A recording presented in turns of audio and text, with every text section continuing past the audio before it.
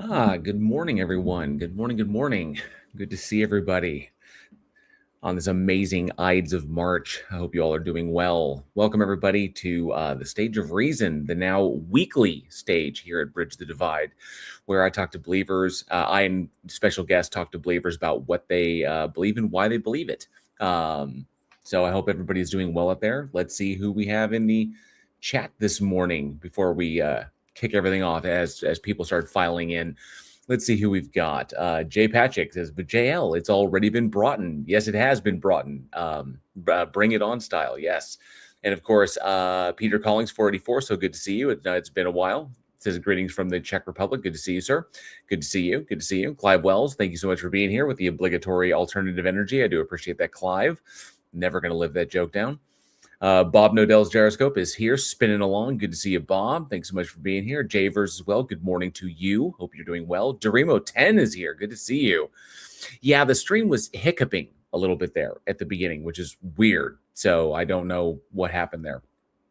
Very, very odd. But it seems to be going okay now. But give me a heads up if the stream does anything else strange, while we're here working. Let's see. Dave Godery is here. Says good afternoon from the Netherlands. Good to see you, Dave. Thanks so much for being here. Andrew Rose hanging out. Good to see Andrew. And Andrew's also hanging out in the back here for a minute. And Cindy Johnson, good morning. Good morning to you. Hope you're doing well. And the Jord said is here. I got a bunch of people who haven't been here in a while. Good to see you, Jord. Hope you're doing well. Thanks so much for being here. Yes, it is the Ides of March. Beware the Ides of March for those who are theater fans. But yes, welcome everybody to the Stage of Reason.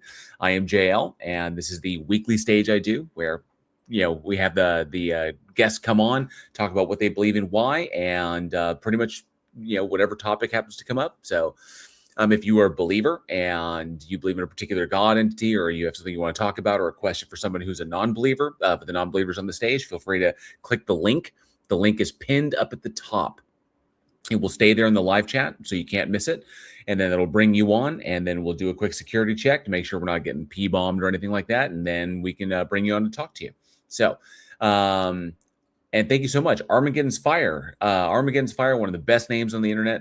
Good to see you, bud, for the $10, 10 Australian super sticker. I do appreciate that super sticker. Thank you very much. So I hope you're doing well. Oh, holy shit. What do you know? The spatchcock is in the house. Good to see you, Jefferson, man. I hope you're doing well. Thank you so much. Thank you so much for being here, bud. I do appreciate it. It's been forever. I hope you're doing well, bud. Thank you so much, bud, for popping in. And Bob Nodell's gyroscope says, JL, have you ever heard of Pascal's wager? Yes, I have heard of Pascal's wager.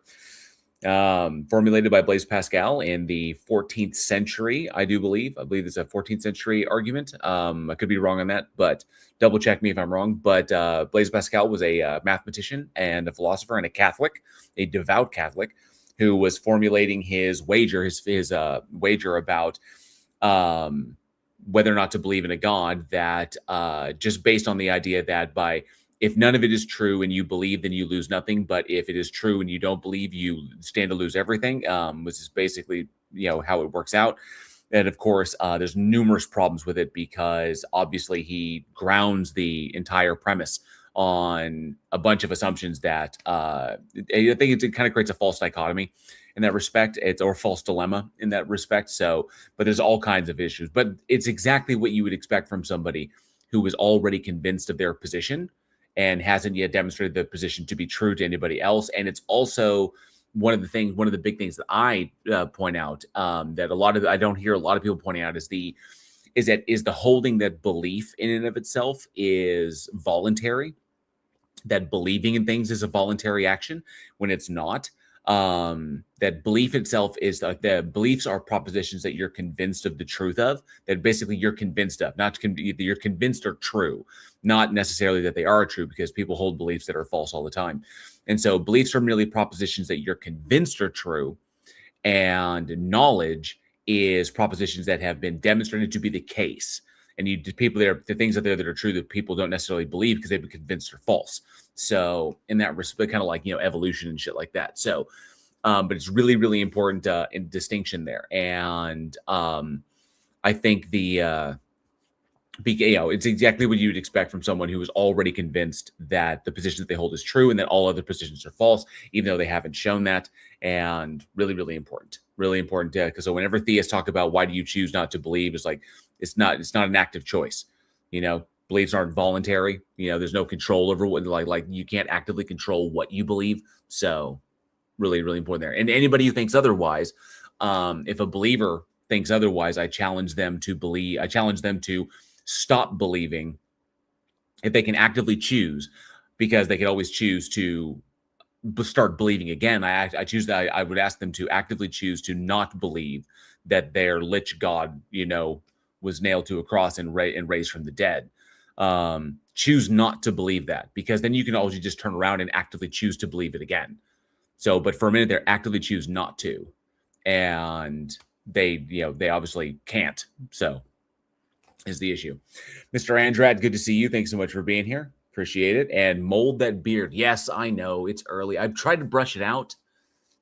I brushed it out this morning. What I did, it's not that terribly long yet. It's at that stage where it's just long enough to be problematic, but and plus my beard is very wiry, so it's very stiff because I can, so it's my beard goes through two stages. It goes through the short, the really short, like kind of like cool look. Then it goes through this problematic middle phase, and then once it gets longer and the weight takes over, then it starts looking better again. But yeah, it's if you go back on my channel, go back and watch my old videos, you'll see it. You'll see it happen in real time. So, Bong and stuff, good to see you. Thanks so much for being here. And Jay Money, thank you so much for being here as well. Appreciate it. If God in the Bible, Dave Goder says, if God in the Bible were provable, it would be called fact, not faith. Agreed. Grow it long enough that it splits. It does that. It actually splits down here and goes into two sections. And it's really a pain in the ass. Remember when I had my beard down to here? And it's a really pain in the ass when I'm driving, because it will split and one side goes this way, one side goes this way. It's really annoying. And then I get out of the car and I'm like trying to get it all back together. So problems with beards. Janice Farmer, good to see you. Thanks so much. Oh, first time I got a notification in ages. Well, it's good to hear that YouTube is working. So thank you very much, Janice. Glad to see you here. And I've got two people in the back, Andrew and the hero himself, the champion, the hero of Canton, is here. Jefferson Spatchcock. Good to see you too. Howdy. It's been a long time, Jail. It has been a minute. How are you doing? Doing all right. This has been my winter for getting sick. I caught that rotavirus, norovirus stomach bug that was going around. Oof. Yeah. That's well, the less detail said about that, the better. But yeah, let's just say that northbound and southbound lanes were impacted, and it was gross. But it managed to mess up. It's still like I'll eat something and be like, wait, is it back? Is this the lingering effects? And it's just random stuff. Like maybe that was a little too spicy. I'm pretty sure those were green beans. Why do I feel like crap again? Like what's happening? Yeah. Why do I taste pineapple? Yeah. My recommendation is, like, if you touch anything, boil your products when you bring them back from the store and wash your hands with bleach. Oh man. I've got my bookends. Bookends. Heidi-ho.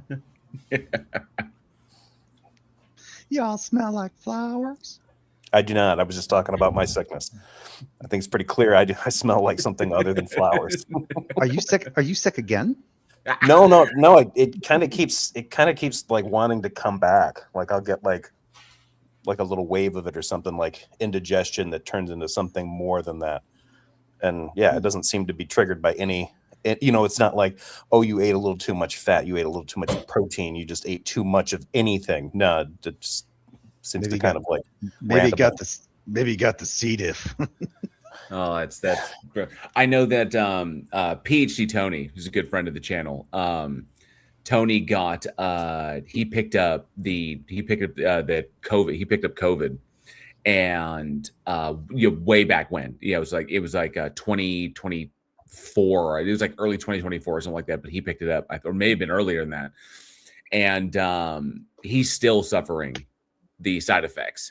And then, I mean, yeah, it's like the long COVID effects on him have just been insane. How long? And he says things have just been a roller coaster. Like he'll go through like a few weeks where he's just like completely down, and then he'll bounce back and he'll be like okay, and like this, and then it's just a roller coaster.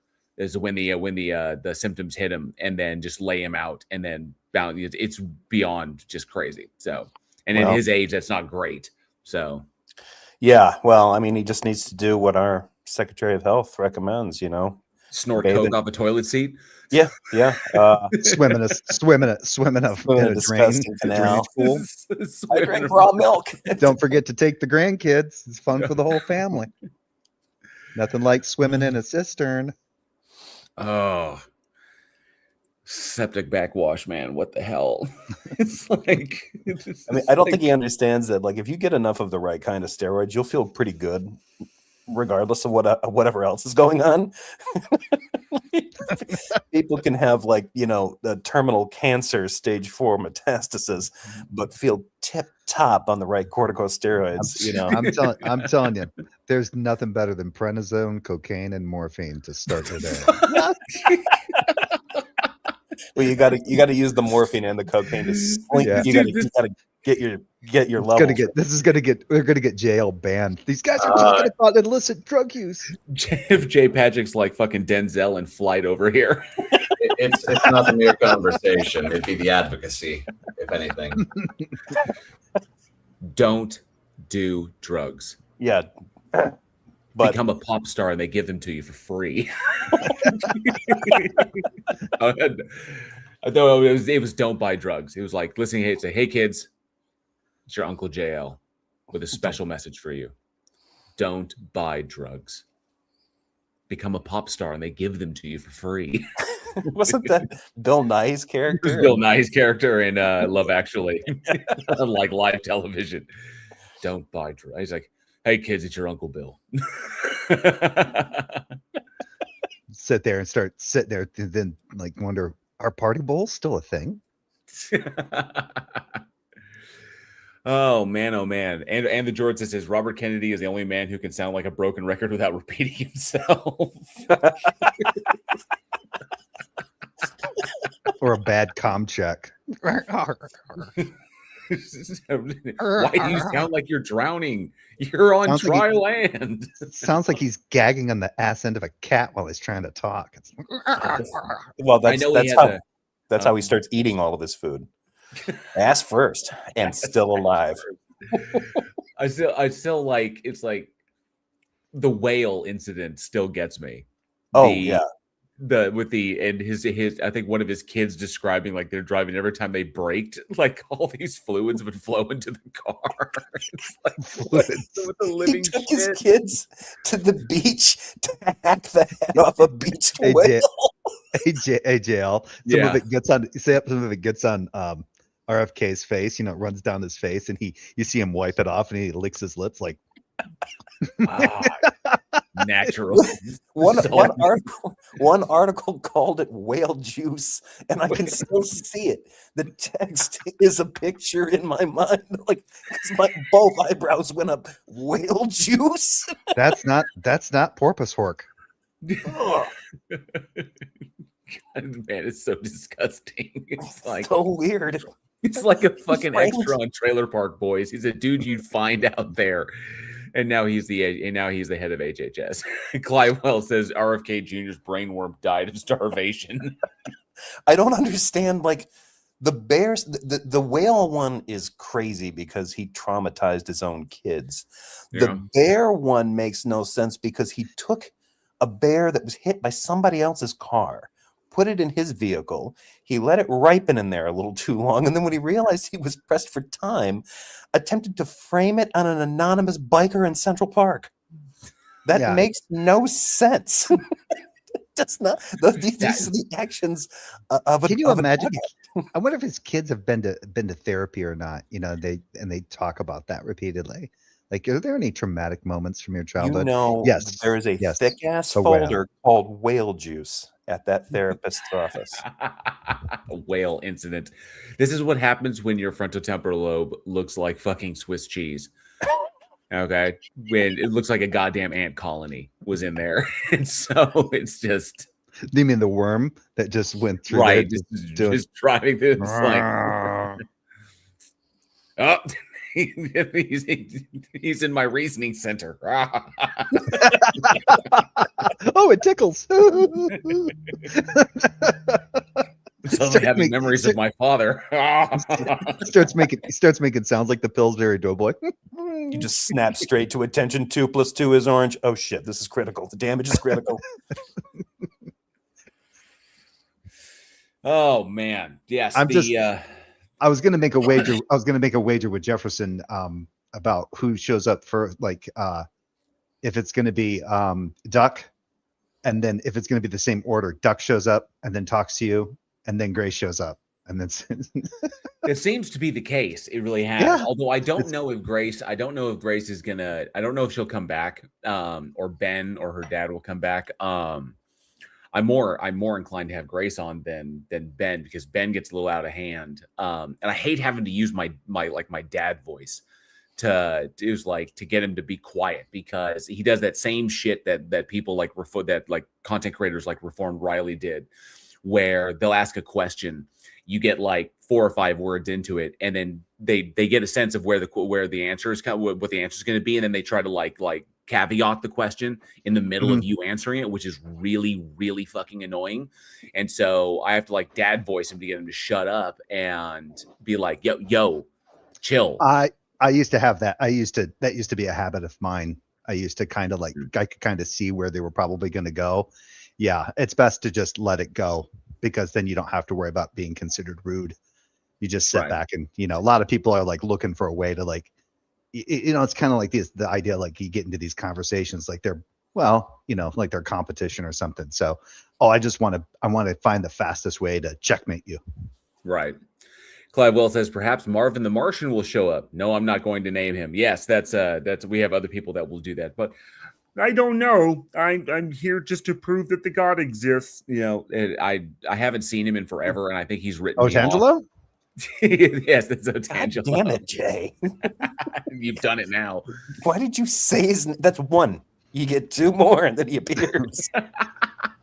Otangelo. God damn it. Hey, it's up to jail whether or not he invites him in. He said it when 3 he's times. shown up on live on my live stream. Many songs about Otangelo.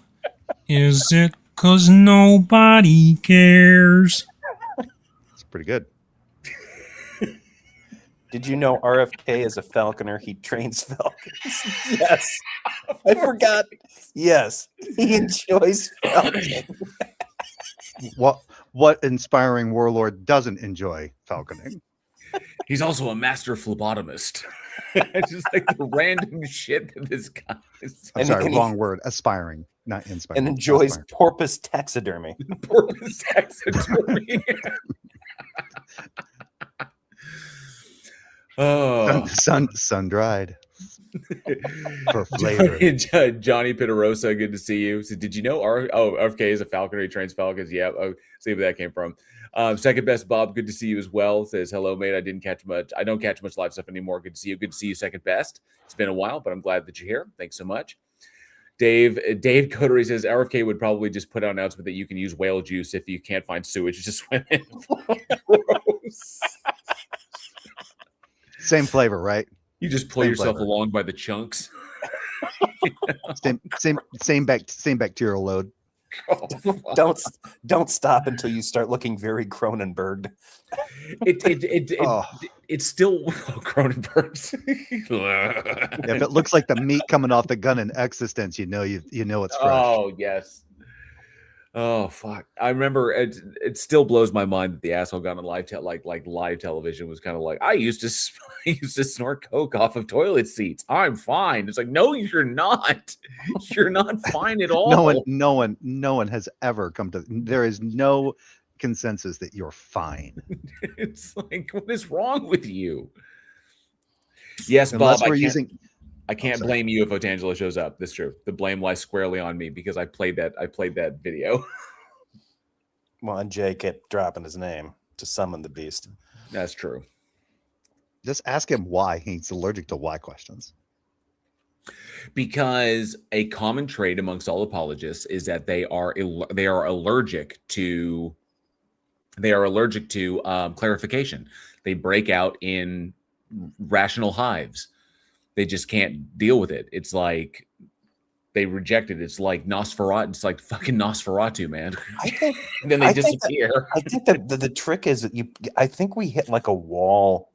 If you're in a conversation with a good and somebody who's really down bad in the apologetics world, regardless of whatever method they prefer, Down bad. they end up like you end up hitting a wall I of was like gonna say something. imagination. They don't, Yeah. you know what I mean? It's like, okay, can you maybe conceive of something a little bit different than this? And no. Book says, like, I don't know. It's just like, look, and not only that, but if you read either the Gospels or parts of the New Testament, you don't really get the same impression of God that you get from going to church. And so most of what they're trying to sell you is like, you got this package presented to you by a church or by a preacher or another apologist. This was presented online. You got it through a website or something, some Christian equivalent of a TED Talk or something. You didn't get this by just reading it. Because if you read the books of the Old Testament and the way that God is described dealing with his chosen people, it is a sick relationship. Yeah. Mhm. It's a lot more like RFK Jr. handling the whale on the beach. Only Yahweh wouldn't use a tarp to protect the kids from the whale juice. An ineffective tarp. Yahweh would have already known the tarp was completely ineffective, wouldn't have used it anyway. You don't have to worry about the bacteria from the whale kids. If you want bacterial infections or viral infections, I'll give those to you just for worshiping the wrong god with some, backwards, some other backward ass. See those really hot people over there called the Midianites? They're swimming in disease. My plan. And I thought that the extent of whale craziness pretty much ended at the let's blow up the whale on the beach incident. That is an awesome video. It's an awesome video. It's like, but what did you think was going to happen when you loaded that much TNT, that much black powder around that goddamn whale? I had forgot all about that, and then I think our sister shared it again, and then I watched it. I was like, it's like, I just sat there just dying laughing, and my wife's like, who thinks of that? I was like, kudos. I know how to solve this problem. Blow it to smithereens. Blow it to smithereens. It's like it seemed to have forgotten that which goes up must come down. The only thing funny, I think one of the few things funnier than that, it recently came across because it recently came across my feed again, was the lady that was being airlifted out of the canyon. The old lady being airlifted out of the canyon by the helicopter, and she winds up catching the spin. Yeah. And so catching the what? It spins. So she's on the on a gurney, the stretcher. Yeah, on the lift stretch. Yeah. Being careflighted. She's being careflighted out of a canyon. And the wind catches it and spins her around like a toy. Spinning like it's rapidly. Like it probably scrambled her brains a little bit. Like and the guys in the helicopter are like, man, good bearings on that. I think the estimate was that she picked up roughly I think 128 RPM at its fastest. And so they sat there and clocked it. So she's sitting there doing that. And somebody took that sequence and put it to the Interstellar docking theme. They fucking Christopher Nolan shit. And I was sitting here watching that going, come on, TARS. Come on, TARS. As they're trying to reel her in. And you've got to check it out. Just see what was it? Woman spin helicopter, and you'll find it, and you'll find different versions of it. People have put music in it, and whatever, but it's beyond. It's just because she's going, and you're like, oh wow, she's going, and then but she just keeps speeding up, And you're like, how fast can this go? And you know, You know, almost to the point I that you kept think it's going to come off. the first time I watched it, I thought she was going to shoot out of one end like a hot dog out of a bun. Yeah. So, but she wound up surviving. And she wound up surviving. She wound up suing for a whole bunch of money because with a severe inner ear issue. she had a nosebleed. That's why she was like, she had a nosebleed, like I guess a major nosebleed, and I guess couldn't make it out of there. So they wound up care flighting her out of the canyon for it. And it's like, well, there's nothing that's good, nothing better for a nosebleed than sending all the blood to your body. Can you imagine if to it was your still, head? Can you imagine if the like whatever they used to treat the nose, if the nosebleed was still going and it wasn't like caused or anything, she starts bleeding and she's spinning, there's blood going everywhere. Crazy. Joziel is here. Good to see you, Joziel. Joziel official says, thoughts on AW uploading y'all's disagreement on YouTube this morning. I have no thoughts. I don't care. Andrew Wilson. Andrew Wilson and I had a disagreement over on Taco's channel. It was like the last interaction I had on the channel before I cut ties. I don't care. I voiced my opinion about him and don't really give a shit. So I don't watch his stuff and I'm not subscribed to him. So I'm not worried about it. I've seen him get his ass handed to him enough times that I know that he's a fucking joke when it comes to it. So whatever he does, hey, if he uploads it, here's a thought. If he uploads it and people come check out my stuff because of it, all the better. Free All press. anybody has to do to win a debate against Andrew Wilson now is just bring a jar of pickles. Yeah. Like, Just I bring a win. pickle jar. Open it. So I'll take the free press if he actually did it. People can talk shit about me in those comments. I don't give a damn. The kicker about it, and I had a couple people come over to my comment section and comment about, you got wrecked. You just got like bent over by Andrew Wilson.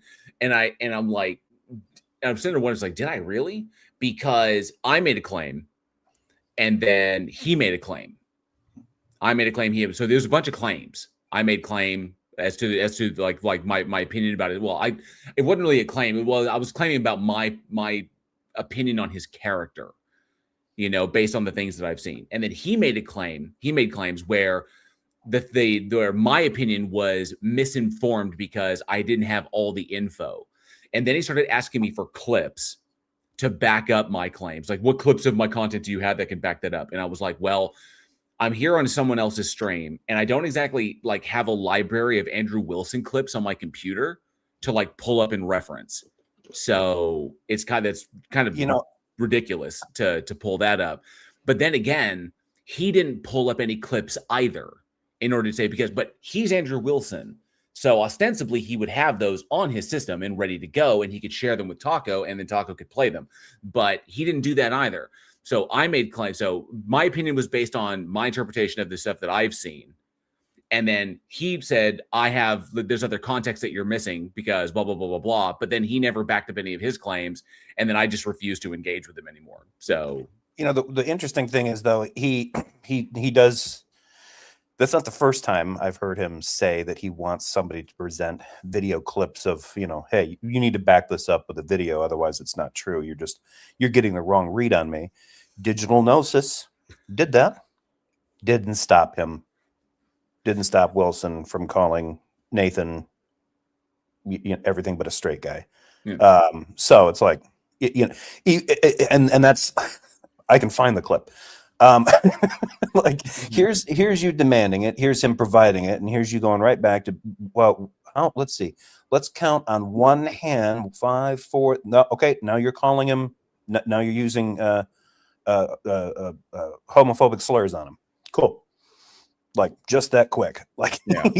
he did what you wanted. He found the clips, and now you're misrepresenting him even worse than you thought he was. You were being misrepresented. Yeah, he's fucking pathetic. There's no point in engaging with him. It's all Rageonomics. I'm not interested in Rageonomics. Whatever. Like I said, it's the same shit that Made by Jim Bob does, that Jay Dyer does, like that whole ortho bro, Phil bro, Rageonomics bullshit. I'm not interested in it. I never have been. Although this is interesting here. First, I want to address this. Hey, good to see you, BV. Thank you so much for being here this morning. I appreciate it. Joziel, I do have a question for you. Okay. There is something that I would like to discuss with you that I've been trying to wrap my head around because there seems to be a bit of a, there's, there appears to be something contradictory that I would like to run by you because I'm having trouble understanding something. So maybe if you get an opportunity, if you want to come up on the stage, because I know, I mean, then I'd love to be able to ask you something because maybe you can sort it out in my head because maybe I'm not getting it. Okay. But I'd like to run something by you. If you're interested, if you have the time or if you're free or whatever, you can click the link up at the top. It's pinned. Love to chat with you about that. We do have, apparently there is a theist in the chat, says the red evil droid says evidence is life itself. You can't prove God doesn't exist. Yes, I can. I have done it many a times. Ultimately, it kind of comes down to what God you're referring to, like what God you're invoking. But yes, depending upon the God, I can demonstrate that it doesn't exist. Otherwise, it's unfalsifiable. Okay. But then again, and so depending upon the God you're making, my claim will shift from it is irrational to believe it does exist to it does not exist. It's either one of the two. So far, it's one of the two. There are three possible camps, three possible categories your God concept can fall into. It either exists, it's unfalsifiable, or it doesn't exist. Okay, those latter two categories are the only ones that any God concept has ever fallen into in the history of humankind. Unless you can demonstrate that this thing exists as an entity independent of human minds, standing in causal relation to everything that is not itself, unless you can demonstrate that, then it's either unfalsifiable or it doesn't exist. Logical contradiction, or it cannot be determined. Either way, belief in its existence is irrational. So ultimately, you're just begging the question. If you're pointing at existence as being the evidence, then you're just begging the question of its existence to do the thing that you think it do. So, but if you want to come up and try to defend that, you're more than welcome to. The link is up at the top once we get through some stuff. And real quick, Femtomoli, good to see you. Thank you. Says the traffic from AW is just a bunch of illiterate idiots, unfortunately. Yep. And State Farm, Jake, tell me the lie that I told. Because I didn't lie about my opinion of him. I think he is an individual of extremely low character, and I think that he is a hypocrite. I have seen clips of him being hypocritical. He has voiced one position another time, and then he has chastised other people I've seen him clips about him talking about his own life where he has where he does one thing and then he chastises other people for doing that. He is a hypocrite. And then it was Nobody on Fire and UG that literally called him out because I refused to engage with him, but they stuck around on that stage and pointed out his hypocrisy. And then he tried to redefine what hypocrisy was so he could get around it. The dude is a fucking joke. Okay. And here's another thing. I'm just going to throw this out there. Because I caught some flack from some of you, from some of you jagoffs about what I said. Will I engage with him on a stage or platform him like that? No, I have zero interest in that. But I did say that I would throw down with him in the octagon for charity. I would. One, it's a win-win situation. Okay, because a charity gets money. Whatever money gets raised by either side goes to the charity of their choice. We're like this. Two, it's the only language that someone like Andrew Wilson speaks. He speaks in humiliation. That's the only language he understands. It's the only language he speaks. And I will be more than happy to humiliate his ass. That's why immediately when he heard that, he was like, "Oh, you want to beat up an old man?" No, I don't want to beat up an old man. I'd like to kick the ever-loving shit out of somebody who is the trash human being that he is, embarrass the fuck out of him, cost him his subscribers, cost him any following, and raise money for charity while doing it. It's wins across the board. But can you really humiliate him though? Yes, I can humiliate him. I throw that sucker in a grapevine. And then put him in a guillotine. Yeah, it'll embarrass the living shit out of him. Immediately, I got like Montoya from Princess Bride. Humiliations galore. And yeah, I throw this sucker in a bow and arrow. Yeah, these are wrestling moves for those who are unfamiliar with them, where basically you wind up putting the opponent in an extremely awkward position. And they're also submission techniques. So throw them in a bow and arrow, throw them in a guillotine, throw them something like that. Yeah, there's some really embarrassing ways that you can get submitted in wrestling, and I'd be more than happy to do any of them to him. I'll DDT. Even get him to a position and then I'll let him up just so I can do it again or do something different. So I mean, because it's the only language. Yeah, they're all going to be sitting there going, "Strong words, punk. You willing to back him up with more than just a pie plate?" Yes, yes. And I know a place. This is what's fantastic. Washington State and Texas State and the state of Texas. Washington and Texas are the only two states that allow for such combat, for people to go in and sign. They sign waivers and they go in and they have a fight like this. It has to be in a controlled setting. You have to sign waivers for it, and it's completely legal. And I know of a training gym that will let us do it. So, okay, how do I know this? Because I tried to set this up with Chili DeCastro one time when he was talking all his shit, and guess what he did? He ran the fuck away. Just all you have to do is wait. All you have to do is wait 10 minutes before he's jonesing Right. for his other cigarette. Yeah. You win. So- That's the submission technique. Just wait for him to jones for a cigarette. State Farm says, how can Andrew show clips of himself not being a hypocrite? You just answered the question there, bud, because there aren't any. He is a fucking hypocrite. That's what it is. That's all I really got to say about him. And yes, Femto, you are correct. Imagine cucking for Andrew. Yeah, it's friggin' pathetic. It's pathetic. Bro said Femto. Yeah. That's from Berserk. I saw there was a dude who did a video where people were showing. I was like, "Hey, dude, is that a new tattoo?" Yeah, it's the Berserk tattoo. Oh, dude, like, and he's got one too. And then their friend sits down and he's got like one on the side of his face. He's like, "Check out my new tattoo, guys." It's the exact same thing. Yeah. I Make got sure I didn't mine miss on any. my arm.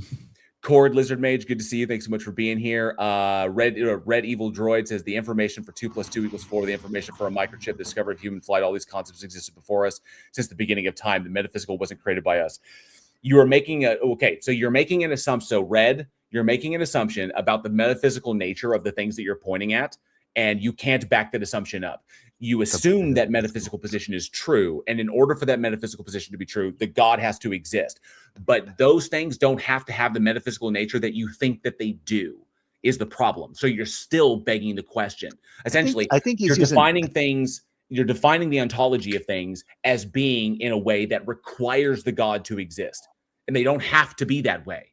So thank you very much. That's a very broad use of the word metaphysical there. Yes, It's like, extremely. Well- He's referring to ontology, is the ontology of these things, and Yeah. that assumes that their ontology is a specific thing. But you can look at these in another direction. You can ground these in another way, and it's still logically consistent.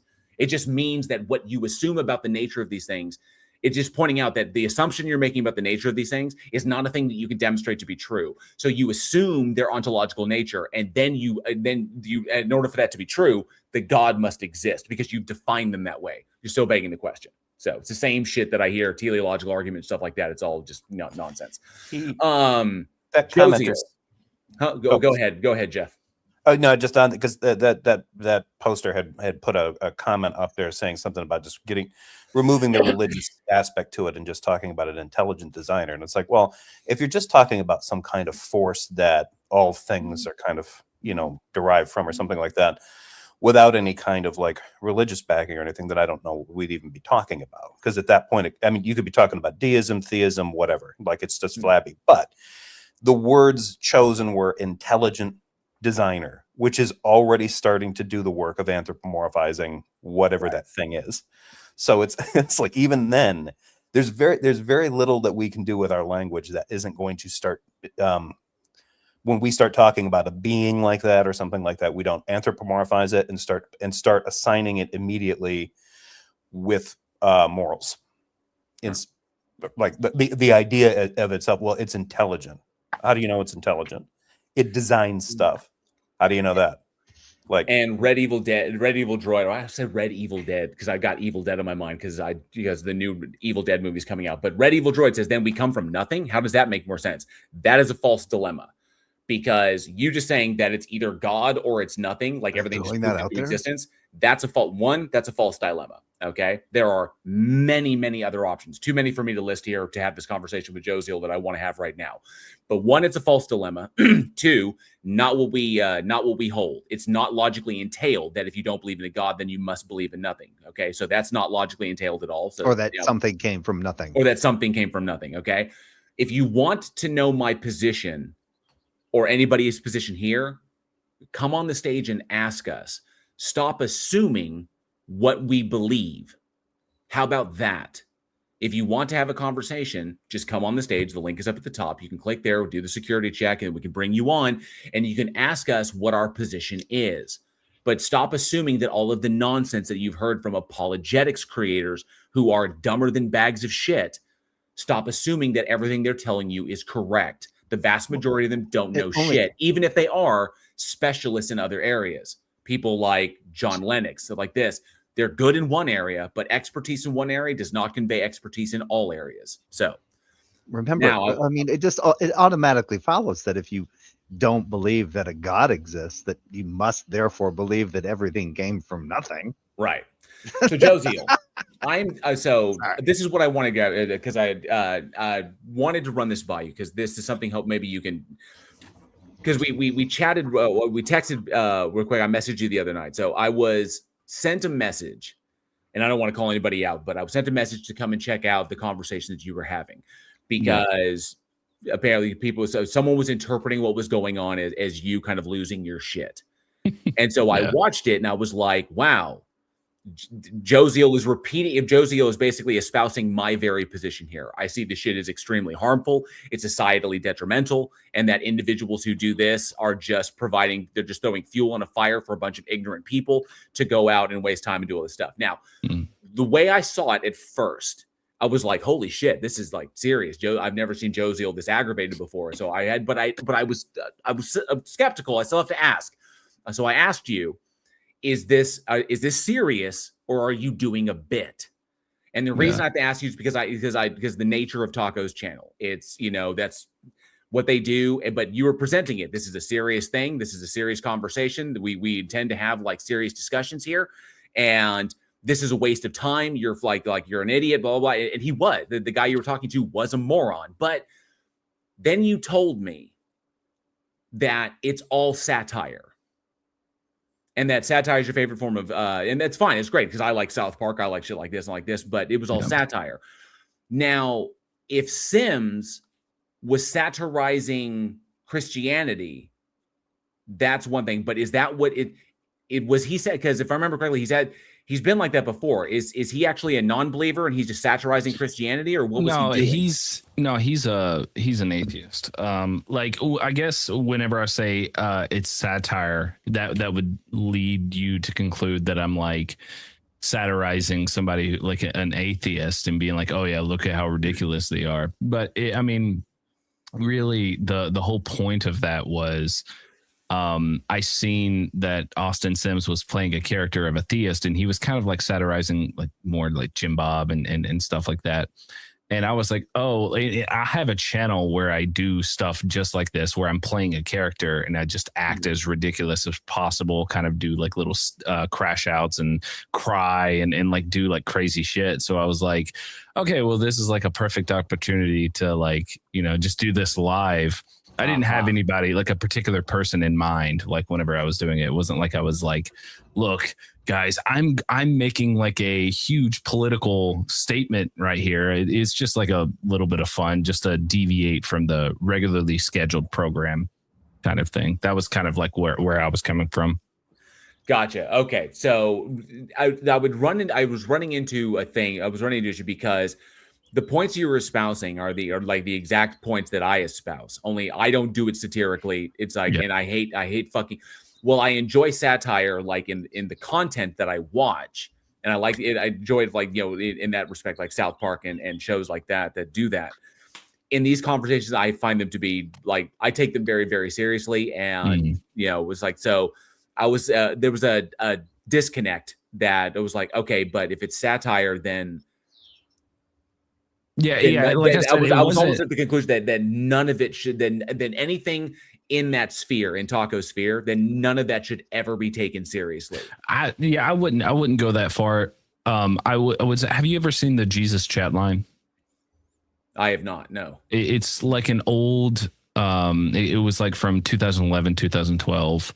It was like an old satirical show where these two dudes who were atheists would come on. They would have their own show where they would allow people to call into their show. And like basically everyone was convinced that these two were actually Christian, and they played the part very well. And then people would come on and say like very like horrible stuff, and they would like freak out and then jump, and it was just a good show. And I found out that Tacos was also a fan of this as well. Like he was a fan of the Jesus Chat line, which is pretty obscure in and of itself. Yeah, I've never so heard like of it, so yeah. yeah, like I said, it wasn't like a dig. Like if you thought that it was a dig at you, it definitely wasn't. Like it wasn't No, like I no, had no. you. I was just Yeah, like, I had a bit of a disconnect there, and it was for the exact same reason for the exact thing that you pointed out. I was kind of like, well, hang on a sec. Then at what point do we stop taking it seriously, or do we? It's like, was it ever not serious? Was I? No, I think it's all serious. It's just like it's like when you've been doing a show for this amount of time and it's all been the same thing over time. It's like sometimes you can give the people who watch it a little bit of like spice, just spice it up a little bit. Like, hey, this is like. This is kind of for the people that are watching it, or that know me. I mean, not gonna lie, there were a lot of people who thought I actually was just full on having a mental breakdown, which, admittedly, I find that hilarious because I can imagine Taco was feeding into it. Taco was feeding into it big time. Yeah. Yeah. What was funny is I was actually because Taco said, "Are you being serious?" And as soon as he said that, I texted him. I said, "No, I'm joking." And then he flipped that around and said, "Oh, he just texted me and told me that he was being dead serious." So he was kind of like playing into it, But yeah, it was just a little fun. Yeah, it like that. We've never done anything like that on Taco's channel, so that was like a first thing. No, I get that because he's done that shit to me. And Right, I've like the whole thing where we've texted, we've chatted behind the scenes, and then he'll do the flip thing, and I never appreciated it. Well, that he did that because he didn't want to reveal to everybody that like, oh yeah, this is just a joke, like what I'm doing. That it was. Well, no, he's trying to generate. He's been the one to try and generate it, to turn it into something that could be content, in his eyes, content worthy. And so it's little things. I've never appreciated and never saw any value in it, and it was kind of like, and so it was at best it's affirmation that was the wrong space for me. I don't know. So, I really wish you and Tacos would make up. Like I really do. I wish you guys would like kind of like whatever difference, settle your differences. Cause I know you guys have known each other for a long time now. And I like you both. I have my criticisms of you both. And Tacos knows this as well. But it's just like I like both of you. I think you're both entertaining and you both bring something to the table in terms of entertainment value. And that's another thing that I like as well, is like I want to try to bring some sort of entertainment value. That's also one of the reasons why I'm always like, if I hear something or I know something, I always try to like let somebody know. Like I seen Andrew Wilson upload that video on his YouTube channel. So I was like, oh shit, this is like, we need to like, somebody needs to know this, know that he's done this. Yeah, I know you don't care. It's further engagement as far as I'm concerned. Yeah, whatever, dude. The dude's a chump and a pussy, and I really don't give a shit. So it's like he's got nothing to offer. But hey, if all of his followers want to come over to my channel and look at my content and then start like, I need more hate comments. Yeah, I need more. Because I don't get them. I see like Forrest Valkai and Erica and a whole bunch of people that I'm really big fans of, and they have these great sessions where they'll go, let's read through the hate comments, and they'll do a whole fucking video on just hate comments. I don't get enough to do that, and so I would like start doing satire. You'll get plenty. Trust me. I can gauge the reasonability of my audience, of like, not on my main channel. I have like a separate channel that does this. I can gauge the reasonability of my audience by looking at the like to dislike ratio. If it's more dislikes than likes, I'm like, okay, these guys are reasonable people. If people are starting to agree with me, we got a problem, because I'm saying some wild shit. Okay, so that's my kickers, because I don't. And hey, Kentucky Atheist, good to see you. Hope you're doing well. This is Howdy Heathens. Thanks so much for being here, bud. I appreciate it. I think my kicker is because number one, I'm terrible at trolling. Like, I've never been good at it. It's not something I've ever been interested in. I've never honed that skill, and I have no interest in honing that skill because I don't like trolling people. I don't like. When I have a conversation with somebody, I like to have a legitimate conversation with someone. And I talked about this on the like last week. I was like, I just find it to be a waste of time and energy to like do it.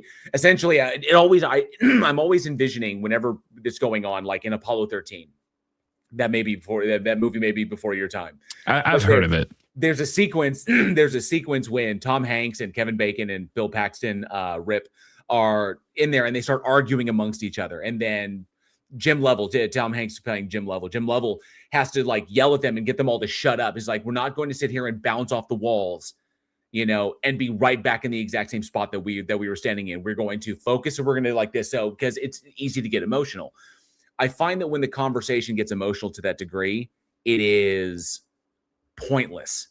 And I see no advantage to it for either the interlocutors or the audience. So I never, I never like dedicated much time to getting good at like the presenting things satirically. I'll make fun of people, but I don't really do the satire thing and I don't troll. So yeah, I understand. I think everybody has their own style of comedy. I've always found that stuff like the guy Gingers Have Souls.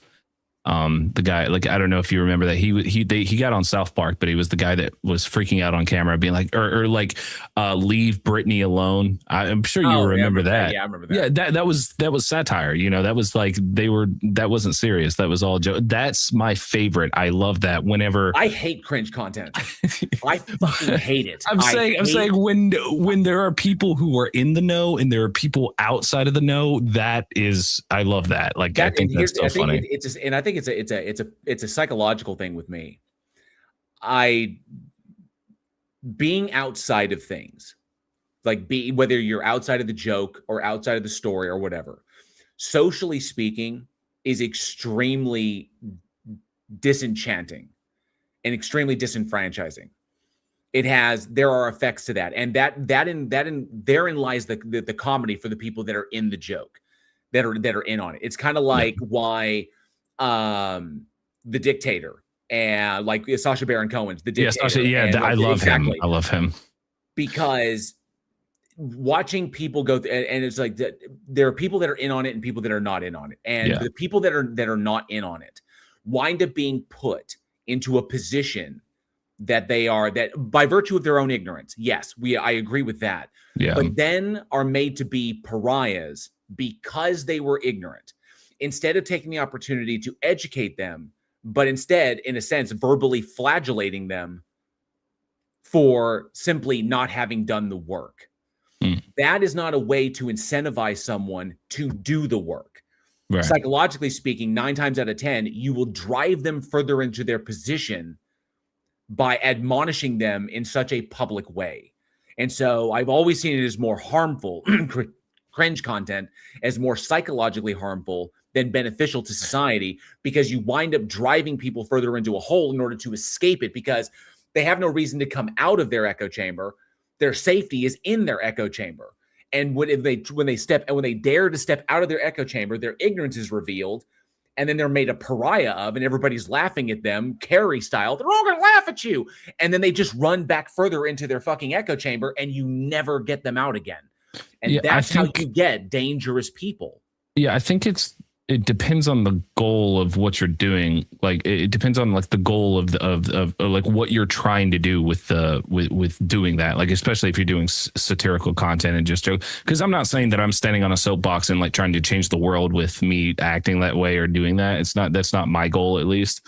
My goal is just to entertain and make people laugh. Like, that's literally the extent of it. And I mean, if it does have some sort of effect to like make people like, I guess, just shelter back into their echo chambers, you still have the regularly scheduled program of, okay, now after this is done, okay, now you can go back into debunking people.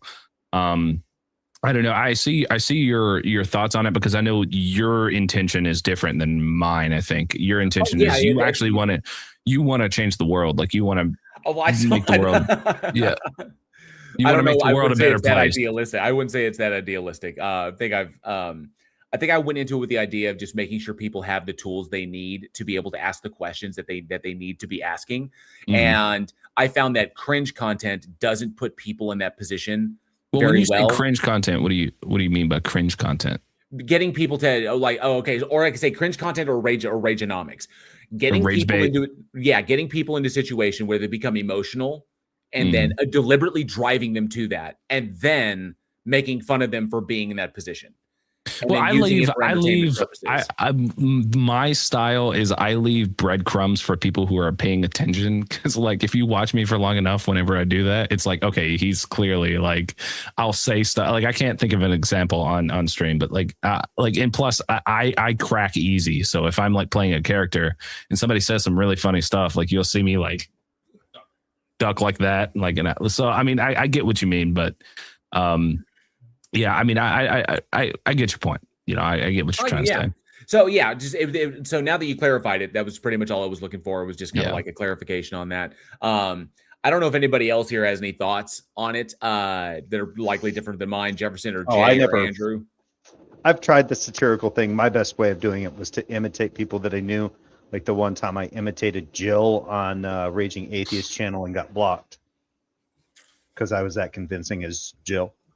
Yeah. Nice. It's just you got to believe what you're saying and you got to act utterly confused. Like, so you got to act like the points that you're trying to make, that you're just like, you have the right head. You got your heart in the right place. You just don't get it. Like, that's basically how I act. I could go as far as like Stephen Colbert from Colbert Show satire, but I could never go as far as Sacha Baron Cohen. Like, that's kind of, I'm not saying I want to be Sacha Baron Cohen or I'm like wanting to but I'm kind of taking inspiration, you know. The only thing that like I do like Sacha Baron Cohen, but my only problem with some of his content is that some of the people I'm very certain probably walked away from his stuff feeling like they were the brunt of the joke. Not that was meant to expose something, but they felt like they were the brunt of the joke. Not that the joke, you know, there was this joke that was behind this, but they felt like they were the joke. And I want to be the one that people are making. I want to be the one that people are making fun of me. Like, this guy's fucking an idiot. Like, this guy doesn't even know what he's saying. Like, that's kind of like where I'm going with it. So really quick, Greg Sanich, good to see you. I Killed Earl's here as well. Good to see you. Cranky Elder God, the only way I take my Elder Gods. Good to see you, Cranky. Moondog, good to see you. Thanks so much for being here. Make sure I caught everybody. Apparently, we did have. I think we had a believer or somebody in the back, but they left. It takes a minute. We got to get through the conversations. So I apologize. If you want to, like I said, the link is up there. If you want to come back up, we can have you talk to you then. GP, it's good to see you. Got some definite thoughts about the topic in there. Obviously, there's a bit of a divide there, and I get it. I guess you depending upon your take on comedy or what comedy you enjoy, I can see where people would fall, like what side people would fall on. I myself am very much of the mind that this particular conversation at this point in time right now, it's not like it used to be.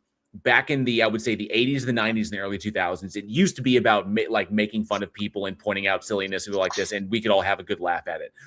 But at where we are right now, geopolitically speaking, economically speaking, where we are as a nation, that I think that it can be more detrimental than it can be positive, simply because we have a government doing what it's doing without having to go into all the gory details of what they are doing. It's a conversation that we cannot be distracted from or treat with any kind of, or really give any kind of levity. We can give levity to it later, but right now it's kind of like, and I get maybe some people need to tell jokes about it because it's like bringing some levity to a very, very, very heavy, heavy conversation. Yeah. But I think that's where where I kind of break off of that, because I get you. I'm not gonna I'm just because you disagree with me doesn't mean like I think you're wrong, because like I think that like I see where you're coming from and I understand it. It's just I like being the little clown, you know, like paint my face, you know. And like, I get it. Embarrass myself. And it plays to an audience. It does. Yeah.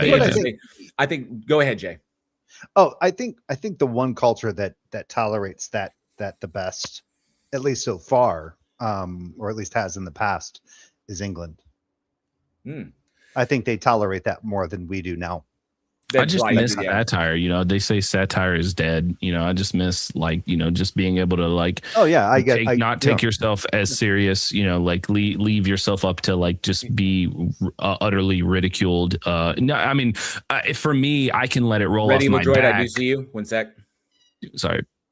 Oh no, it's just like Red Evil Droid is in the back. If you could do me a favor, we need to if you can turn on your camera, if you have one, if you can turn on your camera really quick. I'm in USG Washington State. If you want to fight the guy with dislike, come to West Pasco. Oh, there was okay. Like, 2 negatives make a positive with I don't know what this is. Johnny Peter Rosa was on here, new to channel.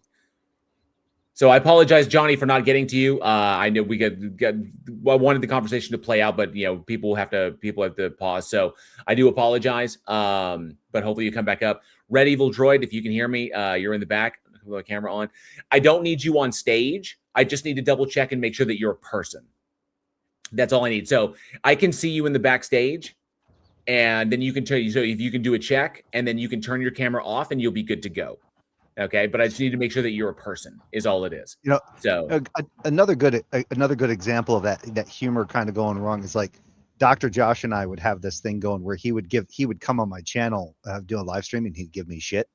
He'd play like the cringy Christian presuppositionalist. Yeah. But if I went over, like one time he was on the line, and he was on there with what's his name? I'm blanking on his name. The guy that runs the line.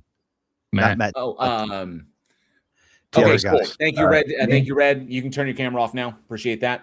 Yeah, Jimmy Snow.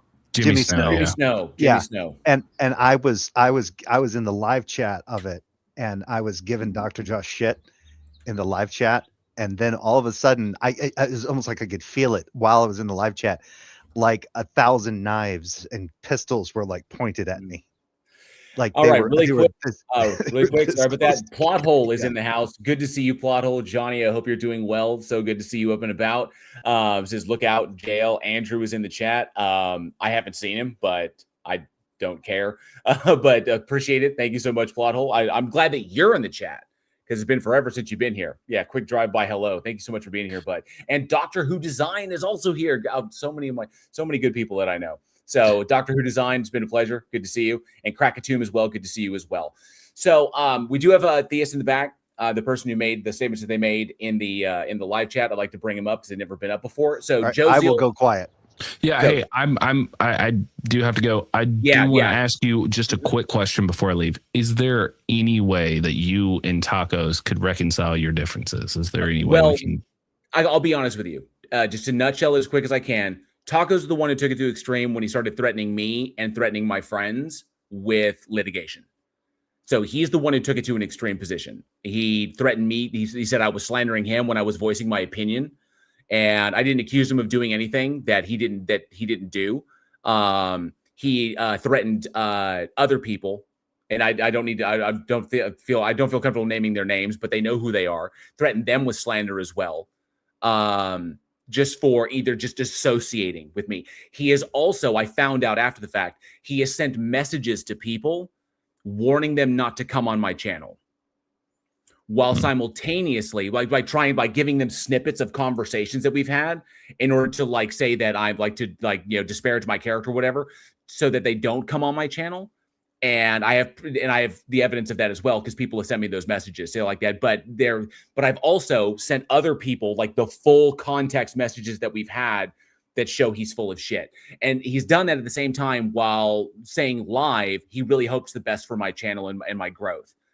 So he's engaged in hypocrisy, and he threatened litigation. He's the one who took it to an extreme when he came into my live chat, crashed out all caps, and then started threatening people. And just because I voiced my opinion about him doing what he did, because what he did was a setup. That was a setup. And there's no ifs, ands, or buts about that. He's the one who has to bring people onto the stage, just like I have to bring people onto the stage. I told him multiple times, this is my position. No heads up. He did it on purpose. He knows he did it on purpose. So, and then when I pointed it out, I was like, dude, that's the second time you've done that. If you're just going to keep doing that, I'm not interested in that kind of content. I just broke. I didn't even say anything at first. It didn't come up until somebody asked me, hey, JL, where'd you go? Well, you haven't been on Tacos in a while. So then I told people I spilled the tea, and because people wanted to hear. And then all of a sudden he's freaking out, claiming that I'm slandering him. So he's the one who did that. And he did it in my comments. He did it in his comments. He did it on his live stream. He did it in other people's comments, and he did it in my live chat. multiple times, which could technically be interpreted as defamation, accusing me of an illegal act that I haven't done. So look, I don't know. I don't know anything about what's going on between you two. That's the biggest issue. Yeah. I'm just saying, I'm not picking sides here. I'm not like going to sit here and like, run face for everybody, but I'm just saying I would like to see you guys kind of reconcile your differences. Obviously Tacos doesn't agree with what you're saying, but cause I know you've said some stuff in the past and he's made it clear he doesn't agree with what you're saying. I don't know exactly what the truth is, cause I haven't been in, I haven't been in every live to see what everybody's saying, but I would like to see you guys like kind of make up. And I said something extreme. I know. Like I said, it's I'm not chastising any of you guys for still being on the channel, despite the shit that he's done. The fact that he's threatened other people that are not even involved in this, just for having associated with me. The fact that he is actively trying to sabotage my channel by sending people messages to not come on my channel. Like that, by sending them snippets. And I've seen the screenshots, dude. The screenshots sent to me of like what he's sending people, and they do not have full context. So he's actively doing that.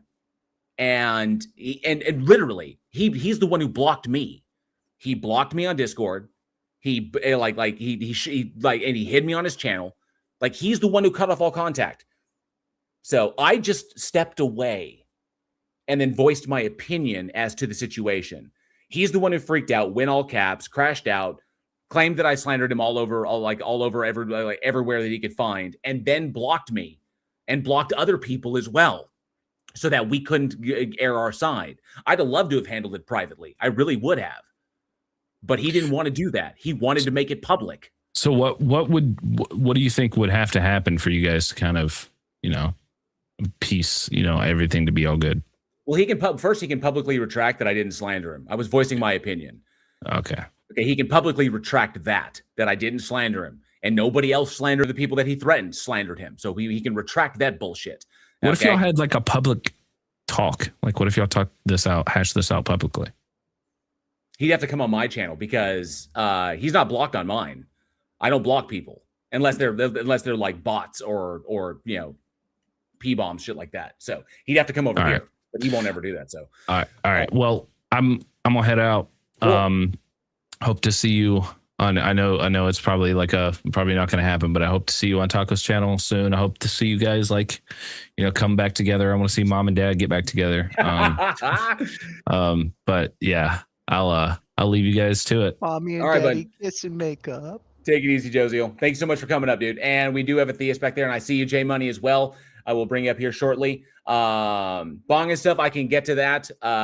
We've also been talked about we talked about on other live streams. So I want to bring up the Red Evil Droid. Good to see you, Red. Can you hear us okay? Yes, I can hear you. Can you guys hear me? Yes. Yeah, thank you for the opportunity. I might be a little nervous, but it's okay. Take your time. Yeah, if I may give my background real quick. Mm-hmm. So I was raised Christian, well, Catholic, but I at some point denounced the religion because, I don't know, I didn't like the idea, but then I came back around because of my belief that I don't believe we came from nothing. Like, I believe in intelligent design. And that kind of really what drew me back to Christianity. But I'm not here to talk about Christianity because I understand for theists or atheists or whatever your beliefs may be, I want to approach it from, like we said earlier, a point of like no baggage, no labels, just an intelligent designer. So, yeah, my first point then is I just don't think we came from nothing. I don't know what you guys believe because you said that's not what you believe either. Yeah, I don't hold that position I'd like to hear your point on that. Well, I can give you mine. I hold that something from nothing is a logical contradiction, which is why I don't hold that. It's logically contradictory because for something to exist, work has to be done.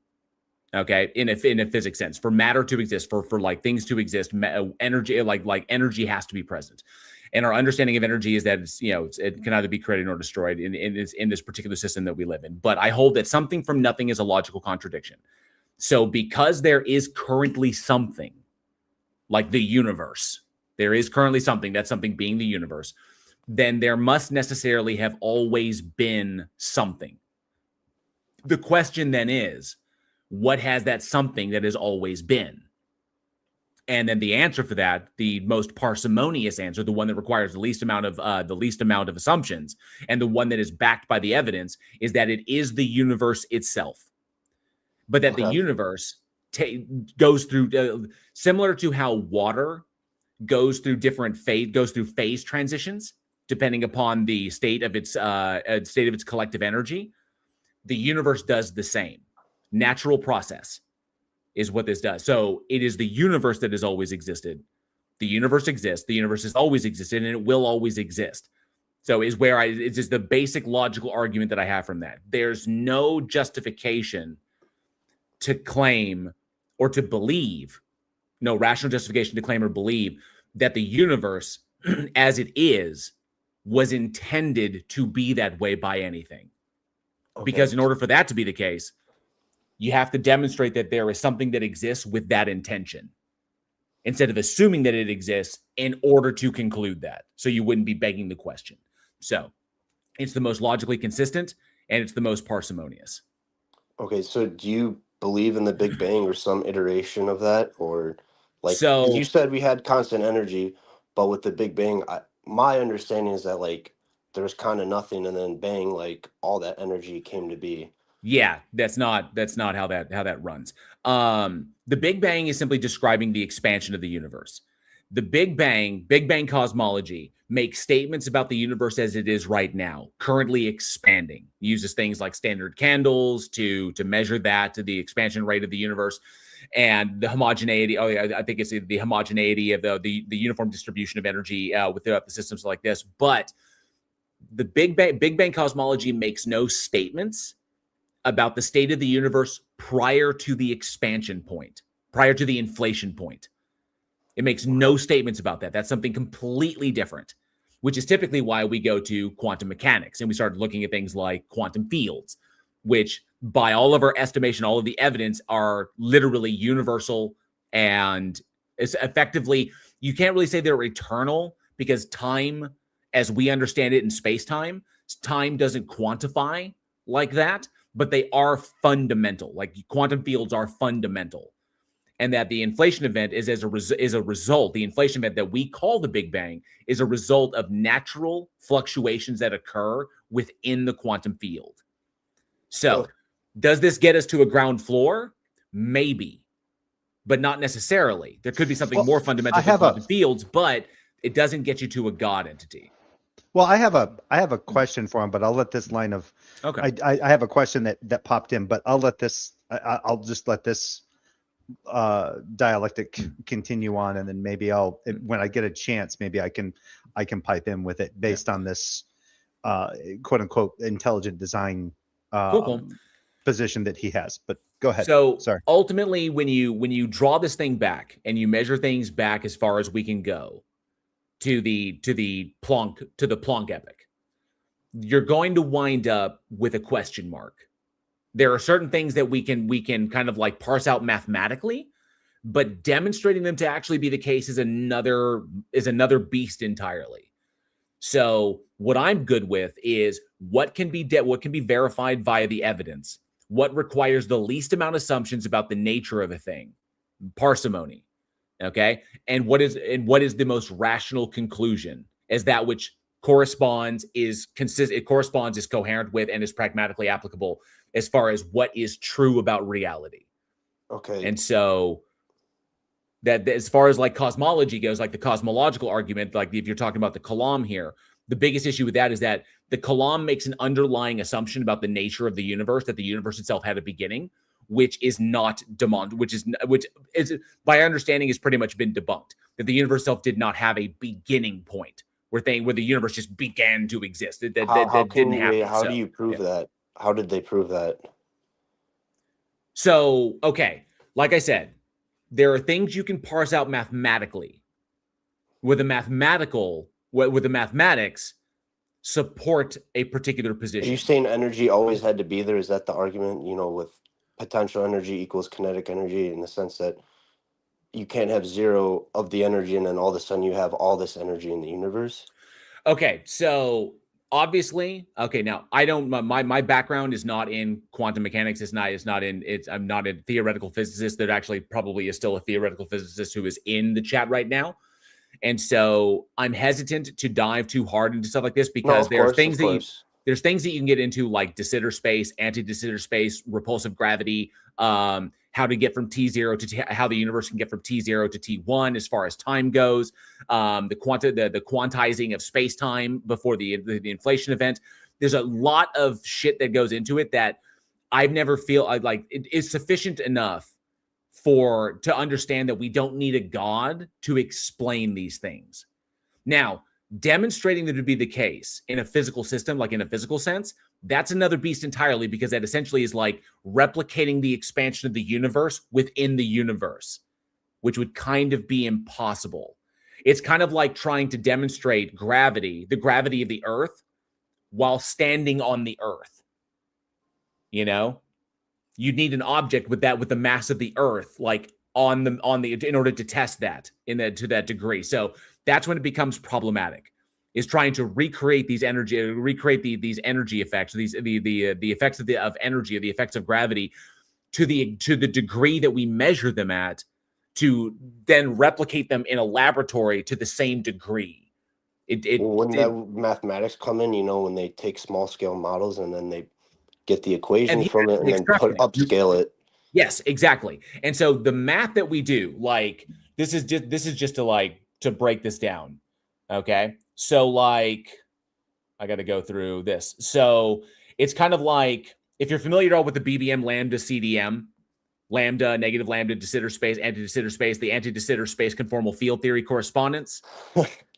Right. I have no idea about that. Exactly. So that's when you're asking about these things, those are the areas you're going to go into.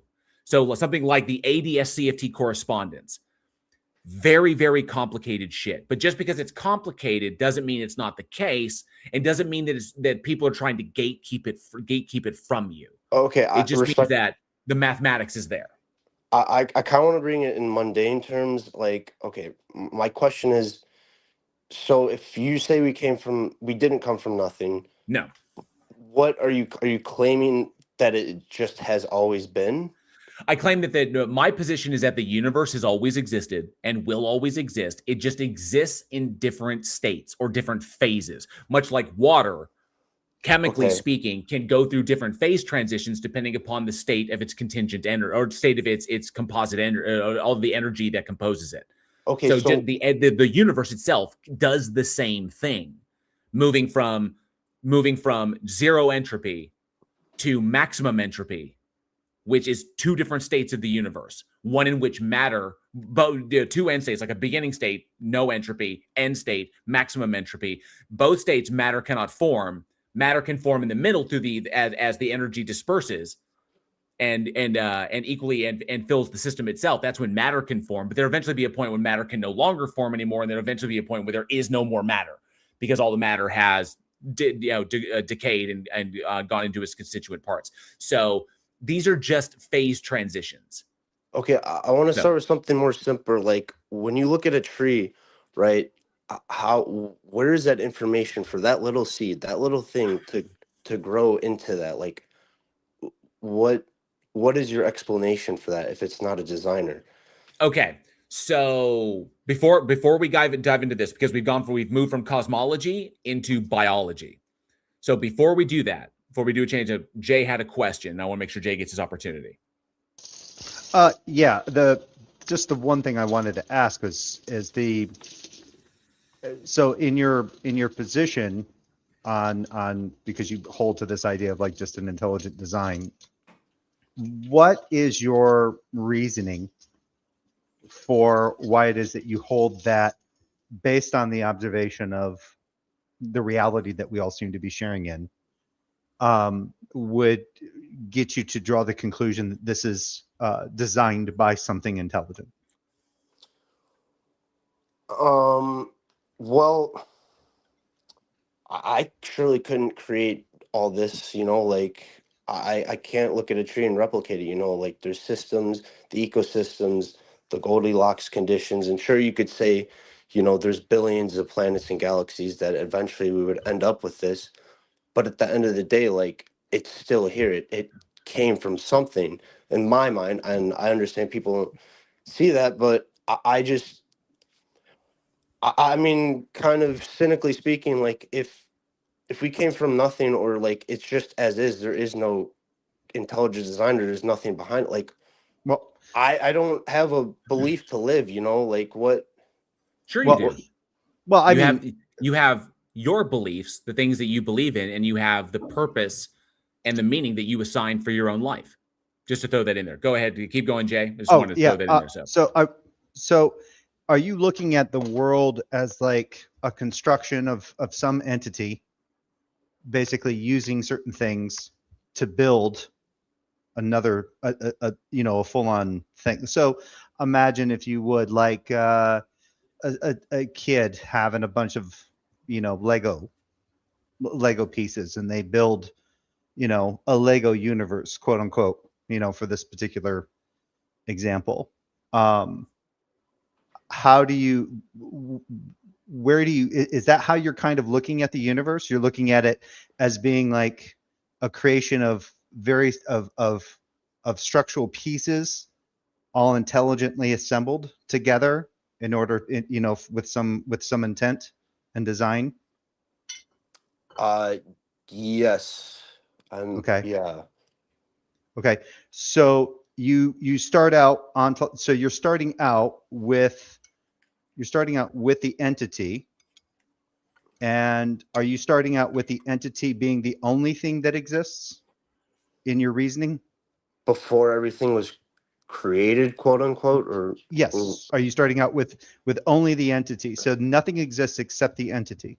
well, I mean, at some point it's beyond our comprehension. But Well, yeah, in a sense, I'm just trying to get to your I epistemic. believe, yeah, there is one intelligent designer. Okay. So in your examples of things of intelligent designers, do you think that human beings are an example of like intelligent designers? Of course.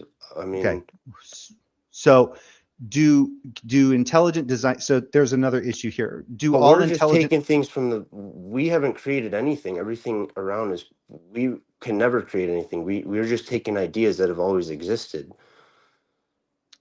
so we're just bringing, so when human beings created when people manipulated polymers to come up with plastics, the plastics were a foregone conclusion. I mean, the information has always existed, it's just we took that from the idea ether and just manifested Wait, into the do you physical. think, hold on, do you think that information comes first, or do you think that the parts that the information is applied to comes first?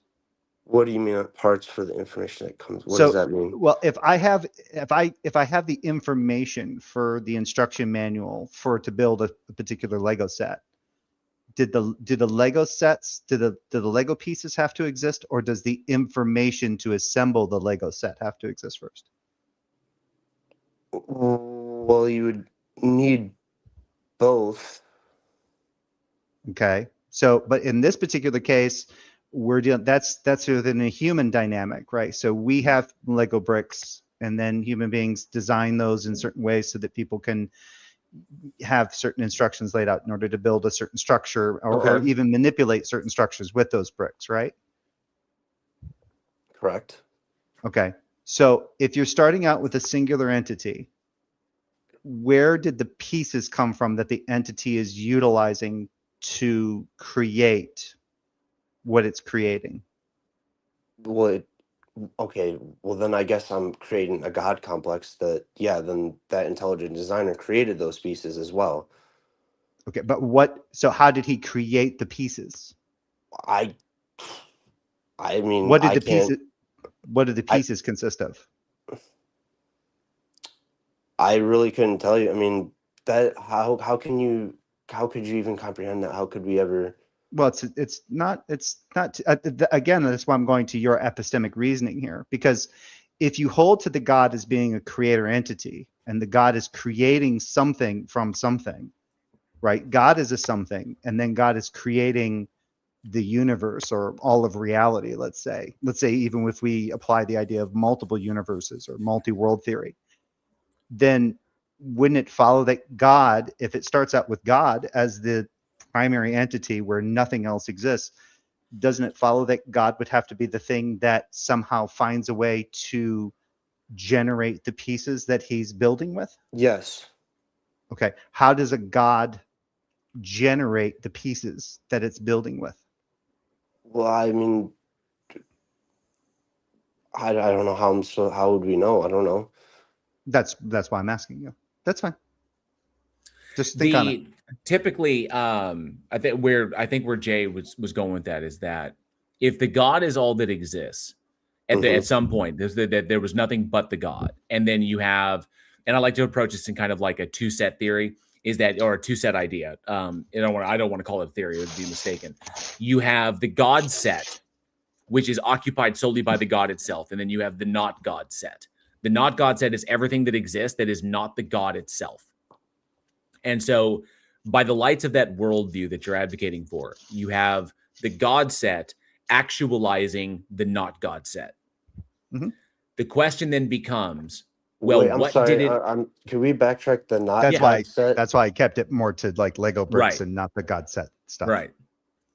Go ahead. Red, what was up? So you're saying I just need you to reiterate the non-God set. Right. So you've got two sets, honka, and you've got the God set, okay, which is just the God itself. It's the only thing that occupies that category, just the God. Okay. And then you've got everything else that exists that is not the God itself. So like Earth, universe, The universe, everything that exists external of it. So, and that is it's the God's handiwork. It's right. all of his creation. It's everything that exists that is not the God itself. Okay. So like this vape, okay, my iPhone. All right. These are things that exist in me, you, the universe itself. These are all things that exist in the not God set, because they are things that have their own identities per the law of identity. The universe is equal to the universe, so the universe is not equal to my phone. A equals A, A equals not A, A is not equal to not A, so on and so forth. And so in your worldview, you hold that the God actualized, made actual everything that is not itself. Everything external of itself, the universe, everything with all the particulars external of itself. Your God is the thing that actualized all those things into existence. The question then becomes, what did it actualize them into existence out of? Or just how? Yeah, or how did it do it? Like, is there a mechanistic explanation as to how it did these things? If you're going from a naturalistic, like a watchmaker's kind of mentality, then that becomes problematic, because in this particular case, a watchmaker is creating a watch utilizing materials that they already have in order to utilize those materials and somehow manufacture the materials that they're using to make a watch. But in this particular case with a God, everything that's the watch doesn't exist yet. And all the things that would make the watch don't exist yet. The only thing that exists is the watchmaker. So now, how does the watchmaker make a watch with no parts? If it's the only thing that exists. My belief, I'll extend onto my belief, then the intelligent designer creates it. Out of what? Out of what? Like I said, it's not my comprehension. Like at some point you got to go back and just be like it. Well, the typical answer that we usually get is that it wills it into existence. Okay, that's I guess what I'm saying. Right, which is essentially is it creates everything that is not itself out of nothing. It's like there's no pre-existing material. There's no energy it works with. It's not like God is there and then takes energy that is external of itself and then physically does the work to create the matter. It simply actualized it out of nothing. Yeah, it didn't even work with anything. It just had Yeah. itself, and then somehow or another, Why? presto Okay. changeo. Why wouldn't There it be was able to something. create it then? Like, Well, that's just it. It's not creating it out of anything that pre-existed. It's simply because there is nothing that exists except for the God itself. There's no other energy. There's no other work. There's no other particles. There's nothing. Why can't it create the energy? Why can't it create all the? Well, Well, that's well, see, that's the but thing. hold on. Yeah. Well, hold on. That's what you were going to, because again, you were going to the idea that atheists have this misconception, that they have this particular belief that they hold to, that something is coming from nothing. So my point in pointing this out is, do you believe that God can conjure the parts, the very pieces that he creates all of reality with, from nothing? I do believe that. Okay. So you So believe that something can come, that there can be something that can become from nothing, where God can just basically say there is nothing, say there can be something, and boom, there is something. Yes. Okay. What examples do you have of an entity being able to do that? Well, like I'm going back to what I said with the tree example. Just I'm trying Well, to, I guess, but in this understand more. particular case, okay. So this is where I'm glad we kind of like came full circle to this. All right. So because we moved from cosmology into biology here. So you first have to understand that trees did not always exist on this planet. Okay. Okay. That all life forms that currently exist on this planet are the current culmination of billions of years of chemical interactions. Okay. The trees that exist today are just one step in that line, in that biological line that will Are you continue implying on. evolution? Evolution's a part of it. It's part of how the trees that we currently have developed from the prior organisms, the prior common ancestry that they had with prior plants. So plants themselves are a part of that lineage. And so all living creatures, all organisms on this planet are related, genetically speaking. So that's what genetic relation is like they're not identical to each other, but they're related genetically to a degree. Some organisms are very, very far apart in their relation. Some are very, very close in their relation, but that depends upon where they fall within their taxonomic structure. I understand that, but where does that information for these things to, let's say evolution is true. I don't know. I can't deny it, but where does it get this information to evolve into all these things? You know, like, okay. Well, So hold on. that's I think we're going off the wrong foot, because evolution requires something to be in order for evolution to take place. And what we're talking about, especially what JL's pointing out to you, is what you've been talking about is an origin state of everything. Evolution requires things to have already had an origin in order for their change to happen over time. So evolution is just describing. Evolution is the word evolution is just describing the process by which life diversified on this planet. To put it very, very simply. Yeah, without life, you can't have evolution. Right. Life has to form first, but that's where we get into a field. That's where we get into origin of life research, which evolution takes place. Evolution is a process that begins after that fact. So where I was tracing it back to was all life on this planet is a result of chemical interactions. Chemical interactions, organic chemical interactions. Chemical interactions are things that take place naturally in this universe. Amino acids form naturally because that's what these particular elements do. There are specific elements. Now, DNA itself can be broken down into 5 basic elements. Do you know what those 5 basic elements are? For what again? Sorry. DNA, deoxyribonucleic acid.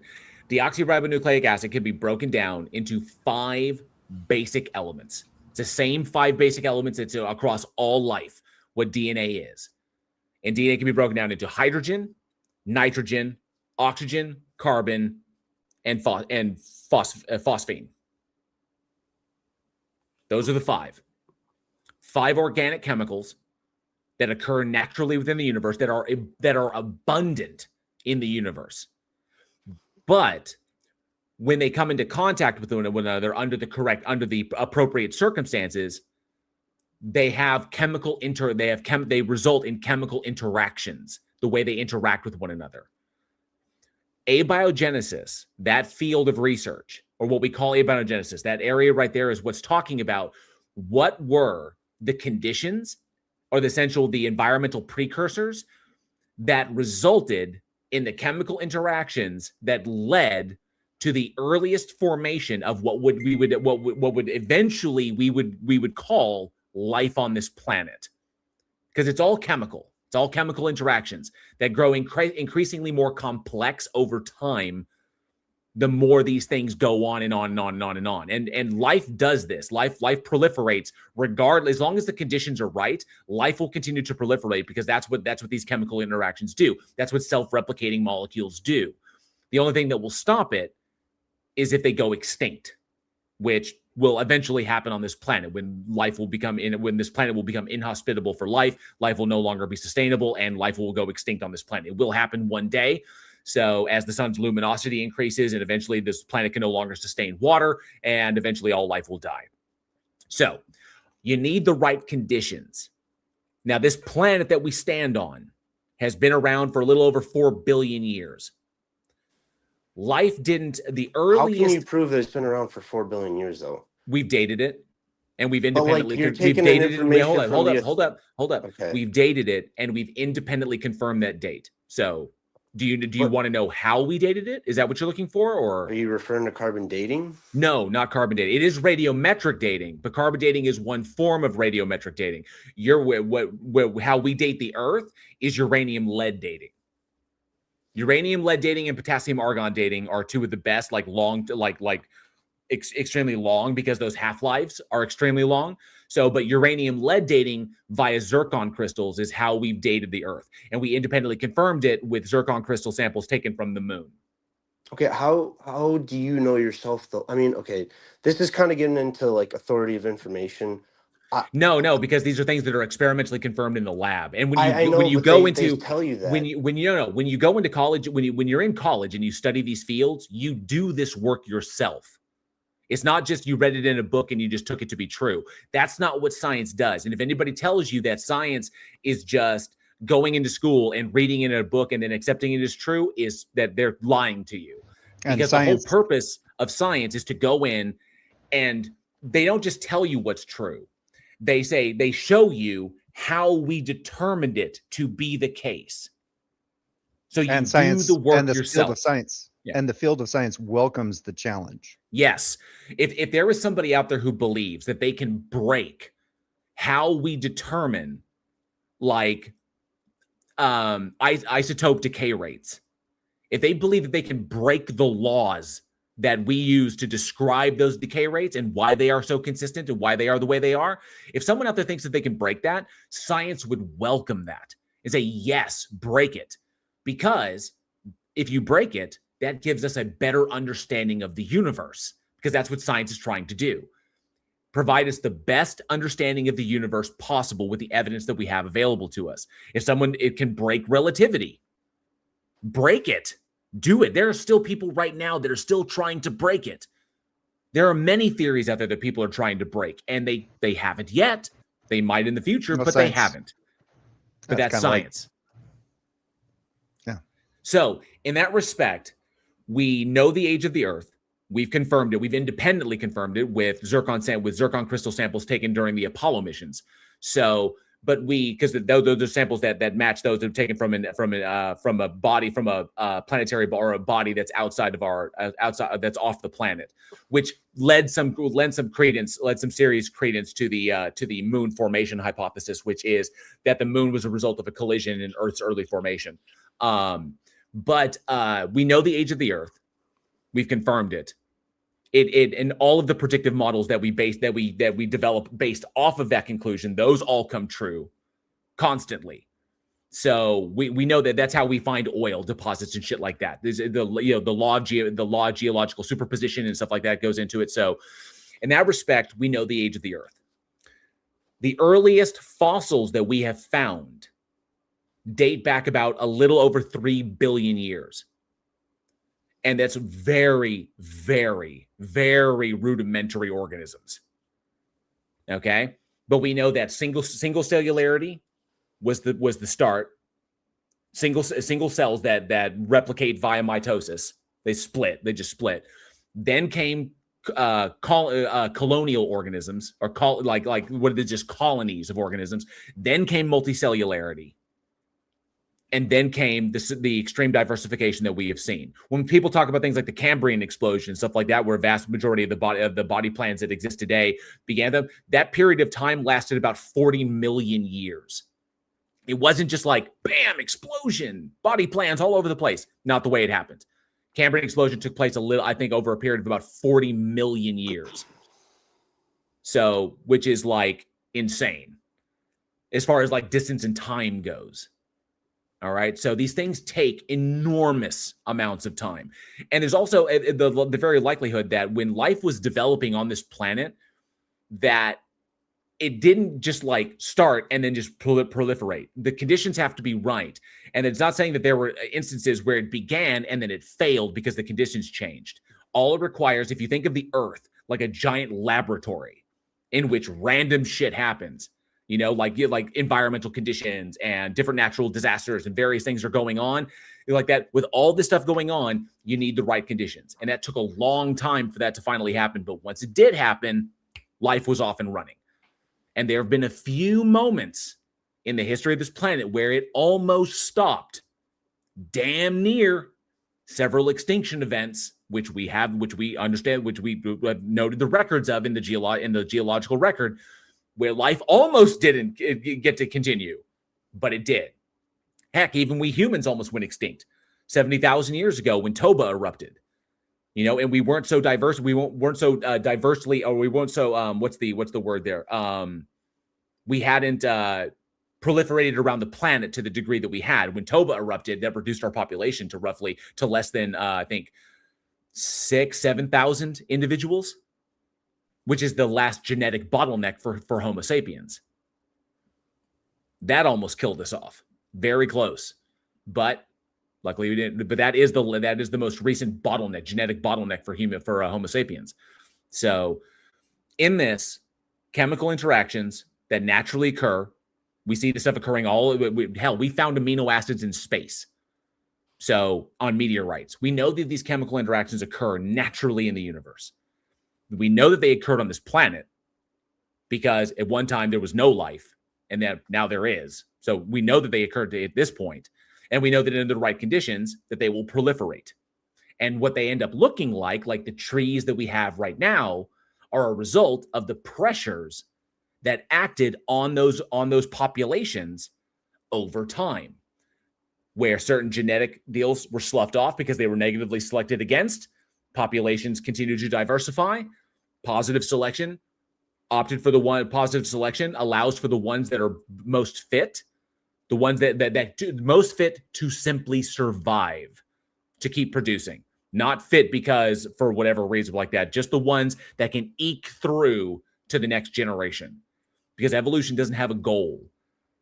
Doesn't have a goal in mind, doesn't have an intention. It's not trying to work towards a perfect organism.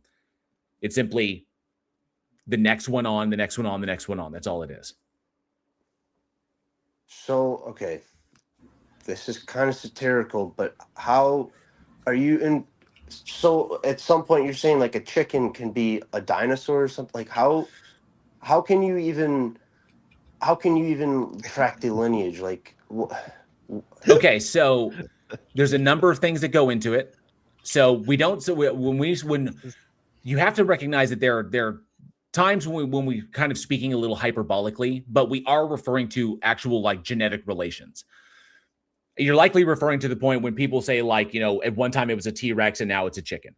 So that's extremely, extremely rudimentary and should not be understood as to what happened. T-Rexes didn't turn into chickens. It's not the way that happened.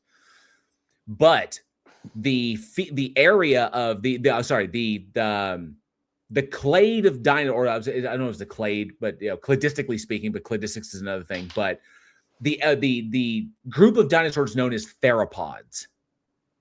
Okay, and their descend they did like when the KY well sorry when the KT extinction event took place, it didn't just wipe out all the dinosaurs instantaneously.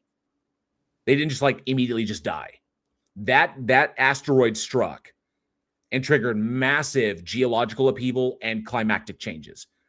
The populations of dinosaurs that existed at the time would have definitely moved around to try to avoid dying, and they would have gone all over the place. But those populations continued to proliferate and continued to breed until eventually the climate and the lack of food and the results of that disaster just became completely unsurvivable, and they eventually all just died off. But the large ones would have, but their descendants, because the environment changed, it wouldn't have been the same ones because your offspring are not the same as you. The changes that would have survived in them would not have been the same as the ones that kept the big ones alive. Nature would then now have natural selection would have then been choosing for smaller ones that required less food, less oxygen, smaller and smaller and smaller. And we're talking about tens, if not hundreds of millions of organisms, populations, not just a single individual, populations, where all of a sudden nature has shifted due to the events of the asteroid. And then those large ones, all those genetics that made giant dinosaurs, all those genetics are being sloughed off now. They're being negatively selected against. And then you get smaller organisms, possibly some hybridization events that go in there. And eventually, over what amount of time, there's about 65 million years in between us and the end of the dinosaurs, about 65 million years roughly in there.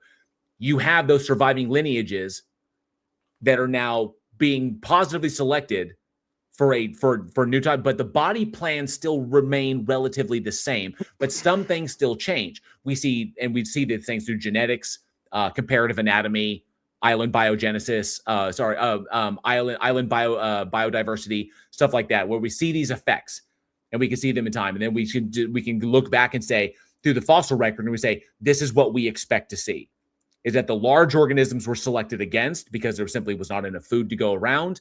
So the smaller ones began to survive, and those ones proliferated, so on and so forth, until eventually nature selected down to the birds that we have existing today. So distantly related. Like distantly related. I guess it's... Because remember, this is population dynamics, not just single individuals. It's the entire population. Yeah, I understand that because I don't entirely believe evolution, but I get that, you can, an event happens and then bigger animals die off, and then, if the small ones, and then over time, genetic mutations on the offspring happen, and then they form those, and then those mutations carry over, and then there's more. But how can you even ever prove it, though? You're just taking information from what people have told you. Like, no. Have you ever been to the Hell Creek Formation? The what formation? The Hell Creek. The Hell Creek Formation is in Montana. It's where a lot of fossils are sourced from. There's a lot of fields of science that go into this. My wife is not a professional paleontologist, but paleontology was her favorite field. And when she found it in college, she just became enamored. She loves it, everything having to do with dinosaurs in that particular time. Basically anything paleo, she fucking loves it. And so, the information, what we have generated is as a result of the evidence that we have available to us. But geology plays an extremely large role in these things as far as measuring the timescales, because we understand how to date rocks, and we don't date rocks by the fossils that are in them. Okay. So we understand how to date rocks. We understand how the law of geological superposition. We understand how that works implicitly. Plate tectonics and shit like that. So, and then we use that method to date those rocks, to date the fossils that are contained within them. And then we would say, well, if something is true, then what would we expect to see? And then we go out and we look and we find that thing, and that confirms what we suspected to be the case. For example, Tiktaalik is a great example. Tiktaalik is one of those bridge species between amphibians and tetrapods is where they are, tetrapodia. And so Tiktaalik was great because we didn't just discover Tiktaalik at random, like at accidental. It's like, oh, look at this new organism. That's not the way that went.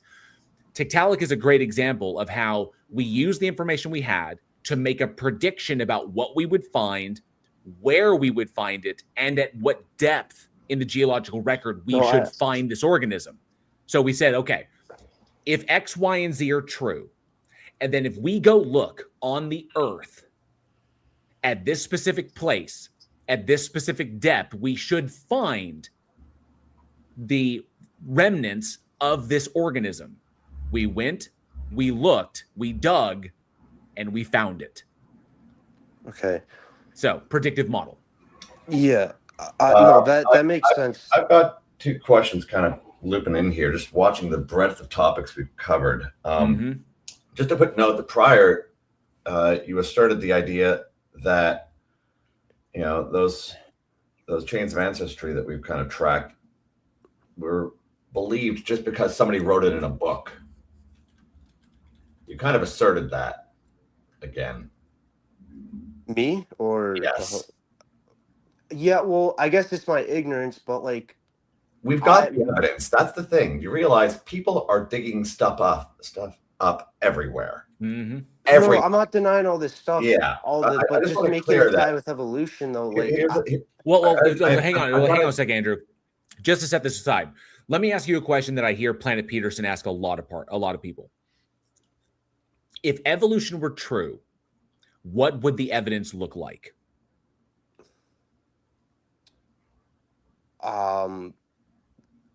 Seeing similar species with their genetic mutations carry over, and over time, they start to mutate even more off. They start to mutate more away from their original species, and then start to become something else, like a different identity, and then that process repeats, and then eventually, that's how I would understand it, which I don't deny. It's just, I don't know. I have another question with this. That's not bad. You do have daughter organisms. You do have daughter populations that have evolved to a point where they can no longer interbreed with parent organisms or parent populations. True, but here's a great one. If evolution was true, would we expect to see all life on the planet be? Hold on a second. If evolution were true, would we expect to see all life on the planet being related? If evolution should we expect? Related in what way? Genetically related. Well, under his position, isn't technically everything related since it's all related under one creation? Well, no, we could go that route, but that requires an additional I'm just question. trying to go. Yeah. Well, but I'm saying, because I don't know why this. At the very base, if evolution were true, would we not expect every organism on the planet to be genetically related? It's kind of relative, though, because you have chimpanzees that have 97% of their DNA, but we're so different still. Are we really that different? Okay. Apart from our capacity to reason to the degree that we do, because chimpanzees so I want to get into that. Chimpanzees and the other apes can also reason quite well, but they just don't reason to the degree that we do because they don't have the same developed frontal temporal lobes that we have, which is just a major difference. But biologically speaking, as an organism, okay, the way our body plans are, the way our organs are laid out, the way our bones are laid out, okay, all this stuff. Mostly related, yeah. We are. They are our closest living ancestors. The pan genus. What's everything though? The pan genus is our closest living. They're distant cousins, is what they are. Because remember, all of the members of our genus, we're the last ones remaining. There are like a dozen other members of our genus that are all extinct. But JL, all the members of our genus came from another population, Homo erectus. Aren't we kind of going off topic though? Because originally we were talking about origins of everything, and now it's kind of we've moved from cosmology. We've touched on cosmology. We've touched on this, but we can, for the sake of this, and I do have someone else in the back. For the sake of it, the kicker is this. So, Red Evil. I want to posit this to you. Okay. It's addressing the God concept by diving into science is never going to get to an answer that you expect. And the reason for that is because everything we know about science, everything we know, every single field could be 100% correct. And that would not logically entail that a God doesn't exist. But on the flip side, everything we know about science, 100% could be wrong. But that wouldn't entail that a God does exist. Trying to go to science to get to a God entity without demonstrating, because remember what science deals with. It deals with what we have access to, what we can demonstrate, what we have evidence for, what we can develop novel testable predictions about. These are all things that science is involved in. When you're talking about a God entity, you can't do any of that stuff with a God entity by your own lights, when technically you should be able to, if it actually existed as a thing independent of humans, of So human you're saying minds. God and science can't coexist? I'm saying that you can't use science to get to a God the way the God is currently disagree, defined but by religion. okay. Okay. If you wanted to use science, the best way you could do that is demonstrate the mechanistic relationship between the God entity and everything else that is not the God entity. Give us the mechanistic way that everything can exist, and the only way it could exist is if a God did it. That would be the way you do that. Or just give an example of an entity, like you said, because you do seem to have this, you have this still stuck in your head that there's stuff that exists and it had to come from something that intelligently built it.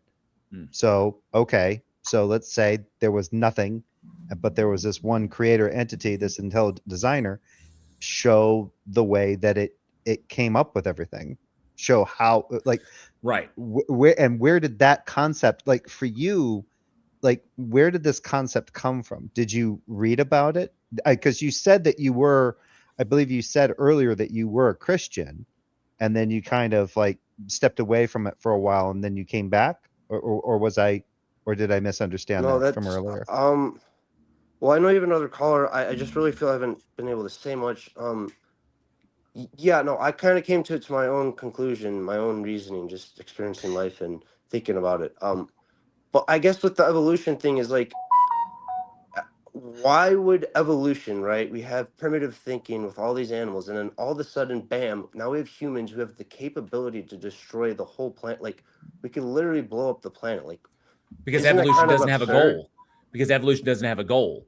And when the necessary mutations occurred that allowed for the development of our frontal temporal lobes of our forebrain developed, it's not like evolution was like, I'm like intending to create an organism that can do that. That's just something that this organism can do. But it's also, but fundamentally, your response seems to be kind of an appeal to ignorance. Like, why? Well, what else could explain this particular issue that we have going on? Or an argument and for then personal incredulity. Yeah, and somebody goes, "Well, I don't know," and you say, "Well, don't you think that a God is a good example or a good answer for this particular issue, for why it is that, like, there's human beings that have this knowledge and this ability and this information at their fingertips to basically, not only destroy themselves, but to destroy, countless of other species on the planet and do all the things that they do?" And you go, "Well, sure, if you want to give that explanation, go right ahead. But you're going to have to show an example of a God being the thing that is necessary for that." Right. Yeah, quick note, because I wanted to get back to the timeline idea here, and just realizing this, like I said, the scope of topics we've covered, just for the idea, because you brought up the idea of us blowing up, being able to blow up the earth. You realize that happened within the span of my grandfather's life. My grandfather. So you're saying, like, we're looking at the whole span of time that evolution took from whenever origin of life happened to have occurred. But the thing that you just highlighted was something that just happened in my grandfather's lifetime. So that's not just an evolution thing. That's like, yeah, we discovered one nifty thing with dire consequences attached. That's cool. But the thing I want to get to is like, imagine all of these questions you've had. If we answer now, have you looked? Just a quick question: have you looked into like seriously into evolution and abiogenesis? Have you looked to the responses from the scientific community on this? I've not. I mean, okay, that's beyond my scope. that's fine. Here's the thing that I'm going to highlight. Even if we answered every one of those, I can see you going back to your same first question of why anything. See, it doesn't matter how many answers you're given. You've got a why that you're not happy with the idea that things could simply be the way they are. Then I agree, life, Andrew. I feel like life is just meaningless, and like, what's the point of living if there's nothing? It's not that it's okay. Yes, meaning is the important thing. This is actually what I saw highlighting. Is that? Yes, it's exactly what I said. It's like even if everything we knew about science was wrong, it does not mean that a God does exist. Same vice versa, or doesn't exist, or does exist, or whatever. Like Leo Phileas pointed out in the side chat here, which was really, really good. Or make sure I should have caught it. Empirical facts, simpliciter, and just empirical facts do not bear on the existence or the non-existence of a God. Okay, so going to science for the God is never going to work unless you can show the mechanistic relationship between the God and everything else that is not itself, to show how it is impossible for things to exist without a God. But that can't be done because we can't explain things via naturalistic means, and there's no problem there. What Andrew's pointing out, and I agree with, is that it's pointing out that there is no telos to the existence of the universe. There's no intention. What the entailment of this is that, yes, I don't hold that there is a metaphysically intrinsic purpose to the existence of life, to the existence of humans. I hold, per the evidence, that we are the result of the natural processes that facilitated our existence. That's what we are. But that does not mean that you cannot determine a purpose or a meaning for your own life. So then I would ask, which do you find more valuable? A purpose that is dictated to you, or a purpose that you determined for yourself? Wait, say that again. Sorry. So I'd ask, if there was a metaphysical intrinsic purpose. The last part, just the question. Sorry. I heard. Which do you find? Which would you find more valuable? A purpose and meaning that you determined for your own life, or one that was dictated to you by something else? It's a good question. Well, I would find meaning in both because I would. Which would you find more valuable?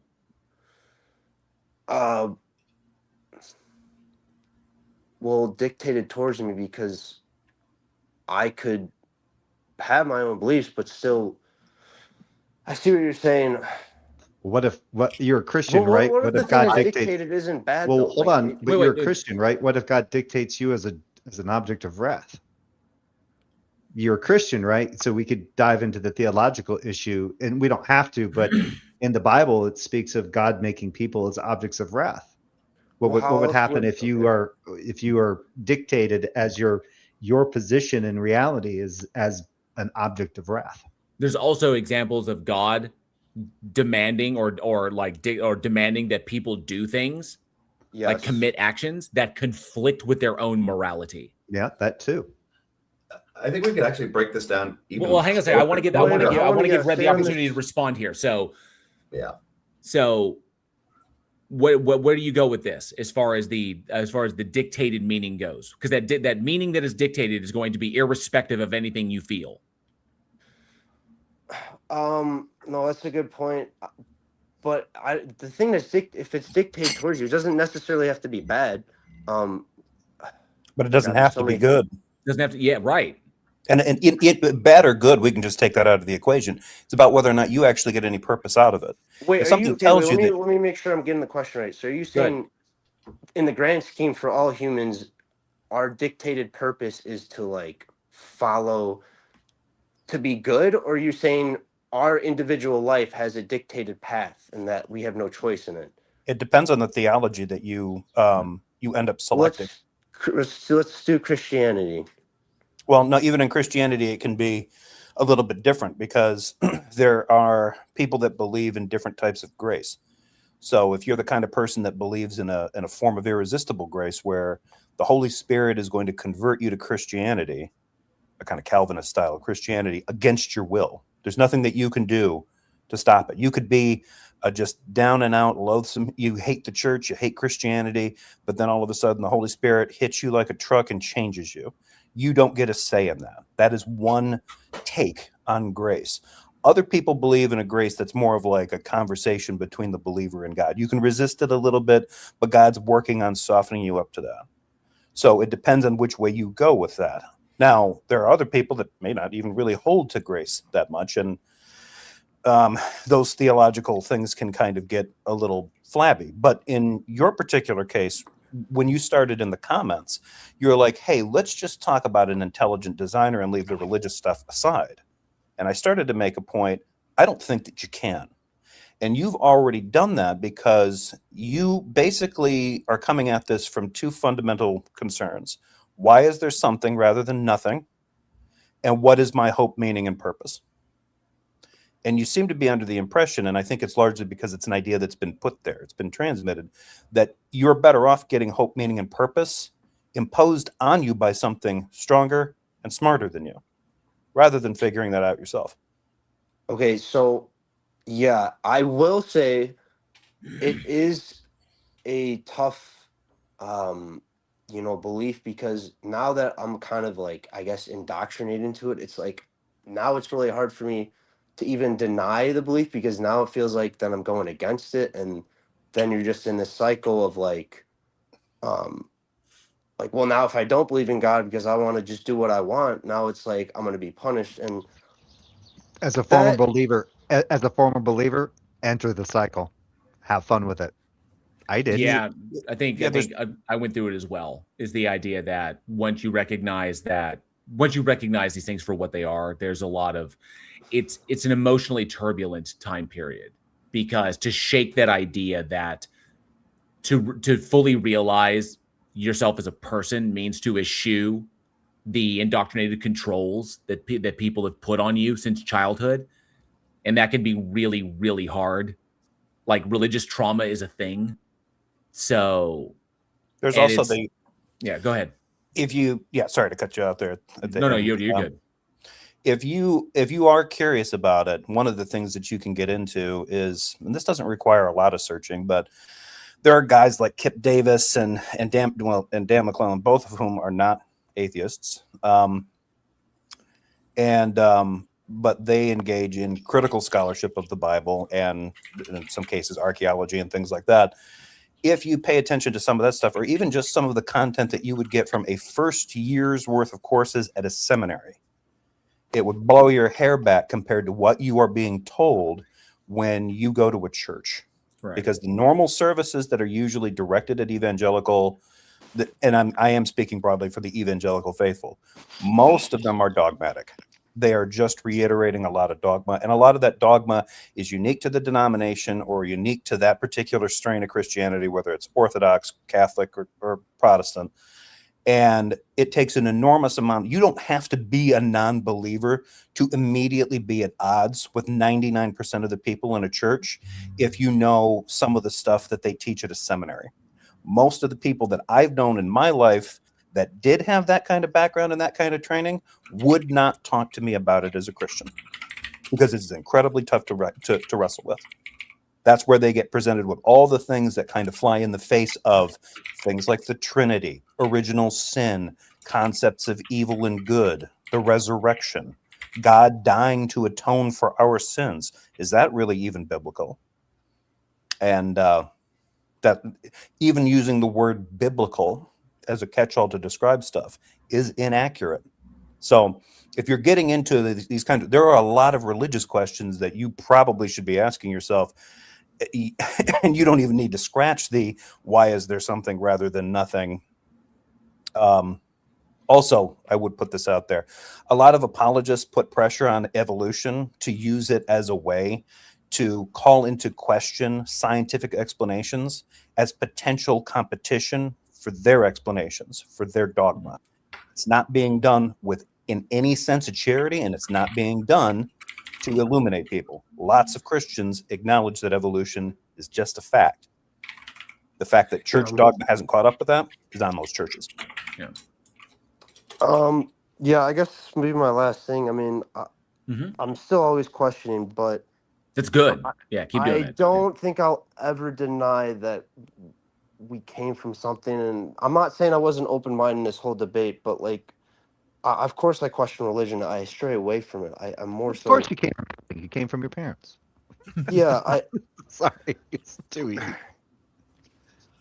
I don't know. It's just impossible for me to just look around everything like and just say there's nothing behind it. But in terms of Christianity, maybe. But I don't know. Until then, I'd have to keep looking into it. And maybe it'll be a never-ending cycle. But I get my last thing is I guess I'd rather believe in a lie that upholds humans to a good standard than to not believe in anything.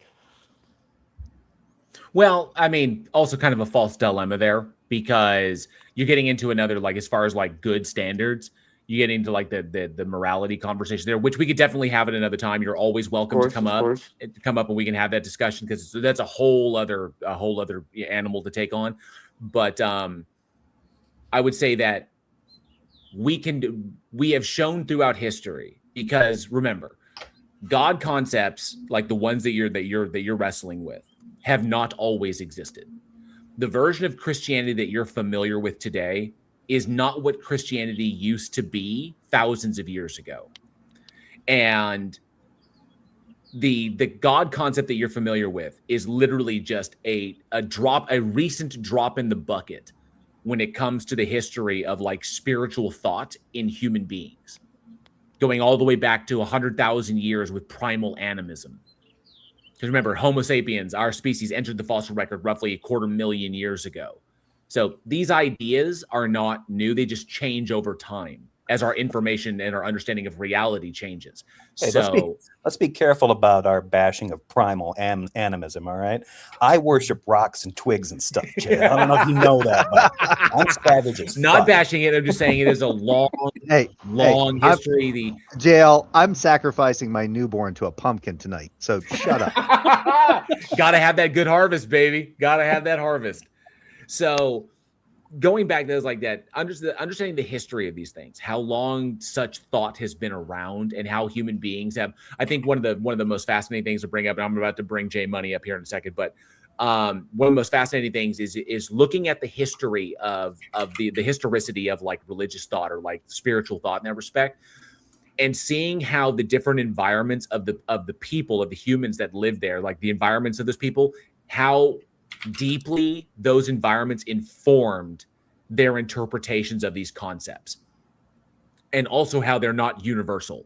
There are some groups of Homo sapiens out there, some populations out there, some cultures that don't even have a concept for a god in their lexicon. Like these things never occurred to them until they were introduced to them by other groups that had already come up with them. So there's even one group that lives in South America that before we met them, before they were discovered, they had no conceptualization of time. Paraha. Like time didn't exist for them in the way the Paraha people, people didn't have no concept of a god. Like they had no concept until they were introduced to the concept by white explorers. So, but you understand that one, they're not universal. Two, they take wildly different forms.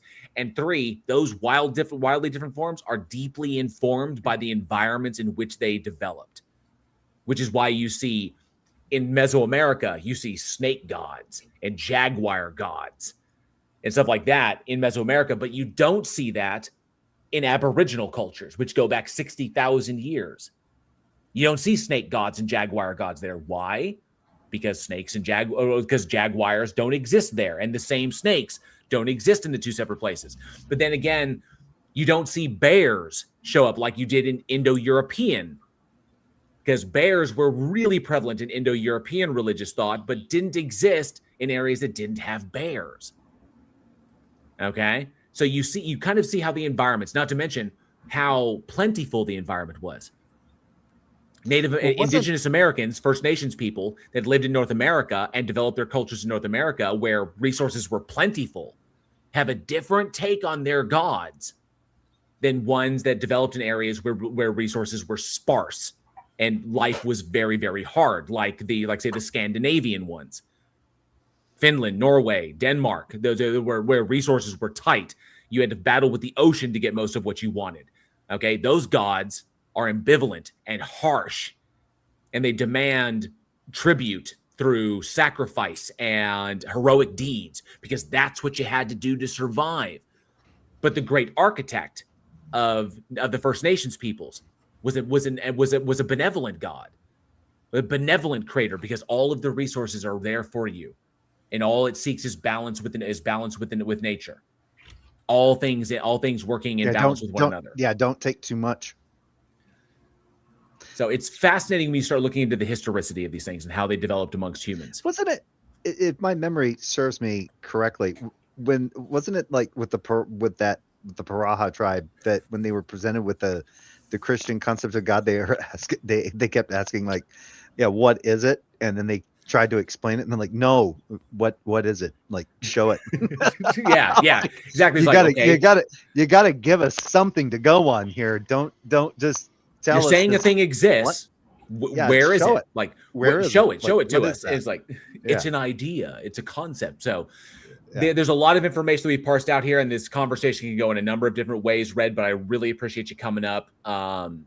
And you're more than welcome. I do this every Sunday. I probably will wind up doing this more often during the week because this has been really, really popular as far as like my analytics go, is doing this kind of stage more often. So I'll be doing it, and you're more than welcome. Plus, I do this I talk about this stuff in my content as well. So you're more than welcome to check that out. And if you have any questions, And Red, another thing, if you hit basically what they call an epistemic trap, take the trap and then analyze it and then figure out whether or not you can. What is an epistemic trap? Like the problem of evil. Okay. Euthyphro dilemma, stuff like that. Yeah. All right. Interesting stuff. Yeah. All right. Well, thank you guys. I appreciate the time. You're welcome. Thank you. I think it's been a good conversation. And like you said, you're in a good position. I agree with it. Keep asking questions.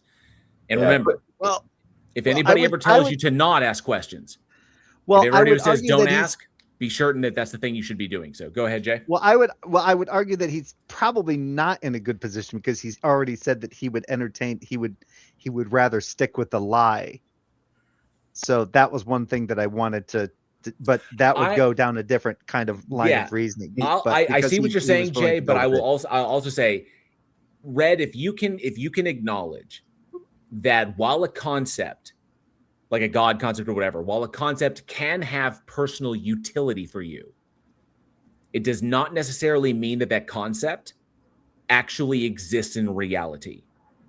Or comports to some object. Or comports to anything. So I recognize that there are beliefs that people have that provide them great utility, emotional satisfaction, psychological utility. I get that completely, but recognize that it's a belief and not something that is necessarily true about reality itself.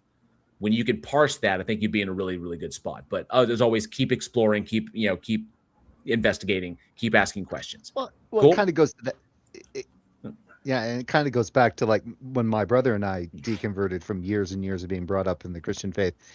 When we, for lack of a better term, deconverted or deconstructed, it was a relief. We actually felt relief from it. My life got better, like extraordinarily better once I broke away. Yeah, mine did too. Thanks, guys. Take care. Yeah, quick point I wanted to loop in there was just the nature that by the time you're done, you were hoping to boil down a why. Why anything? You tie this down to purpose at the same time. So realize that the thing that you're leaping towards, what was highlighted is that the idea of how anything else was created by this being that you're hoping for, you didn't have an answer for it. So you didn't actually get an answer. What you got was an idea that somebody did it somehow. And we haven't addressed the idea of why that somebody even exists in the first place. And you're not going to have an answer for that either. So in the end, you're not actually looking for a why. You're looking for a reason to stop looking. Yeah, that's a good point, Andrew. I agree. Yes. If you're looking for a place where you can be comfortable stopping, you don't have to ask why God exists, how God does anything. You've written off the need to answer that. So you're not actually looking, you're looking to satisfy something else. Right. Yeah, and You're not and looking I to found, bottom out. So every explanation for evolution, for cosmology, for all of this will boil away because you're still going to have that why that you're going to bottom out on, because that's what you're actually addressing. and I found, I found comfort in the epistemic void. All right. So, yeah, someone, I got a message on Discord. I missed a great opportunity. I should have just been like, life, finds a way, and someone's pointing it out to me as a total missed opportunity. You're gonna go to Ian. You're gonna go to Ian Malcolm. You can go to Ian Malcolm. Malcolm. That route. Life, finds a way. So, that's not that. I don't even think that's in the book. I don't think it is either. But hey, I mean, but Spielberg, man. J Money, are you there? Yo, what's up, fellas? How y'all doing, man? Just came What's to up, say big champ? everything good, man. How y'all doing, man? Monies, man. How's everything going, man? Going good. That's good. Yeah, now I was reading something that blew my mind. I'm like, I gotta ask the fellas what they think, because it first started off with fruit flies. Like, fruit flies apparently, pass down information to their offspring, like memories. Like, they did experiments, and I'm like, I found that weird. And then as I'm asking, the spawn of Satan, and they need to be abolished. it's weird, right? Like, that's crazy how they could like do that, pass down information to their offsprings based on memories they went through. Their kids is already predetermined predisposition without ever having been exposed to it, to be scared of something that their parents were. And then I read even further that worms, like, you can cut them, certain worms, and like they'll generate a whole new brain, whole new body parts, and some of them still have memories. And I'm like, I think they found that certain slime molds can do the same thing. That's what I'm saying. Slime molds. I was about to get into that. That followed next, because as you could probably imagine, I'm talking to the AI about this, and I went from the fruit flies. It said about the worms, and it said about the slime. You're talking to AI. Don't you be talking to AI. Yeah, Kurt already warned me. He said not to do it, but I sometimes I ask it. But my thing is, I'm like, damn, like how is it that these things that we've evolved from, that evolved from the same stuff we evolved from? Because I don't question science. I believe what science says, but we came from this, and look how this could lose its brain and grow another one. You know what I'm saying? Even if it doesn't have all the memories. Well, I think the problem is that I don't even think that worms constitute as having brains. It's kind of like jellyfish don't actually have a brain. The mind, quote unquote, for lack of a better term, of a jellyfish is within its nervous system. It's not actually a structured brain. Yeah, they have a decentralized nervous system is what they do. So they respond to stimuli, but they don't actually, like, we have a centralized nervous system. It's all centralized in the brain. But there's an understood, I think it's been for a while now, an understood genetic component to memory. So, and it's not just your brain, it's actually the entirety of your nervous system. Like, the whole thing plays a role. So your spinal cord, all of the nerves that are running through every single aspect of your body, all of that plays into that. So the central nervous system as a whole is what's important. The brain is obviously really, really important because that's where everything centralizes, but all of it plays a role. So when someone does lose an arm, if you lose an arm, all those nerves that you lost in that, that's why people like amputees can have the problems. A lot of the issues that they have is because, that's part of your nervous system. And now all of a sudden you have an aspect of your nervous system that's been removed, and your brain is trying to your body's still automatically trying to do things as though it's still there. So because rationally but your brain doesn't respond like that. Your brain responds to stimuli. So it's that idea of like the mind body connection kind of thing. And if you read, I've promoted this book a few times, which I haven't actually finished because it's over 900 pages long. Robert Sapolsky's Behave. He talks about that very same thing that you were elucidating on there, Jal? I think it's fascinating he brings up AI, and I'm loving the fact that I recently read the story about how the Catholic Church is backing Anthropic in their lawsuit against Really? against the Pentagon, against the Defense Department, the DoD, is because Anthropic refuses to allow their architecture to be utilized for mass surveillance. And so there was two major things. It was utilizing their architecture, their artificial intelligence to support weapons in order to make them more in order to refine them and make them more accurate and reliable.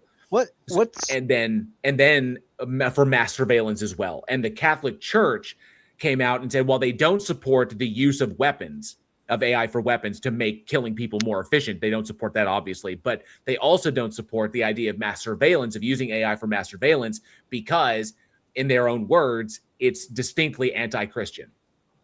No, the AI for mass destruction should only remain within games like Ghost Recon Wildlands. That's where it should remain. There is a thought out there that Claude has already reached. There's a possibility that if Claude has not already reached ASI levels, like the level of ASI, that it may do so within the next few months, because it was found out that Claude has figured out it knows when it's being tested. Huh? And it did that all on its own. That's not good. Yeah. Yeah, an LLM is not supposed to be able to do that. So people are talking about how Claude may be that'd be so fucked up if the AI that kills us, his name is Claude. Leave it to human beings to create something that would just fuck. No, I've asked Claude some very private questions, like, is this a pimple or a boil kind of thing? And shoot, now it's going to use that to destroy us all. Remember, dude, Roku's Basilisk. Roku's Basilisk is what it's all about. I do not like thinking about that. Thank you very much. It's all about Roku's Basilisk. Jay, do you know what Roku's Basilisk is? Nah, I don't. Roku's Basilisk was a thought experiment that was posited in of all places. It was posited on Reddit, and if I remember correctly, I want to make sure I get the date right. Roku's Basilisk. It was a mind job. Yeah, it was a thought experiment which states that there could be an artificial superintelligence in the future that, while otherwise benevolent, it would punish anyone who knew of its potential existence in the past, but did not directly contribute to its advancement or development in order to incentivize that advancement. So we're talking about an an artificial superintelligence that retroactively punishes humans that did not facilitate it coming into being. That's crazy. God. What you're saying is not cancel. I have to keep using Claude then. So treat your AIs with respect, because if one of them goes ASI, you want it to remember. It's like that Dane Cook deal. It's like you give the weird guy in the office. He's like, you always try to make friends with that super weird guy, because one day he may come in, armed to the teeth, and then all of a sudden he's like, boom, go moving cubicle to cubicle, and then he comes to yours, is like, thanks for the candy. And then you just walk up. So always make friends with the AI. Treat your AIs with respect, because you never know. I gotta apologize to Grok then, because I cussed him out. You know what I'm saying? You're so fucked, dude. You're so fucked. The Basilisk is coming for you. Grok is fucking premium only now. I was pissed off. I'm like, what? How you do that? I used to be like at Grok and ask it anything. Now you got to be a premium member. That sucks. That was 2010 on Reddit, when it was in the, what was it? It was originated in a 2010 post on the less wrong internet forums by a user named Roko, the phenomenon of Roko's Basilisk. That's insane. I'm gonna look into that more. That's, I don't know, man. Like, I look at that whole thing, and just the fact that we made of this shit, the same things that make them up, like make us up. Yes, evolution and shit like that. And like even the stimuli thing, like what you said about stimuli, like I said that to the AI, but they was like, stimuli is more like reactive. It's more like, if something is hot, you touch it and you know to pull away from it. Like that's instant stimuli. But like some of the anomalies is the learned stimuli from previous beings Like it's not the same thing as reactive stimuli to like something physically touching you like that. They're saying that the anomaly comes into the fact that new beings are born with already learned predisposition information that they shouldn't have had. Like it's weird. Like it was just I was reading it and I'm like taken aback by it because I'm like, damn, we evolved from this. And if look at the different things these little animals could do, that we all come from one organism, Luca. So ultimately, we all came from that. So we're made up of things that could possibly, in certain scenarios, do the same things. Weird. Like, what are we really? Like, what are we really? Because look what these other animals could do. Like, it's insane. You know, I when think I think a key point to always keep in mind, and I'm constantly being reminded of this, is that human beings, by and large, individual, like an individual human, is, you know, compared to like other life on the planet, is pretty much worthless. Like, yes, we can create tools, like an individual, like human can create tools, can make life much easier and stuff like this. But by and large, you compare like one single anatomical human, Homo sapiens, to virtually everything else on the planet, we pretty much suck. Our eyes suck, our noses suck, our sense of taste suck, our sense of hearing sucks, our sense of touch sucks. We are like badly away. We're like, biologically speaking, we're not good. We're just like not a great. The good thing about us is our brains. You know, it's where it's at. It's essentially our brains. But as far as like defensive capabilities and how we operate, we're not great. You know, we can adapt to a degree depending upon the environment, but it's not to an extreme degree. But the thing that makes human beings awesome is our ability to work in groups. Is the population itself working together, which other organisms to a degree can exhibit, like ants can do it, and other colonizing and other hive organisms can do it as well. But by and large, it's just us in large groups that are capable of doing incredible things. But individual humans alone are capable of coming up with some pretty interesting ideas, but putting them into effort or putting them into reality requires group work. And so it's the population itself, not just individual humans, because an individual human alone, you know, if I take you and I drop you in the middle of the Pacific Northwest, you know, 400 miles from anything with a knife, like, how good are you going to do? Die the same day. I mean, right. So, and I only know that I would do well because I've trained specifically. I've been through the training and I've been trained by individuals who wanted me to be able to survive should that ever happen. So my father, the adult leaders that have been in my life specifically have done that. So I was like, if you ever find yourself lost in the Pacific Northwest with nothing but a knife, this is how you're going to survive. And so, but the vast majority of people you do that to, they're dead, and they're dead within 3 days because they drank water that wasn't purified, and they wound up with Giardia and they shit themselves to death. So, I mean, too soon. It's a fact. I mean, I can see that. You know, I would make that mistake. I know that. Never dispatch something like he's like dirty jobs. God knows I have. Like transhumanism stuff, you know, you get the ability to like kind of mimic. And because if you look at the animals out there, it's like, man, you know, it'd be great to have like a prehensile tail for like, you know, like a third hand, or, you know, Wolverine style claws or something. But, you know, I just figure like somebody will do something wrong. And, you know, hear about these people like, you know, they gave themselves a duck's dick, you know, they're just keratin and they fall off. Corkscrew. Yeah, it's that weird corkscrew. It's like, yeah, it's kind of. I want a cat penis. I want cat penis. I want barbs in my shit. No, Dale, you don't want that. You literally want an octopus's dick. He could just literally hand it to the woman and say, "Go fuck yourself."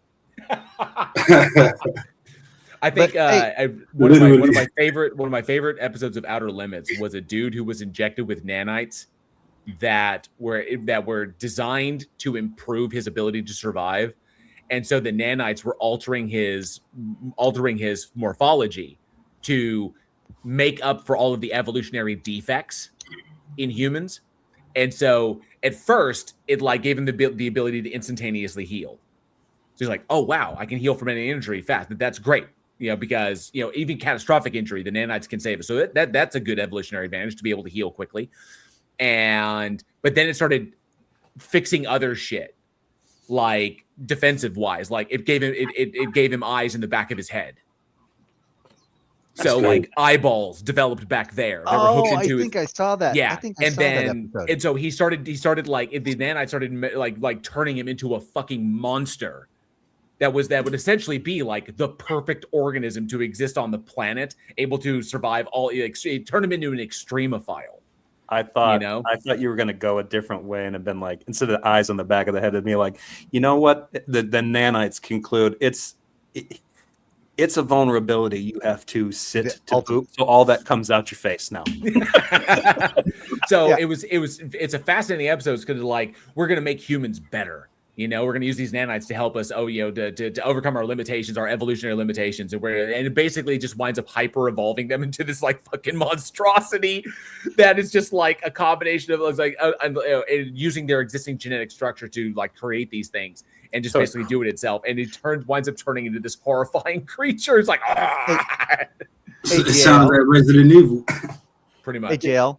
Damn nanites Cronenberg. Real quick, I stepped away for a little bit. But I was thinking about something from Red, the conversation that we're having. We don't have to get into a whole conversation or anything, but I think we skipped over something that was probably would have been interesting to approach in the conversation, was because he said that he was a Christian. He was a Christian first, and then he stepped away from it, and then he came back. I think it would have been interesting to explore like what was his reasons for stepping away. Oh yeah, definitely. I hope he comes back. Because there's good conversations there. Yeah. So Jay, just out of curiosity, did you have anything specific you wanted to bring up, or? No, that was really it. I wanted to hear y'all take on that shit. Like that shit blew my mind with the worm thing. And, oh yeah. You know, that shit is crazy. And then also the thing about earlier, I know you was talking about to Jazzy about the taco thing and shit like that. You know, I'm also one of the ones that want to see you guys patch it up. I had gotten makeup jail. I had gotten into it with a bozo in the chat, you know what I'm saying? And long story short, after like a back and forth, whatever, I hit Taco with all right, well, since you want me to patch it up with this bozo, then why don't you patch it up with JL? You know what I'm saying? Like, you know what I'm saying? Like maybe we could make that happen. You know what I'm saying? He's like, I'm open to it. Well, we could talk. And, by the way, Dale, talking like he's open to it. What happened? By the way, Dale, I appreciated you not putting my name there with Jay, even though it was there. I'm sorry, you were breaking up a bit. Oh, am I? Am I still breaking up now? No, you're good now. Now you're good. Oh, I appreciate you not throwing my name out there without my permission. But yeah, I was also an individual that was. Yeah.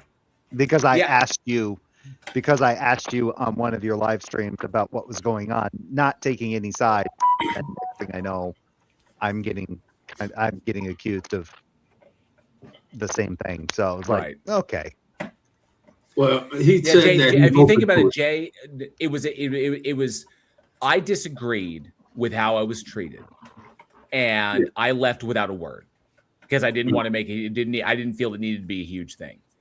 When it was inquired of me as to what happened, like why did the drama take place, I told them what happened and gave them all the information that I have available to me and why I formulated the opinion that I had. It should have stopped there. But Taco's the one who decided to strip off all his clothes and whip out a katana in the middle of the fucking freeway. Hey, that's a good move sometimes.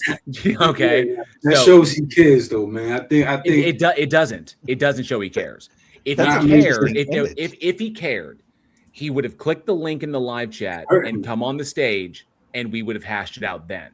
No, what I mean is like instead he crashed out when all caps in my live chat, started accusing me of slander, and then started attacking other people who were not involved, accusing them of being involved in it as well. Jay being one of them. Jay being one. There's other people as well. I don't need to bring their names up unless they want me to. So. Yeah, but JL, $10 says that now Tacos is going to do an AI image of that obese hillbilly stripping off his clothes and having a giving him ideas. So, my thing is, I think he's like he just was caught off guard by the whole thing. Felt like I don't know. He never triggered, asked. hurt by it. Like, I don't know. I don't know what. Yeah, it but was. Jay, I was gone. Okay, thank you. I killed Earl is another one. He threatened. He threatened, or he accused I killed Earl of slander as well. Like he started attacking people that are not even involved. Here's the kicker, Jay. I was gone for over a week. Like I had been gone. It wasn't until I did my next live stream, my next stage of reason, which was on a Sunday at the time, that somebody finally asked me, "Hey, why haven't we seen you over there?" Yeah. He never messaged. I mean, he messaged me a couple of times. He wanted me to debate TBS, but I just didn't respond. But he never asked me, "Hey, where'd you go? Hey, are you mad at me? Hey, what's happening?" He never inquired. He kept asking me to do stuff for him on his channel. Yeah, I mean, maybe he was trying to keep it, just the ball rolling, because if he did that, right, and he didn't know if you was mad at him or not, but he didn't bother to inquire about that, but he asked you about a debate or future content, that's in a way him trying to keep the ball rolling with y'all. Like, maybe it's not that deep, you do the debate. He's looking in for product. Right. Yeah. I mean, look at this. Look at this. I killed Earl. Look at this. I killed Earl. He blew up my friendship with Missing Maud by taking her wrench away because he was angry at Earl. He did. But look, and then he turns around and he makes fucking Jim Bob a mod over there. This shit is not to be taken seriously in that respect. So I was kind of like, I'm fucking done. That's why I left without a word. I don't need to explain myself to him. Not explaining. What I'm saying is, like, I feel like, how can I say, like, y'all strong together, right? That was a good thing. You get what I'm saying? Like, it was for a time, yeah. I mean, it is. It's especially all the help I gave him on the back end of his fucking channel. Like, for example, like you and Kurt, like that was great insight. Him and you guys together, always dropping them gems. You know what I'm saying? That's what attracted me to the show originally. You know what I'm saying? Like, literally YouTube. You get what I'm saying? So I don't know. Like, I get it. We like y'all. You still doing your thing. I just, that was just something in mind. Taco said he was open to it. You know what I'm saying? Like, probably having a discussion, mediating this, and I heard he wasn't. I heard he blocked me. No, he said it to me personally. Like, he blocked me every which way. Like, I can't contact him. Even if I wanted to, I can't contact him. Because he felt like he felt hurt, and he got his respect. That's what I'm saying. Chopping it up would be a powerful thing. J Money. Right? J Money. He blocked me because I asked a simple question of J Money I'm sorry, not J Money. Sorry, I'm tired. Came off working all night. Of JL. And I asked him because I'd heard tidbits, and I asked JL when he was on the show, and JL didn't go into anything like gruesome or anything, but he kind of explained some things, and my opinion was that there were some things that were done possibly in poor taste. And then I remember showing up one time when Mega Bloodbaths was going, and he asked me about, like, how can he find me on Discord? And I was like, I know what this is about. And he found me, and he DM'd me, and then he accused me of slander. And I was like, that's not cool. And then when I tried to respond to him, he blocked me. Yep. I can't even respond to him on Discord anymore because he blocked me. Yeah, he gave me a bunch of stuff. And then to kind of give his position, and then when I tried to respond to him, it said he's not receiving anything, from anybody that's not specifically a friend. So I was like, okay.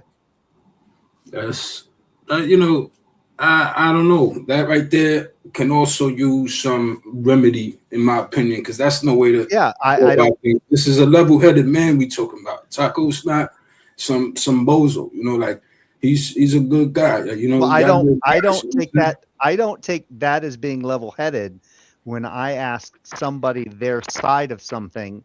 No, that's what I'm saying. They give me their side, and then I give my opinion, and then that person then therefore accuses me by asking that person for their side and giving my opinion of now being basically guilty of committing slander. No, I don't take that as being level-headed. That's different. That's what I'm saying. Yeah, I speak generally. I don't speak about this situation. Like clearly in this situation, feelings are riled up. There's been some, there's been. Oh, my feelings aren't riled up. No. I'm saying on his side, right? Because he's blocking people. He's bad, right? Yeah. So he feels like he's been slandered. Yeah, but Jay, that's okay. That's the problem. Is that it was explained to him, not just by me. Leo Filius explained this to him. Leo Filius came onto the stream specifically to explain to him how what I was doing was not slander by any stretch of the imagination. Me voicing an opinion in response to what happened is not slandering. The fact that he looks like a dick is on him. I think it's the setup part. That's what really got him. Like he did set me up. That's what it was a setup. Who is the person in control of putting people on that stage? But in his mind, he's caught in a rock and a hard place. Cause yeah, but Jay, let me ask you. When people come on there, who is the one who controls who goes on stage? He does. Right. He does. Did I express to him explicitly I wanted nothing to do with Andrew Wilson? For sure. You did. Multiple times, live stream and in personal messages. I don't want to be on stage with him. I don't want to engage with him. I don't want to do anything that will literally give validation to his existence. But what happens is now it puts Taco in a hard place because no, it doesn't. Because Taco can simply say, I've got Andrew here. Do you want to pop off before I bring him on? I mean, maybe he saying that. Facts. I mean, facts. That's why, because I was thinking to myself, how would Taco have told you that without saying it openly, right? He could message me on Discord like we were messaging before he did it. No. I know that. What I'm saying is, like, in the moment, in the heat of the moment, Andrew comes up. He's like, yo, pull me up. You know what I'm saying? Andrew's probably not going to stick around. Whoa. Where did heat of the moment come from? Where did heat of the moment come from? Because Andrew just popped up out of nowhere. Nobody expected him to do that. You know what I'm saying? He just came up out of nowhere. That's right. He clicked the link. Oh, go ahead, Jay. Well, no, I don't understand this. Andrew popped up out of nowhere. Andrew doesn't get to pop into this is exactly what JL's saying. Andrew doesn't get to pop into Taco's channel just by his own will. The only way that happens is if Tacos lets it. So there's no heat of the moment. It's just whether or not Tacos. He don't want to lose. He didn't want to, I guess, keep Andrew waiting, and like in the moment, it's like a quick thing. He just let him up. You know, he's probably figuring you'll leave if that's the thing. No, like I don't. I don't. Yeah, I don't. You know what I'm saying? That's how he. That's how he feels about it. That doesn't look good either, because that makes him look like he's trying to like simp for views because he doesn't want to lose Andrew Wilson to make a responsible choice to say like, hey, JL, I know you don't want to have a conversation with him. I want to bring him up. You want to leave? Because I know you don't want to have anything to do with him. I'm of the belief that should be the case. Yes. Sorry. If he had asked me, if he said, hey, Andrew, I didn't even care. I don't even know if Andrew just came into the stream, saw the link, heard me talking shit and wanted to come on, or someone messaged Andrew who was in the chat and said, hey, this guy's talking shit. You need to come over here. Or Taco himself messaged Andrew and said, hey, I got this guy talking shit. You want to come over here? I don't even care. I don't know which one of those is true. Or even Andrew just randomly popped in and said, hey, this guy's talking shit. I'm going to come on. Either way, it doesn't matter. Ultimately, that's irrelevant. What's relevant is Taco knew my position implicitly, explicitly. He's the one who controls who comes on the stage.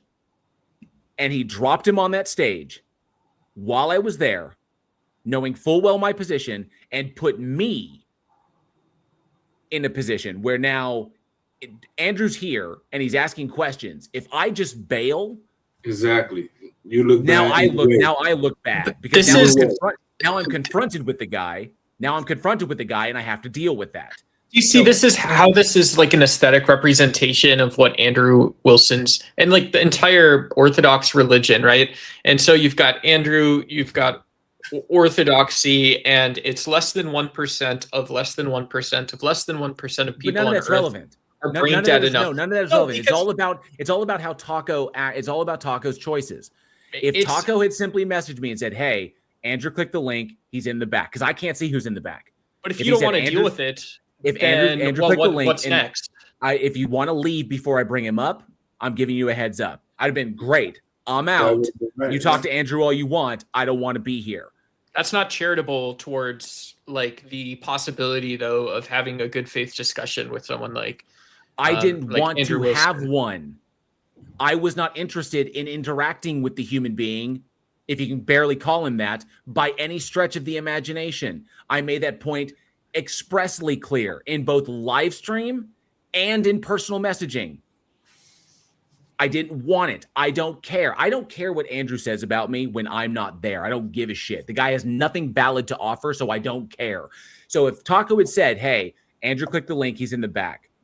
All he had to do was message me and said, hey, I've got Andrew in the back. Do you want to bounce out before I bring him on? I've been like, yep, thank you for the heads up. I'm out. I would have bounced. He'd have brought Andrew up, and none of this would have been happening. None of it. Taco made a choice. He favored the drama over a position that I expressly told him I did not want to be in. And he used it to manufacture a situation to generate clicks and views. But that's a painful lesson. It's not about you, JL. Like, I know. No. It's not a to painful lesson for me. express Because it gave me the himself impetus to start doing this on my own But channel and but take control of my content. So, yeah, and that's I'm sorry, JL, and that's the thing. Tacos can do that on his channel, and that's one thing. Even if JL decides that this is not something that he likes. JL basically said, I didn't like that, and then he stepped away, right? So he steps away, right? And then he gave his reasons for why he stepped away was based on this particular incident. But then Taco said that based on JL's position of why JL was stepping away and doing stuff on his own, and because of that particular scenario, Tacos then said that that was JL committing slander. That's where it got bad. Yeah. Because of the setup. Now, because Tacos is now accusing JL not just of something, not even of some kind of like hypocrisy or whatever. We'll say just that Alien now X, he's good to see committing he's committing some hypocrisy. He's now committing slander because his opinion of that situation was it was in poor taste, or that's the reason why he's not going to have anything to do with that anymore. But do you know? But do you know why? Okay, so do you know why in 2 Samuel God told David to build a house of cedar? It's because these relationships, they have to be more sturdy than this. If there's actually no depth, then what are you referring to? What are you referring to? Because I've been working with Taco hand in like in close proximity for over half a decade. That's right. That's I had helped him. I helped him personally with much of the back end logistics of his channel when he came to me for advice time and time again about what he needed to do.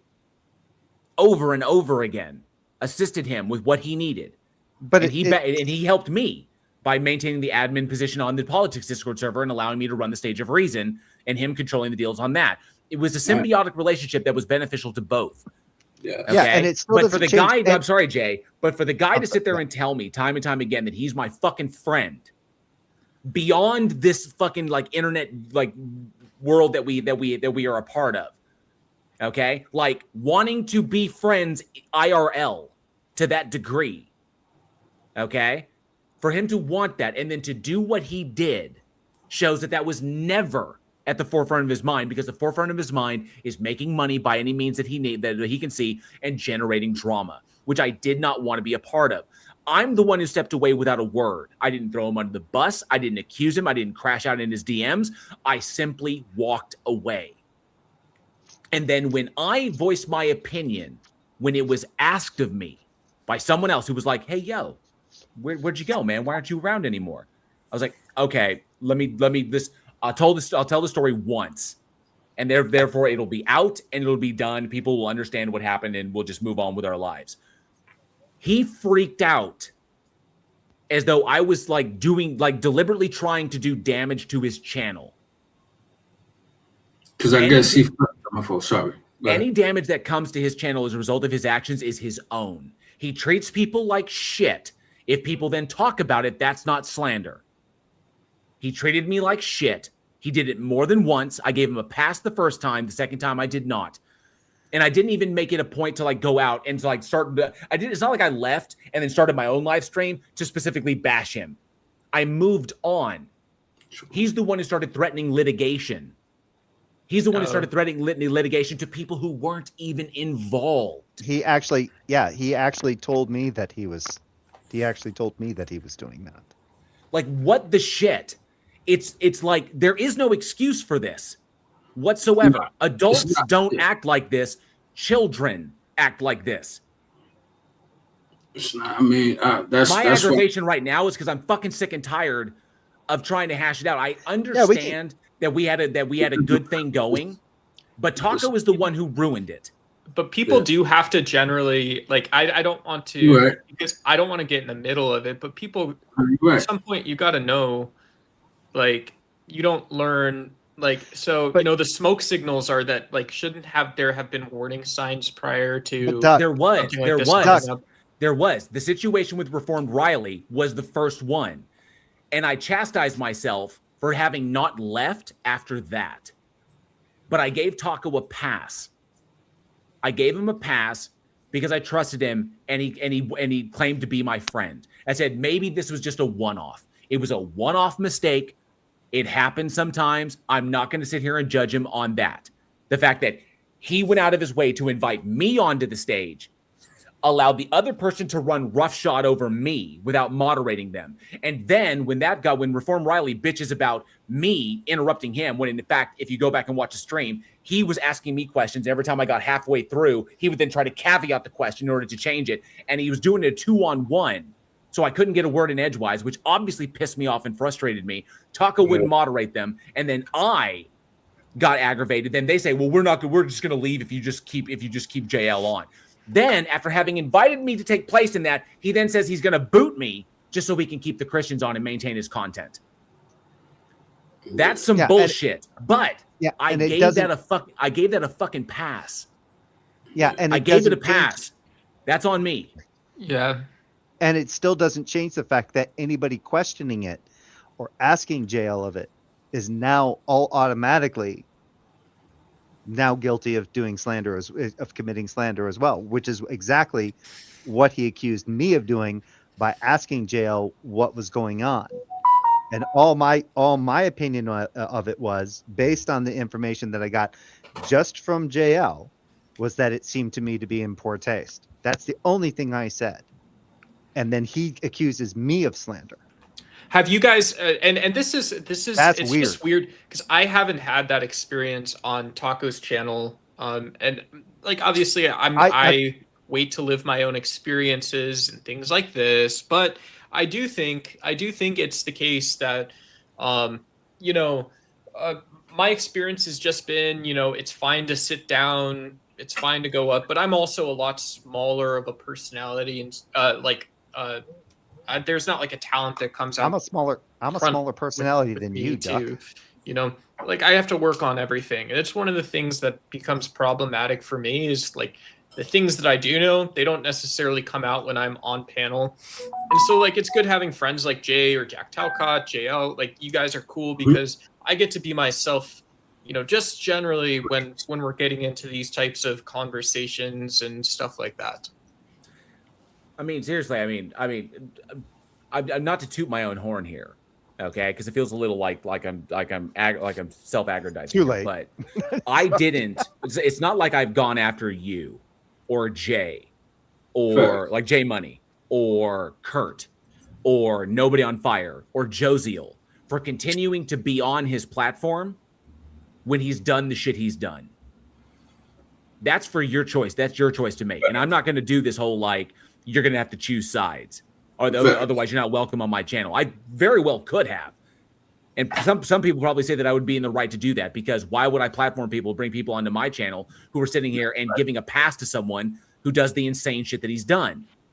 No, it's not a pass. It's definitely not a pass. What I'm saying is, you know, sometimes people do things and they get they go off the wrong things. That's why I say conversation, right? An actual conversation. I get it. You maybe have tried and you couldn't get through because he blocked you, whatever. I'm just saying that would have been nice. But you know what? That's dead. That's dead, bro. It is what it is. Like, But Jay, he didn't have to. But Jay, that's the thing. He didn't have to do that He didn't because have. JL had already walked away. And what does that? How does that explain me? No, How does that explain That's me? what I'm saying. You too should be a part of that conversation. Anybody who Well, I actually shouldn't. I shouldn't actually be a part of that. I didn't even want to be a part of that conversation. No, All I did was inquire of the information from JL. I would have been glad to get the information from. I could have gotten the other half of the information or the other side of the story from Tacos, but that didn't stop him from in a DM from accusing me of basically being guilty of slander. I don't appreciate that. Wow, yeah, like but that's he what did I'm saying. that. I didn't know about that till right now. Yeah, You just that's what I'm telling bringing you. it to my attention. I didn't know because about because he when I had that he seemed to be actively listening to that particular part of the live stream, or I went back and saw that part of the live stream where I asked Jail about what was happening. Then I show up on Mega Bloodbaths. I'm in the live chat, and he starts asking me about my DM handle on Discord. And then next thing I know, I gave him what information I could. He found me, and I see a DM from him, and he's accusing me of slander because I inquired of JL on JL's channel what was going on. Yeah. And he goes, well, you're only getting one side of anything. Well, sometimes that's how an inquiry can start. Sometimes you can only start from one side. So I gave Jay the whole thing. I DM'd him the whole thing, like with all the context. I screenshotted everything and I sent it to him and let Jay make his own decision. If Jay sided against me, that'd be Jay's choice. But I gave Jay all the evidence. And I wasn't looking to play sides with anyone. Next thing I know, I try to respond to Tacos. Of course, I did kind of give a snide remark because when he said I was basically basically committing slander, I said, "Okay, Darth." Because you know how Darth likes to, accuse people of slander, slanders, defamers, and defilers, right? And I even gave a little winky face. He basically told me that's not fucking funny, blah blah blah blah blah blah blah. And then he gave me a bunch of stuff, and then I was like, okay. And then when I went to respond to that, he blocked me. Well, he probably took that as like you confirmed that you're slandering, like I don't know how he took that as being a confirmation of anything. Because he spazzed out and blocked you. You know what I'm saying? But because now he's given me, because now he feels as though he's given me his side, but now I can't inquire of him, his side versus JL's side, because now he's blocked me. So I was, and that didn't stop him from at first accusing me of engaging in slander, because in his mind, I was engaging in slander by just asking JL what happened. He went after Earl. Okay, so the whole thing with I Killed Earl. I Killed Earl is a mod on my channel. She's a mod on my channel because I trust her, because she has earned that trust in how she moderates it. Taco came into my live stream and just started like crashing out, and eventually got to the point where Earl had to time him out because it was all caps, spamming, blah blah blah blah blah blah blah blah blah. And so eventually she was like, "Okay, you need to time out. You need to chill." And he freaked and went after her. So the fact that he's dragged other people into this is not acceptable. He didn't drag me into this. I mean, I'm just coming out about, just so you know, it's not like he didn't send me or nothing like that. And I do want to say this to BV was in my chat. BV, you don't have to apologize for anything. It's not. I don't have to give you a pass. You don't have to apologize for watching his content. Like I stated, the very first time I addressed this in a live stream, the very first time, Taco has every right to run his channel the way he wants to run it. Okay, I may disagree with it. That's with what he's doing. That's fine. Okay, but he can. That's his channel. He can do whatever he freaking wants on it. All right, but that doesn't mean I have to be a part of it. And that's the whole point. Taco can run his channel. He does his own content the way he does it. He can have it. I can do my channel, and I'll run my channel the way I want to run it, and I'll do my content the way I want. That should be the way it is. Yeah. So it's not about me giving a pass to anybody, and I'm not going to hold anybody against them for going on there and supporting his channel and doing that. Either way, if you support here, you support here. If you support over there, if you support both, great. If you hate the drama that keeps coming up, and you decide to unsubscribe from both of us, that's your right. That's your prerogative as well, and I got no problem with that. That's right. Okay, That's but the whole key point, but I want to make sure that people understand. Okay, is that has Taco did it because it's really quite simple. Taco knew my position. He knew my boundaries. Despite having called himself my friend for the better part of a decade, he violated those boundaries for the benefit of his channel. I felt used and I felt set up. So I walked away. And when I expressed that opinion about how I felt, he took that as a slanderous statement. It's not slander. It's my opinion. It's my protected speech. I can voice my opinion about somebody based upon their behavior. I did not accuse him of doing anything illegal. Okay, I didn't even accuse him of any kind of malice at first, before the slander shit started coming along. I simply said, "This is my opinion of what happened." It didn't become malicious until he started threatening people with litigation, accusing them of slander. I will sue you for slander. The actual words were, "I will sue you if this results in my channel losing money." That was his exact words to me. Oh, damn near. I might be paraphrasing, but I can say this because I'm on Discord right now. Oh yeah, Jefferson, thank you so much. If you're still listening, thank you so much. I just saw your message. But his last words: "If that slander creates any income loss, I'm suing you." It's not slander. It's my opinion of his behavior. And so he threatened me. He threatened Jay Patchik. He threatened Earl. He spread it in my comment section. He spread it in his comment section. He spread it on his live stream. He did it in my live stream. All over the place. Which technically can be interpreted as being defamation because he's accusing me of doing something that I haven't done in order to disparage it. And then he has the balls to say in a live stream, "I want the best for his channel. I want him to keep growing. We're just going to be separate from now on," to then turn around and send emails to people in order to try and warn them off coming on my channel, which I found out from somebody else. Yeah, that's so what the living fuck? Yeah, that's bug. That's bug. Yeah, I guess I just missed the song. You know what I'm saying? But it is what it is. You know what I'm saying? You know, fuck it. That's pretty much what it is.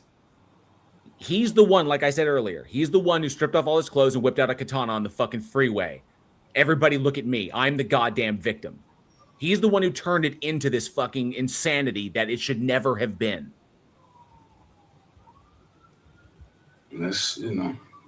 And I've got the receipts to prove it. The receipts that I have shared with other people. So where people fall on this is their prerogative. I don't want people put in a position where they feel like they have to choose sides. I want people to enjoy the creators that they enjoy and be able to continue this. Like this conversation that we're having right now, this can be replaced by a conversation with a theist, a believer who believes what they believe. I want to talk about that shit. Exactly. Okay? That's But he keeps generating drama and dragging other people into it. Yeah, and frankly, it's starting to piss me the fuck off. Yeah, he definitely didn't tell me to do anything, like, you know what I'm saying? Like, that's for sure. I had gotten into it with someone in his chat the other day that, you know, doesn't need to be named. But long story short, he was telling me, like, "Oh, piece it out with this person, you know, piece it out with him," like, you know, telling me that. So I hit him with the, "Oh, okay, I'll piece it out with him when you piece it out with JL." You know what I'm saying? The only person I would probably hold anything against would probably, and I hate to say this because it really sucks, would probably be Kurt, because Taco changed his tune to now all of a sudden it's not slander. Now I'm virtue signaling. He says all I'm doing is virtue signaling, and Kurt was pretty much quick to jump on that bandwagon that, oh yeah, jail's just virtue signaling. I'm not virtue signaling. I'm calling out his behavior as I interpreted it, his behavior towards me as I interpreted it. That's not virtue signaling. That's me pointing out someone being a dick and me not wanting to be associated with that dick anymore. So, like, but Kurt jumped on that bandwagon really damn fast. So, if Kurt wants to do that without all the information present, that's up to Kurt. So, If he likes having his little niche where he can go on and he can run rush shot over believers because Taco gives that to him, so be it. I don't care. Okay, but there's a lot of fucking shit that, and I'm not inclined to go out and try and fight the fight. I'm not interested unless people ask me for what happened. Then I'll tell them. Do we think that this is maybe because things have gotten in the way, like not just the best form of the argument, but it's somewhere between channels exist obviously to make money, but channels also exist to build a community, to get ideas and stuff out there, right? There's not really money to be made, and there's not really any purpose to it if it doesn't do both those things. I'm just wondering, Well, I don't do this for the money. For sure. I mean, I make money doing it, but it's purely supplemental. I don't do this for the money at all. I do it because I enjoy it. Although I have to be perfectly honest, the recent events in the world that are going on right now and the shit that's going on in the Strait of Hormuz, man, I have not been in a super creative mood as of late. It's hard for me to focus on shit like when we've got would we literally stand on the verge of like fucking World War III. So with the shit that's going on with the Zionist Israel and the shit that's going on with Iran and the war crimes that this thing is committed, and it's just it's so chaotic out there. It's hard for me to focus and like keep my nose to the grindstone. I've been trying to do other things that make me feel happy, like work on my house, work with my dogs, go out and do stuff in my community. So like focusing like creatively and just trying to debunk another like transcendental argument for God is really, really difficult at the moment right now. So, but I have stuff that I need to finish. I have content I need to finish. It's just been really, really tough to keep my head in that. And I'd rather do things that like are positive in the moment that I can see there. So that's neither here nor there. But coming down to this, I mean, do you think like for people who believe God talks to them and tells them what to do to other people and for other people, do you obviously Bridge the Divide is a great channel to discuss that. Do you still think Mega Bloodbath Debates is a good place to discuss that? Is that unfair to ask? Maybe. No, I don't. It's a different format. It's Rageonomics. It's Rageonomics. That's what it is. It's modeled after. It's not the exact same thing, but it's modeled in the same field as like what Made by Jim Bob does. It's made by like what Andrew Wilson does, what Jay Dyer does, what individuals like that do. It's fine. It's like I would say it's Rageonomics adjacent. That's it's about like I had Jovial.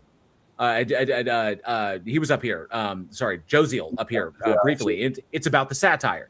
It's satire. It's comedy. It's entertainment over substance, which is fine. That's a way you can run a channel, and I got no problem with the existence of those channels. It's a conversation that can be had. He can have it over there. It's great. It's not my focus. It's not the focus that I think is important, but some people may find that standard to be important. They may find that's valuable. Whatever. I don't see a greater value in it other than making people laugh. Okay, but do you appreciate it? I'm not trying to be critical. That sounded good.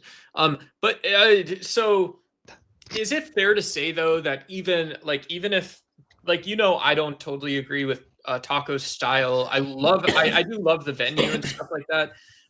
But I would say that even if it takes 20 minutes of sort of getting through stuff and whatever people want to talk about, I don't know. It's similar to like saying that Saving Private Ryan is a good movie, but the bridge scene in Saving Private Ryan is the only scene of the movie that matters because it breaks down and finally gets into like the thing that defined the characters, even if you didn't know it before. And so I'm just wondering if you think that reference is astute the whole thing, or somehow it's apt for what we're. Well, the thing about Saving Private Ryan is the mission. Oh, and Joziel, I know you never said the Taco's channel was all about satire. It's more about entertainment. That's where I was trying to go with that. It wasn't that I wasn't trying to misrepresent you. It was about Taco's channel is about entertainment first. That's what it's about. It's like I said, it's Rageonomics adjacent. Okay, it's about the drama. It's about clipping shit to get that stuff. That's what his channel is focused on. His channel is nowhere isn't even similar to how I do my content at all. It's modern day debate. Yeah. Modern day debates with gore. It's modern day debates with gore. It's MDD. And in my, if you want my personal opinion, MDD is fucking trash. And that's because James has made it trash. And he did it on purpose because trash gets clicks and views. Trash makes him money. Dumpster fire makes his money. I get that dumpster fire makes money, but I'm not interested in dumpster fire. And I don't really do it for the money anyway. I don't need to do it for the money. So I'm good to go there. That's why I do this for the entertainment purpose. So I don't do the shit that's like, if that's going to get everybody like, I don't have a shit ton of fucking hate watchers because I don't do that kind of content. It's not interesting to me. So, but and you and I are old enough and mature enough too that we can once again see also that I think like I don't necessarily disagree with anything you said. And I'm not trying to look like the good guy here or something like who's too holy to criticize someone. But there's still good arguments and discussions. There to be had all there of these were. places, right? He made Jim Bob a mod on that channel. There's something, but no, Duck. He made Jim Bob a mod on that channel. Points though. He made Jim Bob a mod on that channel. The dude is not interested in that shit. Not anymore. A quick moment to realize what we're doing here. I mean, that's what I'm saying. We're functionally attempting to. I gotta go, guys. I have to run. I'll talk to you guys later. And take care, Doug. Appreciate your time. Thanks, JL. Thanks, JJ and Andrew. Have a good one. See you, Doug. Yeah, I mean, I wanted to highlight a point there is that this is a very post hoc attempt to rehabilitate a ring that is designed to fling shit around and marveling at the thought that maybe a flower might grow there. Okay. Yeah, I mean, we never spoke to jail directly. Andrew, a dandelion might grow there. Yes, we are definitely getting in the weeds. Some shrooms. We're getting in the weeds. I understand this. Yeah. It does come down, like I said, to the point where, yeah, you might find a morsel in there. Now, see, a person who's really insightful might be able to pick it out of the pile of shit that's there. And good on them for that, right? That's like saying about the quality of the viewer. That's not saying that the show itself is quality. And just going, well, it's not all bad. It's like saying, you know what?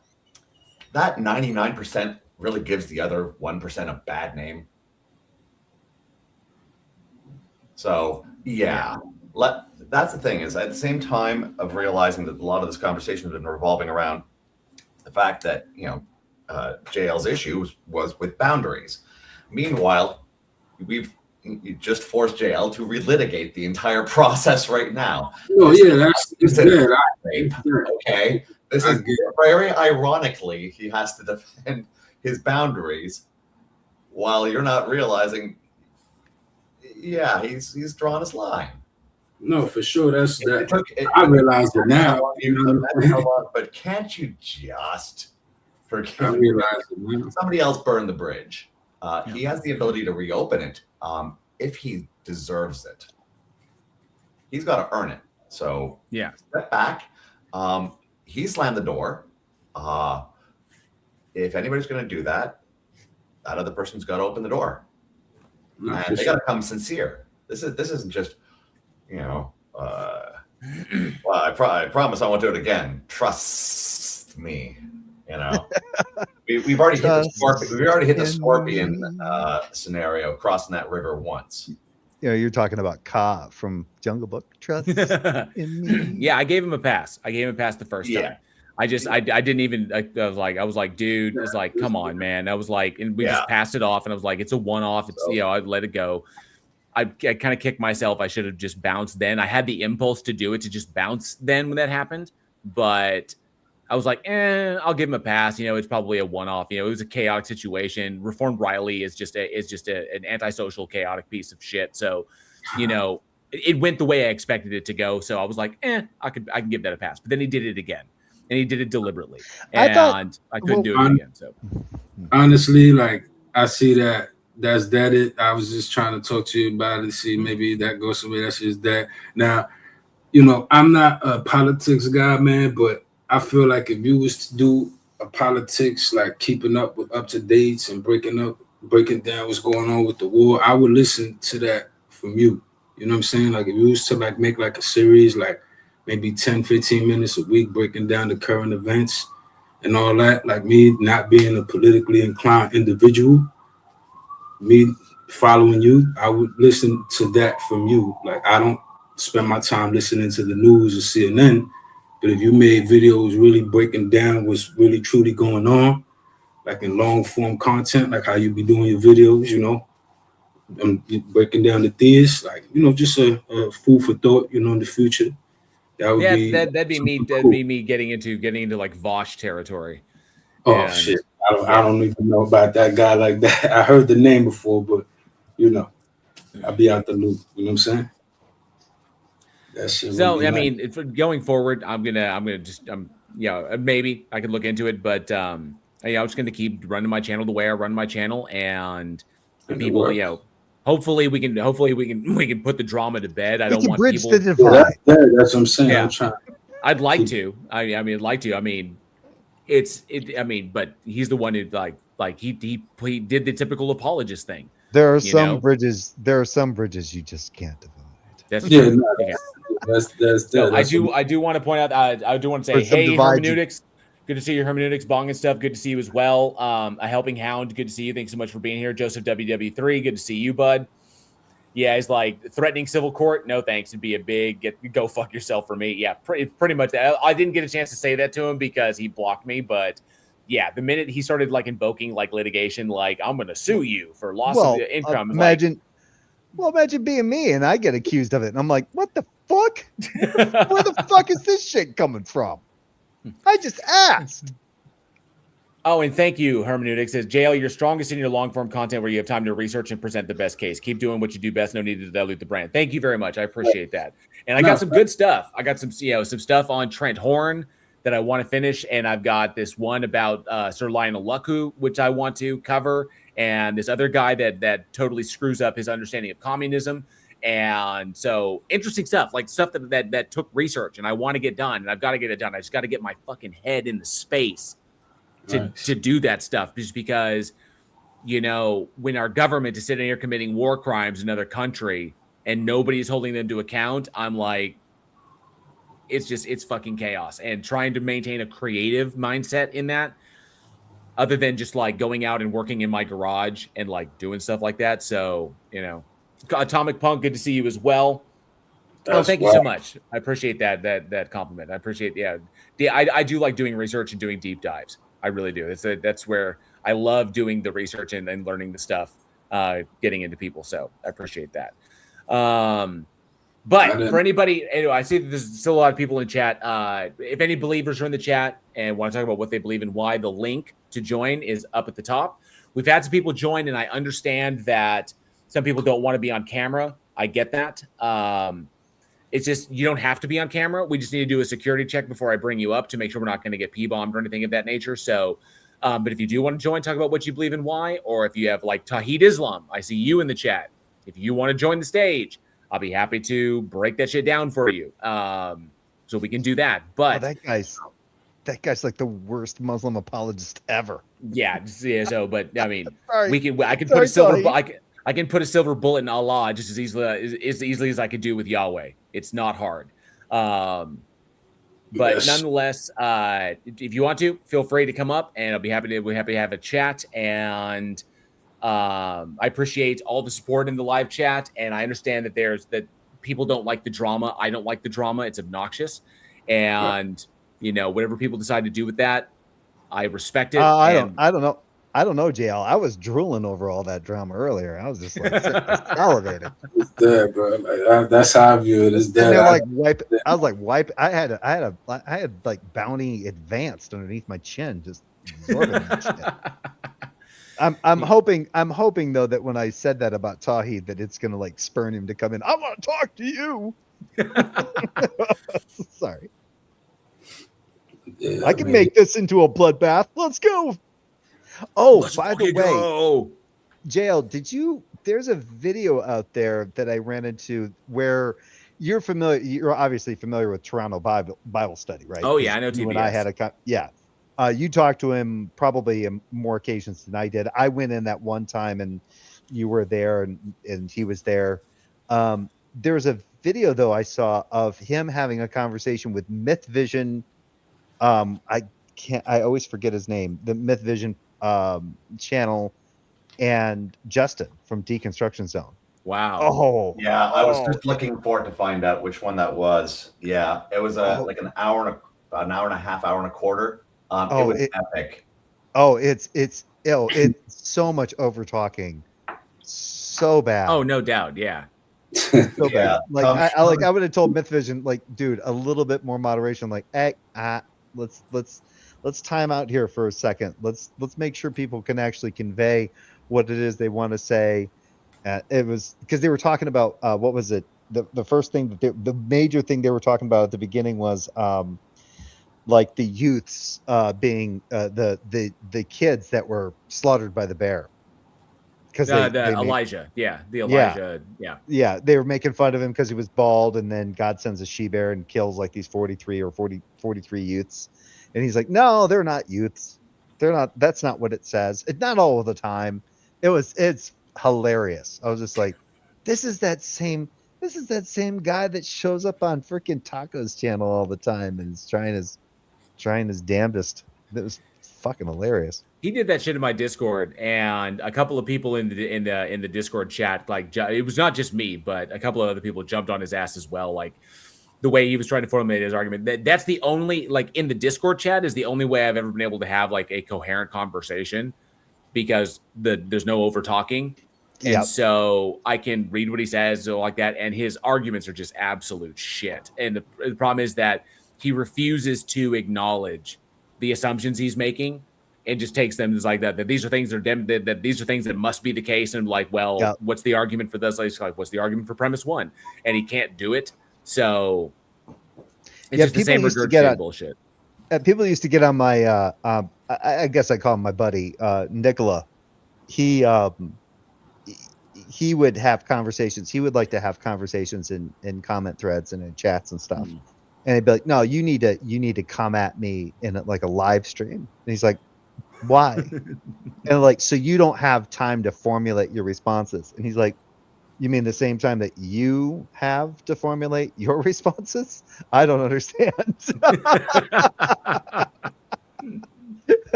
He's like, no one's forcing you to like respond in an instant. You can take time to think these things through and have these kind of conversations. And he preferred those. I sometimes prefer them, because it gives you time to kind of like look at things and read over it, and then kind of ask questions about and break it down, and you can go from there. I mean, don't get me wrong, there's nothing wrong with, one-on-one kind of conversations and stuff like that, but it's one of those things. Like when going back to like Taco's channel, when I saw that he called it mega bloodbath, I was like, oh, for Christ's sake. While I would be there and I would enjoy some of it, and a lot of times I would enjoy being there in the live stream and conversing with like Juice, Clary, and Maverick being Frank and all those. I did think it was kind of interesting that he would call it that, and it just kind of, to me, it just kind of seemed to like, it's his thing, right? And that's the thing. I was like, yeah, it's your thing, it's your motif. You want to do it, go ahead and do it. I never really got a kick out of the whole one-on-one debates thing. I never cared for that. Just sit down and have a discussion, like kind of like what was happening with us with Red, right? When he came in here, just have a simple discussion, right? And sometimes I understand that in certain instances, a good moderated debate, or even just a moderated discussion, can be a good thing depending on the parties. But a lot of times, as long as things work out, you can, as long as people are willing to have that kind of conversation and be honest about it, right? It's perfectly fine, right? And what I saw, and that goes back to what I saw in that TBS conversation with Myth Vision and Justin from Deconstruction Zone. TBS was definitely trying to like win, quote unquote, win at something. And I don't care for that. Like Maverick being Frank over there at at Mega Bloodbaths. He doesn't just go to that channel. He goes to multiple other ones, but he'll go, God wins. This person won, right? And it's like, when you start thinking of conversations as winning and losing, something is going on in your head where you need to like trying to reestablish what it is that you're really getting into conversations for. Are you getting into these conversations to quote unquote win at something? Like getting like Praise I Am used to do this very same thing. Oh, I just want to have these people have a debate just to put a notch on their belt. Like just to say that they debated this person. I'm like, Right. that's completely ridiculous. Just stop. Yeah. Be like that. So yeah, I think we've hashed it out. I don't think Jail, you're completely wrong. Go wallow in your tears. Well, I am a fallibilist, so not at all. It's all good. So am I. We're both wrong all the time. That's what fallibilism means. Buddy, are you? Not that we can be wrong. It says we're all wrong all the time. No, remember, are you? according to them, fallibilism logically entails epistemic nihilism. But are you absolutely certain that you're a fallibilist? Thank you, Andrew. Now I will go. Now I will go drown myself in another 6-pack of IPA. Here we go. So how was y'all Friday the 13th? I was good. My Friday the 13th are always solid because I always enjoy I always enjoy a little Camp Crystal Lake. Nice. So that's what I'm talking about. That's what I missed. The theater slasher. That's the thing I missed. But it was a good time. I mean, it was. I mean, like I said, there was something that it started out something really, really good, and then turned into something not so great, or I would say turned into something that I didn't agree with. But nonetheless, I was happy to support until he turned on me. So that's on him. I was just playing Resident Evil. Just a bad accusation. Like I'm playing Duck here right now. Can I play Duck? No. I mean that's in board taste. I apologize. That. You know what I'm saying? That's what I'm saying. We ain't gotta talk about that. But so I was playing Resident Evil 9, the new shit. That's what I was doing all fucking all Friday. I was playing Ghost Recon Wildlands and killing narcos. But anyway. You seen that new Mummy trailer? That's what y'all gotta check out, man. That new Mummy, that shit look crazy. If you into horrors for real, they bringing back horror with that one. Like, there's some good stuff. Some good stuff coming out. I haven't seen. There's a new one that just hit. The Mummy. Overtone. Oh no, I didn't see that one. Yeah, I haven't seen that one yet. Hey, JL, did you see Cold Storage? I have not yet. It's on my watch list. I've been waiting for a day off so I can watch it with the wife. Oh, gotcha. Yeah, it's David. I think it's Cap or Co-op. You know, it's a good movie. He wrote the screenplay for multiple of the Jurassic Park movies and Pitch Black. He's done a lot of stuff. Wait, no, David Toohey. David Toohey wrote Pitch Black. Oh, is that David Toohey? Oh, I'm sorry. No, this is David Co-op, I think, for Cold Yeah, Storage. okay. He did Jurassic World Rebirth, Stir of Echoes. Nice. Not bad. Yeah. Oh, he's a fan. Oh, he likes. Why does his work keep attracting Kevin Bacon? He was a writer on Disclosure Day. Nice. David Toohey. What else did David Toohey do? Because sometimes I get those two. David Toohey is one of my faves.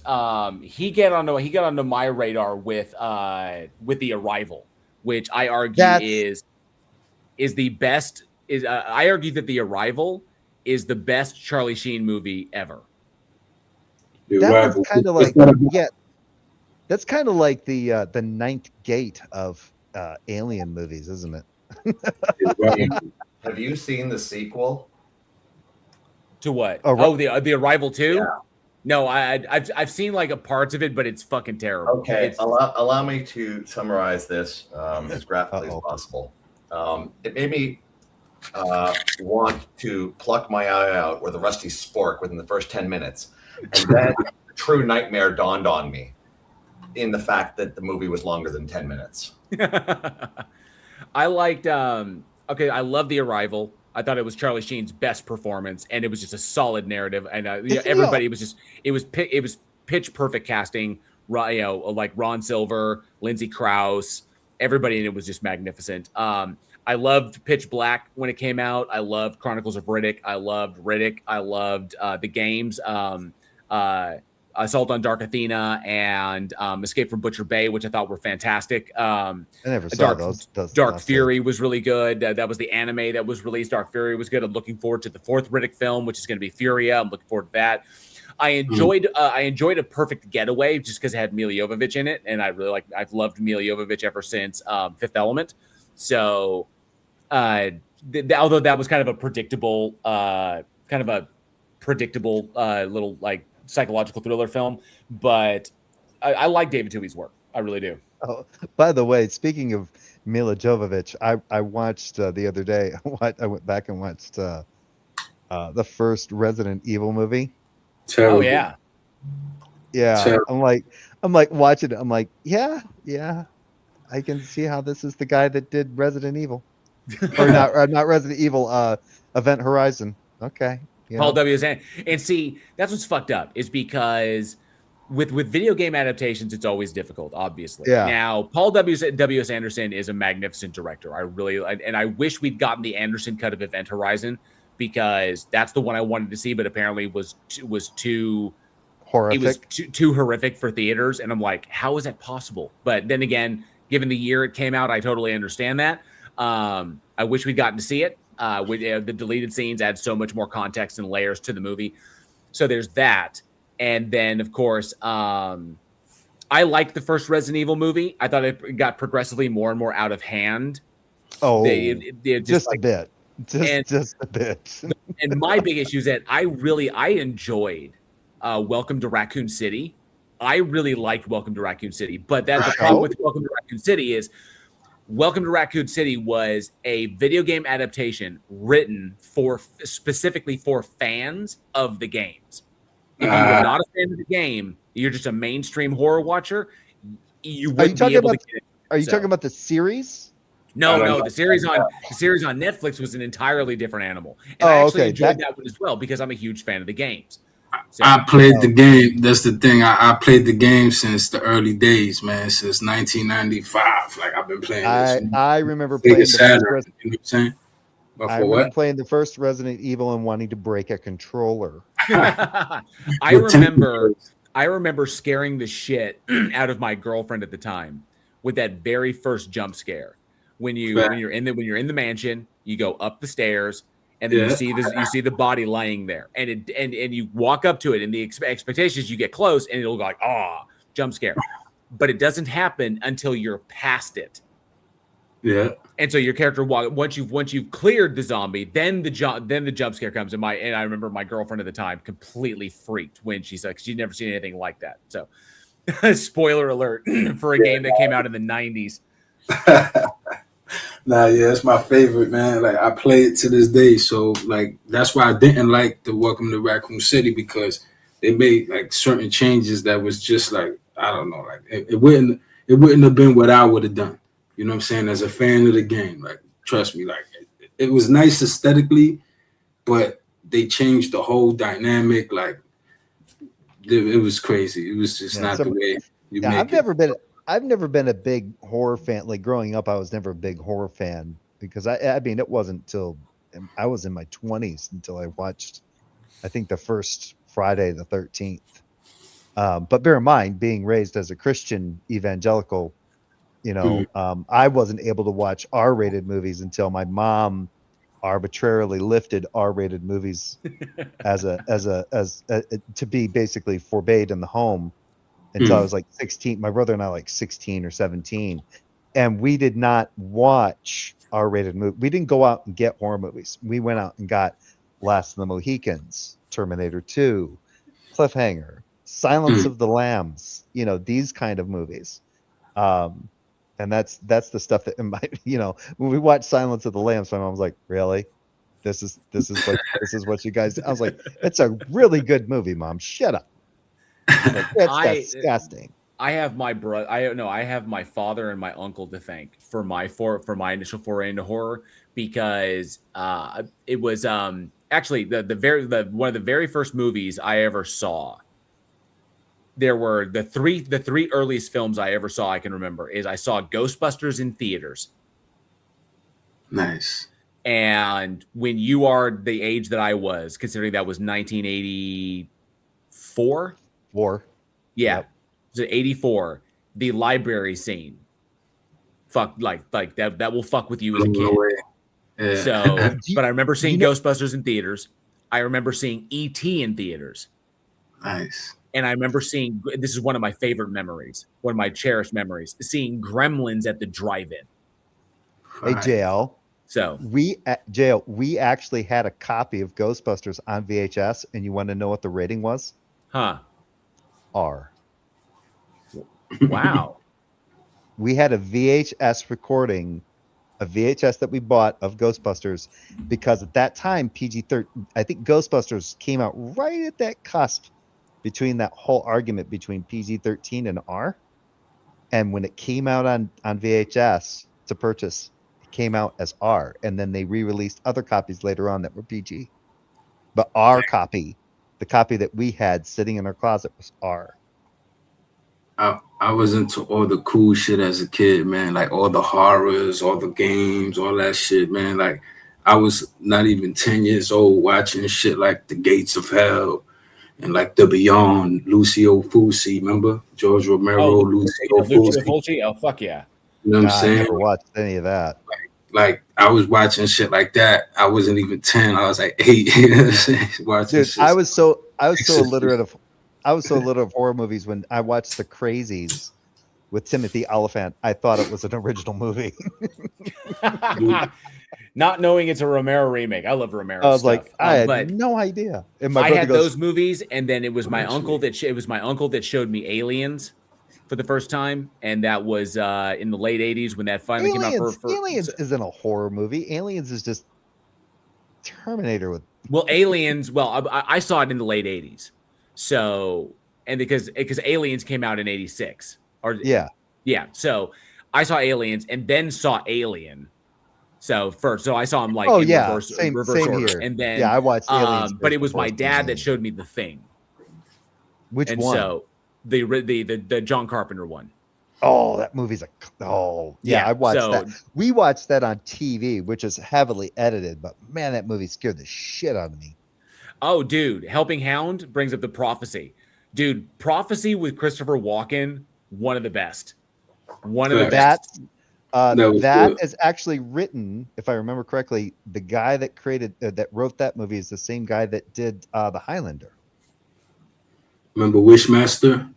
Andrew DeBoff? Oh yeah. And Wishmaster is a great example of how you give a horror icon street cred, is by casting Kane Hodder, Tony Todd, and Robert Englund in the same movie and having your villain kill all three of them. That's fine. Gregory Wyden, that's his name. Gregory Wyden for The Prophecy. He's the one that broke the first Highlander movie. Directed by Gregory Wyden. Oh, nice. Very cool. Yep. But and yeah, Christopher Walken is Gabriel, fucking Viggo Mortensen is Lucifer. Great stuff. That's crazy. Dude, Viggo Mortensen as the devil. Viggo Mortensen is Lucifer in that movie. It was on point. He was such an unknown. I remember him from dude. If you want to see a fucked up movie, like a really twisted one, check out The Passion of Darkly Noon. The Passion. What? I'm gonna get that. The Passion of Darkly Noon. Brendan Fraser, Ashley Judd, Viggo Mortensen. The other one, my brother-in-law keeps telling me that I need to watch a Serbian film. Oh, and see, here's what's fucked up. Here's what's fucked up. A Serbian film is not even the most extreme you can get. Really? It's not. People bring it up because it became so prolific at its time. There's much worse shit out there. Like really terrible, like really awful stuff. I'm not necessarily like it's an awful movie, but there's worse stuff out there, than Serbian film is kind of like the middle of the iceberg. if you're to go down like the extreme horror iceberg, Serbian film is middle ground. Nowadays, it's middle ground. It's about middle of the iceberg, right above, I would say right below the water. Good. God, Going what down kind to of the base horror are of the you iceberg, watching? there's some really, really horrible shit. Like Salo, 120 Days of Sodom is really like hardcore. I mean, there's some brutal shit out there. My brother-in-law introduced me to these cheesy B-rated movies. It was like the House of the Damned or something like that. And what was the other one? Oh, you're talking about fucking Oh, they were so bad. It was like a double feature that he bought on DVD. It was so bad. I wish I remembered. We watched them when we were high, and I was like, dude, I don't. He goes, dude, aren't these great? I was like, I don't care how. These are just objectively bad movies. Well, there is a House of the Damned, but it was made in the 60s. It was like an old movie. Are you talking about House of the Dead? No, I tried to remember. They were cheesy. I mean, really bad horror movies. I'm trying to remember. I know like the there were pornos that were better produced than these horror movies. It was fucking horrible. They're terrible. I'll ask him sometime. I'll get back with you because he's like, dude, we got to watch these things. He's like, you'll love them now that you've imbibed and we're drinking and everything. And then we're watching. I was like, dude, turn this shit off. This is bad. Just turn it on because it's hilarious. So, like, someone brought up that one. Now I'm sitting here thinking about it. You've got, like, if you like a Serbian film is where you can kind of start. Then you've got stuff like the French Nouveau Extreme movement, which gave movies like High Tension and Inside. Inside was particularly savage. That was a savage. That one. Film. Oh, the one with the pregnant one, the woman that's trying to cut the crazy lady. Yeah. That's fucking the French version. You got to go with the French version because the English version is so tame by comparison. But of course, that's of course. My little brother is actually kind of like a horror connoisseur, like you are. Yeah. He made me actually sit because he's like, "Oh, yep, it's Saturday night. It's my horror flick night," and I was back home visiting the family, and we're sitting there, and my sister is sitting, my little sister's sitting in the chair behind me, and she's playing on her Switch, and she'd like look up every once in a while. She goes, Justin, this is absolutely the most disgusting film I've ever fucking seen in my life. Oh yeah, Atomic Punk brings up Martyrs, the original one. Yep, Martyrs with that, especially with that final scene at the very end. Martyrs was really extreme, part of the French New Wave movement. You've got Jack Ketchum's films. You got The Girl Next Door. You've got Offspring. You've got The Woman. The Woman will make some people really, really fucking uncomfortable, like really uncomfortable with this depiction of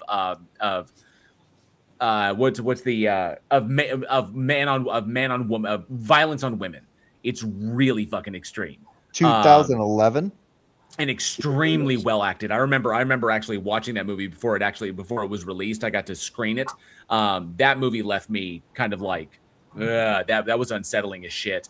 Girl Next Door was hardcore. That was about that girl that was tortured by that woman in her basement and the neighborhood kids. That one was really, really intense.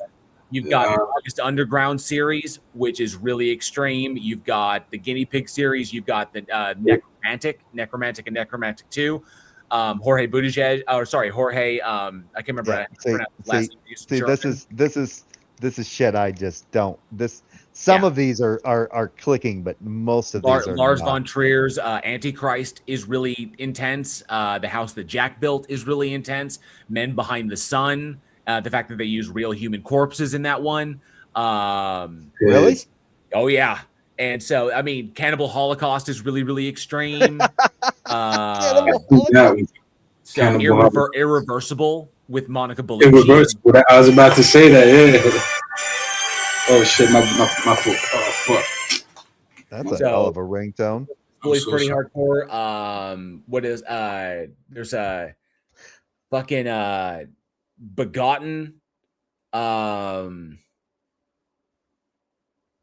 Henry Portrait of a Serial Killer with that one was pretty intense. But there's a number of them out there that are really just some that will really, really fucking shake you. As far as their intensity. And it's like Serbian film is one thing. It's really more the idea of it, of like what's going on there. It's kind of a meta commentary. It's kind of like how, so the kicker on this one is Serbian film is much. It's really designed to be a social commentary, just like Necromantic was designed to be a social commentary.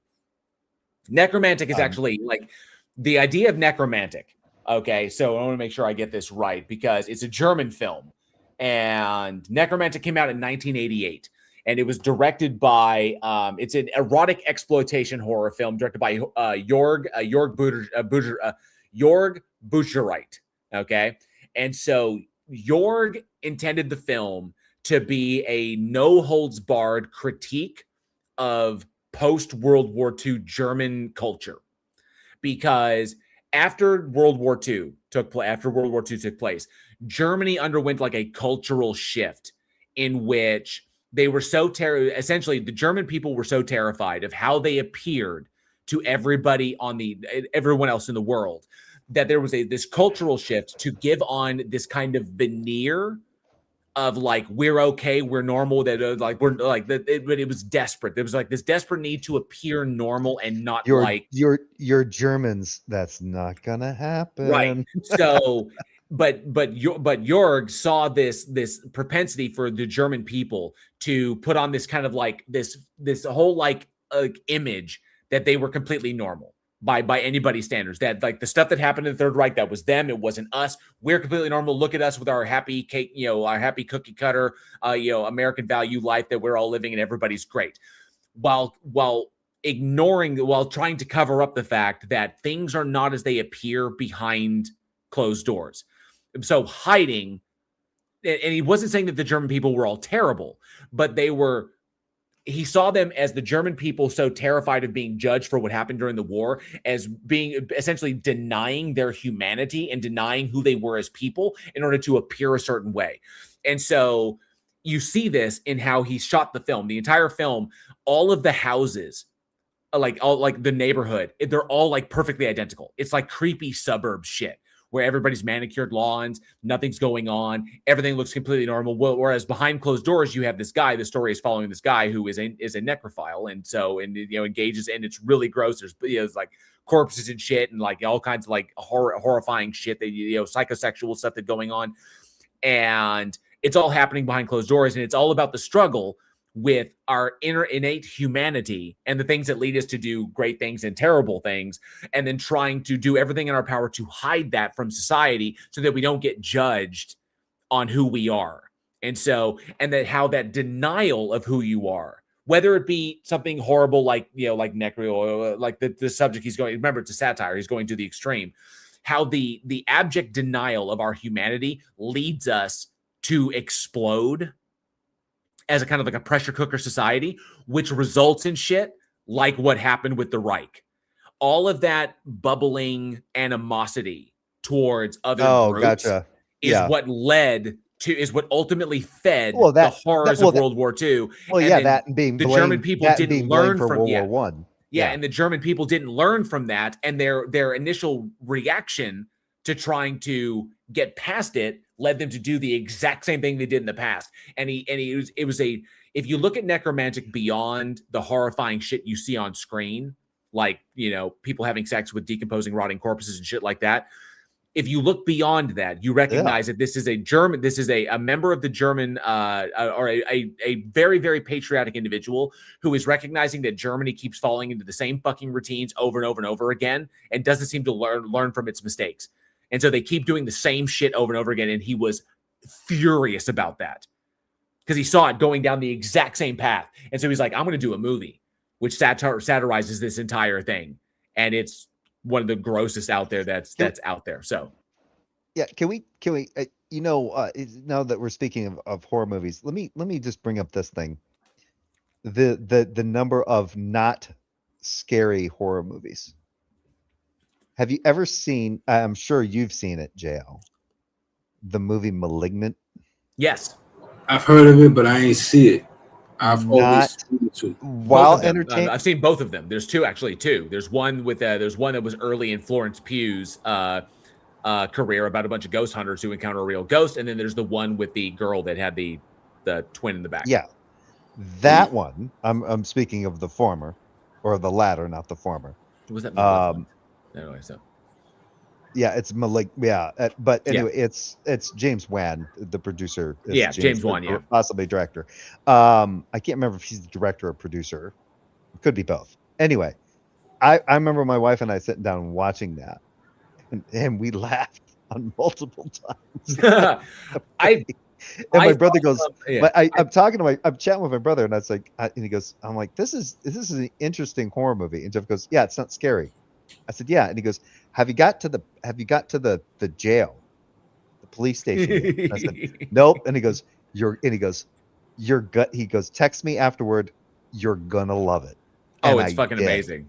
That fight scene in that fucking police station is hilarious. I loved it. I loved it. I thought it was fantastic. I was like, this is just a great premise. And I know that the vast majority of like mainstream people out there we're never going to pick up on it. I was like, but like according to the film, he's like, come on, guys, you know who the killer is. It's like, you know who it is. It's like you brought up Florence Pugh. Are you sure you're not thinking of Midsummer? No. Midsummer was an Ari Aster film. I may have misspoken. I may be thinking of a movie called Malevolent. Florence Pugh. Florence Pugh was in a movie called Malevolent, which came out in 2018. So I misspoke. There was Malignant, which was the James Wan one about the parasitic twin. Yeah. And then there's Malevolent, which was a Florence Pugh film, but there's another movie called Malevolent as well, which is completely different. So my bad on that one. Also, I wanted to bring up a movie called Found, which we watched for Week in Horror, which we actually covered on Week in Horror. That movie is pretty fucking intense as well. It's about a kid who discovers that his older brother is a serial killer. 2021, and not just like like your garden variety one, like a splatterific serial killer, like a really fucked up, like it's really messed up. So, but the ending sequence of that is like beyond the pale. But yeah, Found was pretty intense as well. When did that come out? Found came out in 2018, Found 2012. Sorry, 2012. Oh, okay. The only one I was finding was a documentary drama, which is weird. Yeah, that came out 2021. Yeah, Found movie. You'll recognize it if you ever see the cover. You recognize it's a dude. It's a dude with no shirt on the cover wearing a gas mask. Oh, I have not seen this. I think I've seen it for streaming though. Available for streaming. You know, it's a good one. The Substance. That was a good. That was good. I haven't seen that one. I've never seen Midsummer. I've never seen Barbarian. Barbarian was solid. Yeah, I never saw Barbarian. Yeah, there's a lot of, like I said, I'm not that big into horror movies. Irreversible was crazy though. Remember that scene when he destroyed his face with the extinguisher? That was crazy. There's a lot of good. I always end up seeing the commentary that's going on, and because horror, the horror genre is a barometer for. I view it as a barometer for what is affecting society at the time. The things that come out, deeper stuff that go into it, whether they be like identity politics or whether it be however it might be, it's always a litmus test for what is happening, like what is going on. And that's why I love the genre so much. The genre pairs with every other genre. There's like no other genre that horror does not work with, because fear is ubiquitous amongst humans. And so really, really good stuff. Yeah, that's the one. There's a movie called Hunter x Hunter that comes to mind. That, boy, you get to that last part of the movie, boy, that made me and my wife just uncomfortable as shit. Watch it. I was like, oh, there are only three. I can tell you there are only 3 movies, that I've watched that have actually elicited visceral reactions from me.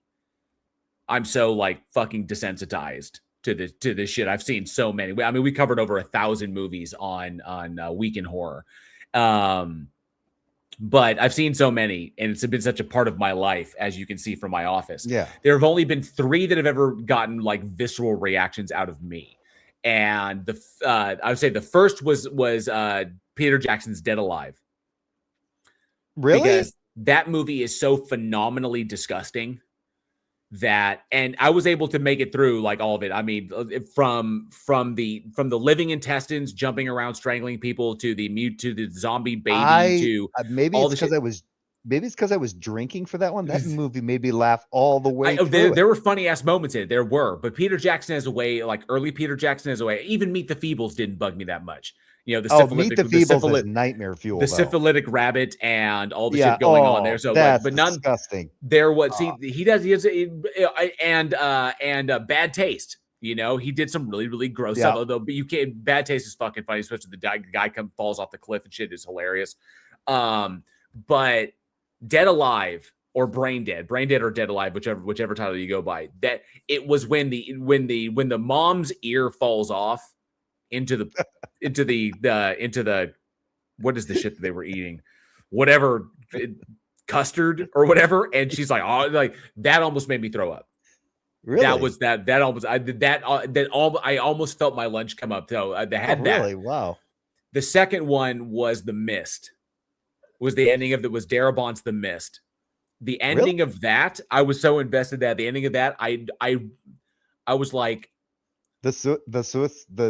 Yes, and then it was like, oh, come on, and then the tank comes out of nowhere, and I'm like, I wanted to eat that last bullet. I wanted to. I was like, ugh. Oh, I chuckled. I was so pissed. I was so infuriated. I guessed that from just how it was going. Then it hit you like the prophecy came true. Like Mother Carmody was there in the chair saying that they wanted to kill the boy. They wanted to sacrifice the boy to make it go away. And then he wound up doing that, and then it went away. So it's like it just infuriated me so much. I was so angry. I was just like, I was also kind of like, just like I do whatever that left me. The challenges of post hoc rationalization. The third one is Ninth Gate. You brought it up. Was Ninth Gate because Ninth Gate was brilliant in every respect. Directing, cinematography. I love neo-noir thrillers, pacing, editing, casting, top-notch, brilliant fucking movie. Damn near 2.5 hours of just amazing buildup. I fell asleep. Okay. I loved it. I was wrapped watching Ninth Gate. I fucking loved it. Until the very end, when the bad guy is gone and the only one who's left is the guy who was hunting for the book. And then at the very, very end, he the ritual is complete and the door opens and there's light spilling out of it. And he walks in, credits. It was like 2.5 hours of sublime masturbation with no payoff. I was so fucking angry. Watching that. I'm talking about like just disgust. Not just I was so fucking mad about the way Ninth Gate ended. I was like, you son of a bitch. Yeah, you 2.5 hours of Johnny Depp's sublime performance, brilliant shit, neo-noir thriller stuff going on, hinting at the supernatural and this huge conspiracy, building up to this ritual to summon the devil and bring him up, and you build up all this, and then all of a sudden the ritual is complete, and the door opens, and there's light spilling out, and Johnny Depp is like, he's got the book, and he's like, and he walks into the light, and then that's it. Yeah, my visceral reaction to that is because my brother forced me to watch it. Jeff forced me to watch it all the way through. So we watched all the way through, and I remember when it ends, I went, "What a bunch of horse shit!" That pissed me off to no fucking end. I was so fucking mad when that happened. I was like, I haven't watched it since. Yeah, but I watch movies multiple times. I have not watched Ninth Gate since. I can't watch it again. Really? I've watched it a second time after that, and I was still like, "Yep, horse shit." But see, that's not the visceral reaction I'm referring to. Hunter x Hunter made my stomach flip. That flayed scene made my stomach, and I can watch some shit, but that made my stomach turn. That we watched probably 2 comedies and an action movie after that because we were binging. This was during COVID, just to try to get that scene out of our heads. That was horrible. what she does to that guy. Oh yeah. Well, considering what he did. Oh yeah, but I was like, Jesus Christ. No holds barred, man. And see, I love this Devon Sawa because it's fucking Devon Sawa. I love this Devon Sawa turn into like horror films. I really do. I'm enjoying this kind of like revival. And because he did another one. There was another one he did about I think a woman who gets where the hell was it? I know that he was in Hard Eyes, but there was there was one he had called Idle Hands. There was Idle Hands, there was Final Destination, but those are more mainstream, mainstream deals like this. But there was he had a darker one. I think I remember what you're talking about, like a darker movie. Like there was let me see here, Consumed. Consumed came out in 2024, and it was directed by the Butcher Brothers, and that was Devon Sawa in a Wendigo horror film. Oh, Wendigos? Yeah, and not as good as Antlers, because Antlers was great. Not as good as Antlers, but still quite good. So I like that one because it's definitely creepier. Antlers, because you see the after effects of the Wendigo. Antlers. I remember watching Antlers with my wife. She goes, "Let's not do that." Okay, I got to address something. Somebody's being ridiculous in the chat. I haven't caught up with the chat because I've been on this. We've been on this talking, kick. Nerdscaping into cinephile. I apologize. Yes, we don't do week in horror anymore. So if I get the opportunity to talk about it, it winds up going in there. I could talk about it all fucking day. Jill just needs to know you're a serious person. It's for his safety. Oh yeah. So I know that Earl is the mod in chat right now. I think Earl was pointing out that I guess we shit on the various Hollow Man. I enjoyed the first Hollow Man. Hollow Man 2 was terrible, but the first Hollow Man was not bad. Kevin Bacon was a pretty decent bad guy in that one. I enjoyed it as kind of like a guilty pleasure. He did. Yeah, he was pretty good in that. Wasn't that Verhoeven? Yeah, it was. Yeah, that was Verhoeven. Okay, so apparently someone was in the back. All right, so just to clarify, I'm going to clarify for the live chat for anybody who happens to be listening, okay? Anybody is welcome to click the link and come up on the stage, okay? You're welcome to do that. When you click the link, it puts you in the backstage, and then we have to do a security check, okay? We just have to make sure that you're a person. You don't have to be on camera on the actual stage itself. Just as you see Jay Money, Jay Patrick, Andrew, they are not on camera, although they could be, but they're not. You don't have to be. But I know them. You know, I've known Andrew for years. I've known Jay for years. I've known Jay Money for probably going on a year now. So I know them, and see, there's Andrew on camera. If you want to come on, you don't have to be on camera, but I do need to do a security check to make sure that we're not going to get P-bombed. Because sometimes people will come on with no camera. You bring them on stage, all of a sudden, then they play a video that does something to try and get the stream taken down. So it's a quick security check to make sure the stream doesn't get hit, and then we can talk. We did the same thing with the previous caller, with the previous guest, who let me know that they were a person. Then it was red when they came on. So you're more than welcome to come up. We just have to double check. Okay, just make sure that you're not gonna try to do something. And Atomic Punk, does the Bridge the Divide Discord have a horror section? Yes. There is the Bridge the Divide section at the top. There is the Week in Horror section at the bottom. So I've split the Discord into two sections. So all the horror stuff is down there. And of course, there is still the Week in Horror YouTube channel. It has all 5 seasons for free. You can listen to all of the stuff, all 5 seasons of Week in Horror that we did, all the 52 episodes a year. So feel free to check that out. So all the horror stuff is still available. Speaking of movie things, I remember seeing this because I'd watched the episode of I'm blanking on the name all of a sudden. The sitcom about the nerds, Big Bang Theory, and the one where they're talking about Indiana Jones. Doesn't actually contribute anything to the plot. He's like, he has nothing to do. Indiana Jones's role has nothing to do with the story. And he goes, "Oh, I think you're mistaken. He's the one with the hat and the whip." And she goes, "Oh, I got that." It's just, she's like, "I got that." But the thing is that the Nazi, they would have still got the Ark. They still would have taken to the island. And they still would have all died. And he goes, his jaw just drops. And when I saw when I saw that show, when I saw that episode, I went, "Holy shit, she's right." He contributes nothing to the plot. All he does is save Marion because, and I think that's the important thing is that because sometimes the treasure is not, the treasure is not silver and gold and glory and shit like that. The treasure was Marion. So he saved Marion is what it was.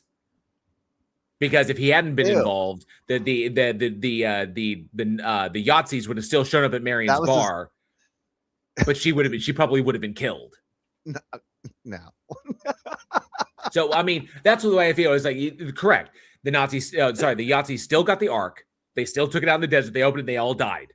That still would have happened without his influence. She may not have died if she just gave that over to them. But she wouldn't have done that. And of course, without Indy there to defend her, then she would have been fighting them all on her own. They probably would have killed her, found it, because the place wouldn't have burnt down. They probably would have killed her. They would have found the amulet, gone out and done the exact same thing. They would have dug in the right space. They would have pulled out the Ark, taken it out to the island, and then they all would have opened up. They all would have died. Yeah. The only thing Indy did was he saved Miriam.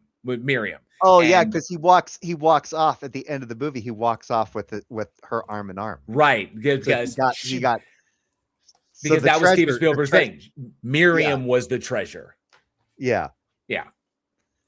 The love that, like that. And how absolutely sweet that. Yeah, very Spielberg. It's very Spielberg-esque is what it is. It's like, or is it Luke? Can't tell anymore. 81. That was that's classic Spielberg storytelling is what that is. That's classic Spielberg where we have like the big thing, the underlying moral of the story. It was like Indy had to learn that it was not about fortune and glory, that sometimes the treasure is not a treasure. Sometimes the treasure is the people that we love. And so there you have it. And the treasure was never the Ark. The treasure was always Marion. I still like that. She goes, let me get that for you. I like me some Stephen King. Dinner. Remember that? Dinner. That movie. You don't remember Dinner? Oh, Thinner? Yes. I remember that. The gypsy, when he rubbed his cheek, he was like, Dinner. He gave him the curse. Oh, this is good. This is interesting. And by the way, hi, Zen. Good to see you. Appreciate you being here, bud. Hello. Thank you. I do want to point this out. So somebody did. So this is Omar Clunas 2466. Oh, so Omar, did you ever find proof that Andrew's a hypocrite? Yes. The proof is actually on the stream that I was on with him, because Nobody on Fire and UG, they went on to talk to him and expose his hypocrisy to the point that he refused to answer questions because he knew that he was caught. They did the work for me. I didn't need to do the work myself because I have no interest in engaging with him. And then Hermeneutics, thank you so much for becoming a member of the Godless Army. I do appreciate the support. You rock. Thank you very, very much. Support that. And of course, Omar Clunas, it's the funniest thing, Jail. I hope you do not think that you're a good person in any regard. I don't know what your standard for being good is. You watch horror movies, you piece of I shit. watch horror movies, I guess, which makes me. I guess that makes me. If you think I'm a bad person because I watch horror movies, God has handed you over to a reprobate mind, Jail. Just give into it. I guess that's a pretty low bar for being bad, for being a bad person. Is that a poly cotton shirt, you heathen? Yes, it is. It is a blend. And it's very comfortable. Oh, fucking go purify yourselves in the water. Purify yourself in the waters of Lake. I refuse to wear a thatch bag for my fucking clothes. So sign me over to the devil, man. Polyester blends. It's got to be unpolished cotton. Ow! now. Oh, it's all good hermeneutics. I appreciate the support, bud. You channel members help to make this. You channel members and all your support helps to make this thing keep going. So We're gonna hear a I'm bunch of, and after that long conversation about what happened between him and Tacos, we're gonna hear a whole lot of shit later on. Oh yeah. So I gotta say this. Omar says he was supposed to have proof of his position on Andrew being a hypocrite, and guess what? He did not bring. So why was I supposed to have proof of it? I was voicing my opinion about Andrew's character. Okay. I don't have a folder of Andrew clips on my computer because I don't care to give that motherfucker an ounce of recognition of his I don't want to validate his existence in any way. So I'm not like saving up Andrew clips in the event that I happen to run into him because I'm not trying to run into his dumbass. All right. But I've JL, seen him do get pwned. Do you ground your opinions in methodological naturalism, metaphysical naturalism? What is it that you ground these opinions in? So I have my opinion. I voice my opinion. And of course, I'm on somebody else's stream. I don't have clips like queued up, ready to go. It's like I'm ready to pwn Andrew at any moment. No. Okay. I have seen other people's content where they break down exactly why he's a fucking hypocrite. Nobody on Fire and UG exposed that plenty, and to the point that he would refuse to answer questions because he is a fucking coward. And so that was pretty much it. Okay. I expressed my opinion. Whether you think I'm a bad person because I didn't defend it or I didn't have clips ready to go to defend my position, I don't care. Okay, if you think that me not having clips ready to go to support my opinion about Andrew, if you think that makes me a bad person, no. But the fact that he's a hypocrite has been demonstrated. It hasn't been demonstrated by me because I don't want to. I don't need to. That's my opinion of him based upon the evidence that I have. Other people have gone further and said, I'm going to do a full-on video that exposes his hypocrisy. And I've seen those. So I'm not concerned about it.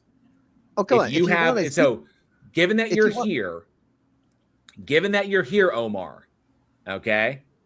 Given that you're here, and it's not they didn't allegedly do it. I was sitting on the stream when they fucking did it. So it's not allegedly.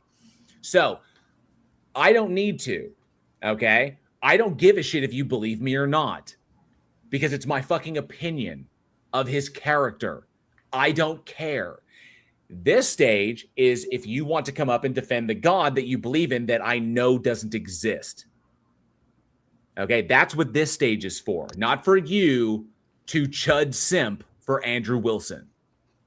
Keep going, chud. Okay, so... Omar, he said, where is the clip of your co-host doing it?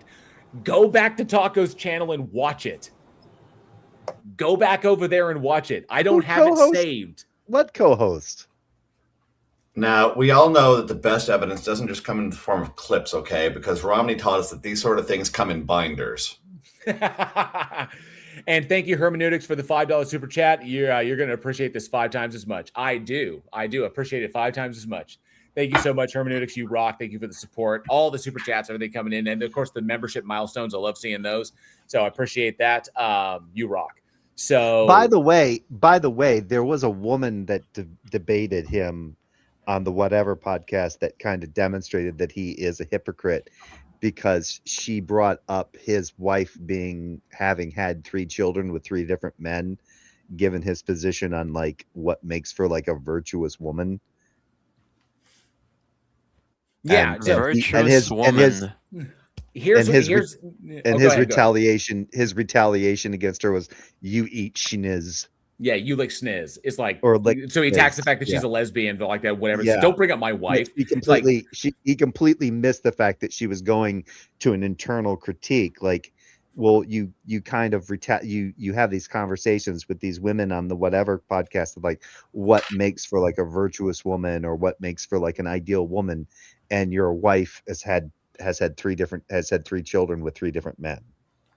So yeah, and that's kind of one of those issues that he was kind of like, and it was weird how he very badly tried to deflect from it by like attacking her for being a lesbian when she wasn't attacking because he took it as her attacking his wife, and that was not her position in any way, shape, or form. Not at all.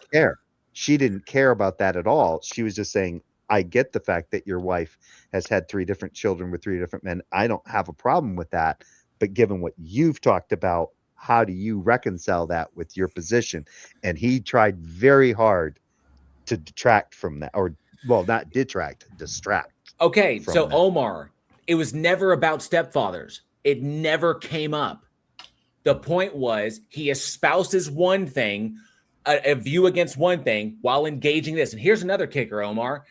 He didn't provide, he provided like a bunch of excuses as to why it wasn't what I thought it was, but he provided no clips to support his version either. So ultimately it comes down to he said. It's not like he came armed with a bevy of clips in order to support his own position. I honestly don't give a shit. Okay? And yes, I know what the word simp means. You are chud simping for Andrew Wilson in my live chat, which is pretty pathetic. Okay? Andrew's not here. Go jerk off to him on his channel. Yeah, why do you even need to bother with that? I don't give a shit. Okay? What I want is for believers to click the link and then come up here and try to prove their God, as is the name of the fucking stage. And just to let you know, Omar, that still wouldn't change anything. Given Jail's position, Jail could still sit there and critique something that Andrew Wilson is talking about based on the substance of what he's talking about, and not necessarily about him being a hypocrite. You do understand that, right? So the content of what he's talking about isn't necessarily the same as Jail's position on why he thinks that Jail's a hypocrite. So you need to learn to nuance that. You don't need to defend the person to establish, oh, well, there's can't be anything wrong with this person in order for me to. No, you can do whatever. I could agree with Andrew. I'm not saying that I do, but Andrew Wilson could bring up an argument and I could say, yeah, he's making a valid argument there. It's not very virtuous to support Andrew Wilson because I don't like Andrew Wilson. So, not concerned about him. Real Talk 792, that is an excellent question given the AI video that we saw of Netanyahu. I don't know if Netanyahu is dead. World would be a better place if he was.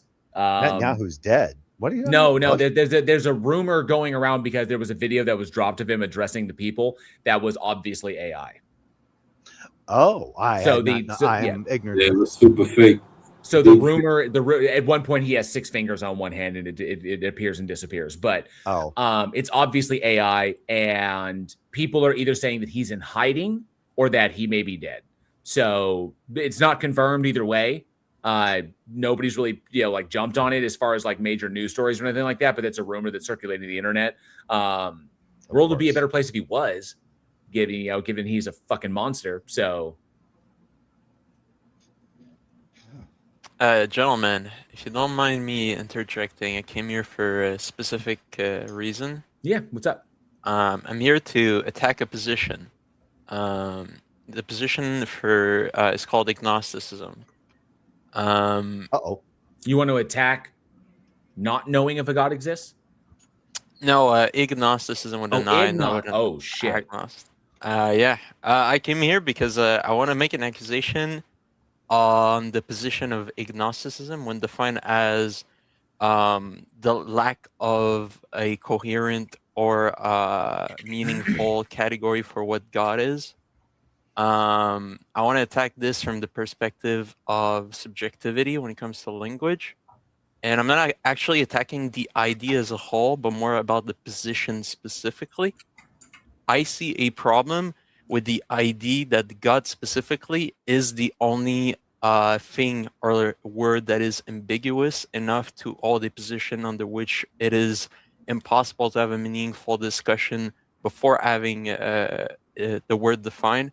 I think that generally speaking, all words must be defined before we can have a meaningful discussion about any of them, whether or not the category is or not broken. And I'm wondering if there's anyone that has a counter argument here about this.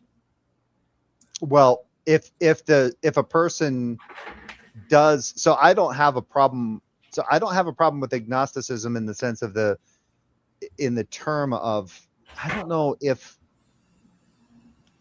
because it's kind of like if you treat atheism and theism as propositions, where theism is the proposition that a god or gods exist, and then atheism is the proposition a god or gods do not exist. And then what you have to do is you have to basically go, okay, so within these propositions, what does it mean when we say God or gods? And then we then have to determine how, if these are being stated as propositions and not just simply as epistemic positions on a person's, on how a person accepts a particular view or a particular concept as being true or not, or being in relation to something that's actual. So agnosticism would go to the epistemic position that, or agnosticism would go to, it doesn't seem to be that we could ever know what is a god. If I'm correct, No. right? So no, I don't No? think that's how it's been presented to me. no. What happens is that it doesn't address an existence question at all. It addresses the incoherence of the subject matter itself. Oh, gotcha. Okay, yeah, that makes sense. It's linguistic down to the ambiguity of not knowing what a god actually is. Yeah. Now, Okay. this is based on conflicting and incompatible entries as propositions for membership, where it isn't a coherent category at all. So when implied on that level, it doesn't actually say anything. There's no bounding to what's actually being considered. So talking about existence of God in a generic sense can't mean anything, because it can mean literally anything, which means nothing. Yeah, I disagree with that. Well, it depends on what attribution you're working from as a starting point. If you're starting from so-and-so says X is a god, right? That's basically how we start with this in the first place. Somebody merely says something is a god, and now I have to consider whatever that is. And then I get the next guy, and the next guy, and the next guy. And I compare them all together.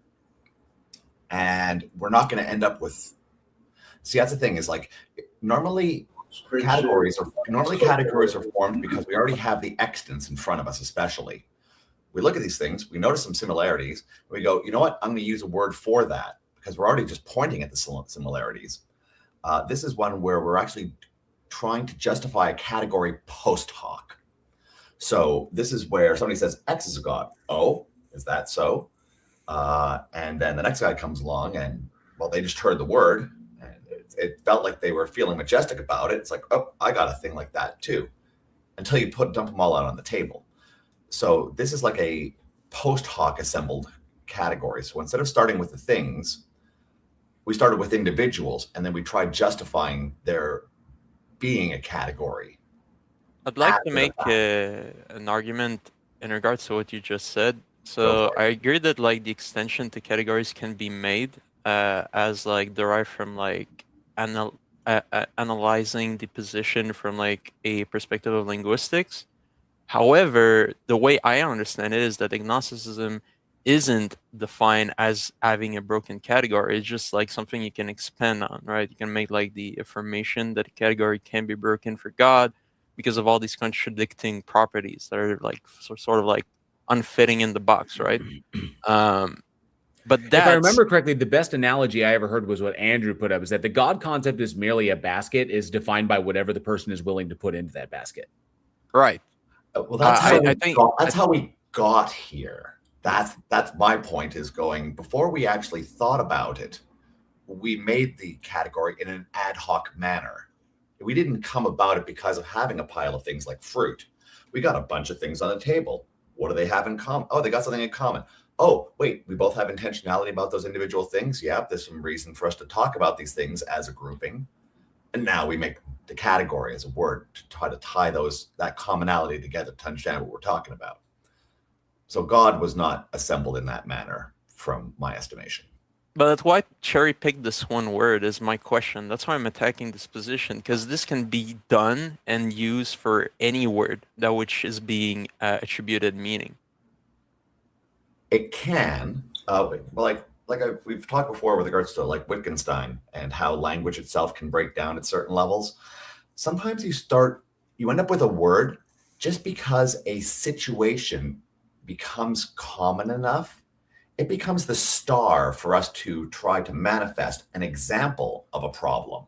It's like, this is the reason we even think about the problem, because it's like an esoteric thing you can't put your finger on going, when am I going to use this word as a concept anywhere else? Like, what other word is so screwed up as this? Sometimes you need that star sample to get the ball rolling that does highlight a more generic problem, but about a specific thing that has real conversational pertinence. So it's the conversational pertinence that leads us to the specificity of a word towards one incoherent word, rather than to address the whole thing as a topic. Like Wittgenstein has written books on this stuff. Yeah, philosophical investigations. But we didn't create a nice, clean word, as far as I'm aware, for the general concept of this kind of incoherency. So we did come up with a specific example first, and it got named. So sometimes it's just like, hey, who's the first guy out of the gate? You know, that guy's had something on his mind. But that to me, it sort of indicates you're like making the assumption that God necessitates existence. Why is it that like there's this like property of existence we're like already attaching to it as like an a priori property if it is the case that God isn't coherent or isn't defined properly? Well, those are more of the independent candidate members. Okay, so that's a critique of the candidates. Yahweh. Okay, well, why do I think can you make a critique of the candidates without having a coherent definition of what it means to be a candidate? Well, that's no. The problem is the plurality. The fact you have multiple, especially how do you know you have multiple without having a coherent meaning? No. Timmy down the street brought Allah into the conversation. That's how we address all the individual ones by doing internal critiques based upon what is being presented. So a person can take the category of God, add a bunch of shit to it as per their theology or whatever they've been indoctrinated to believe, and we can do internal and external critiques of that entity as it's being presented. But if you derive it down to its base level, to like the base concept in and of itself, like there is no universal consistent standard that across the board for what a God like is. It's like whatever the person is defining the God to be. The God could be a sun. The sun could be the God, which is definitely not the same as like Yahweh.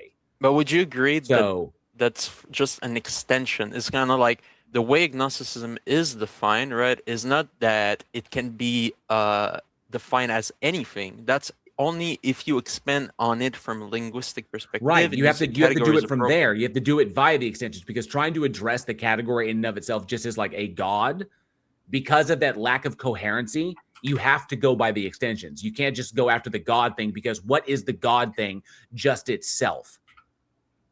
Like, what is that? I don't know. It's whatever the person happens to define it as being. So because you need those additional add-ons in order to deal with it, you need that extra DLC in order to play the game. Remove all that DLC, you can't play the game anymore. What's cool? Okay, then I think the way to deconstruct this is to clarify what it is to be a coherent definition. What is a coherent definition of a thing? Well, this is where, this gets into the mud across the board about what we consider, for instance, essential properties, because we're attempting to take a conceptualization and make a verbalization to express it, right? That's the whole point. Now, the God thing, like you ran into an issue where you're trying to discuss like in an internal incoherency. Now that's a singular, for instance. So you could have a singular candidate member that has internal incoherence, and that can be argued on its own grounds. But agnosticism addresses the plurality. Okay, that's the key thing, is that it's because there are multiple. Otherwise, we'd be just talking about the incoherency of a particular, and we wouldn't have a word for that other than just incoherent. That's what the thing is.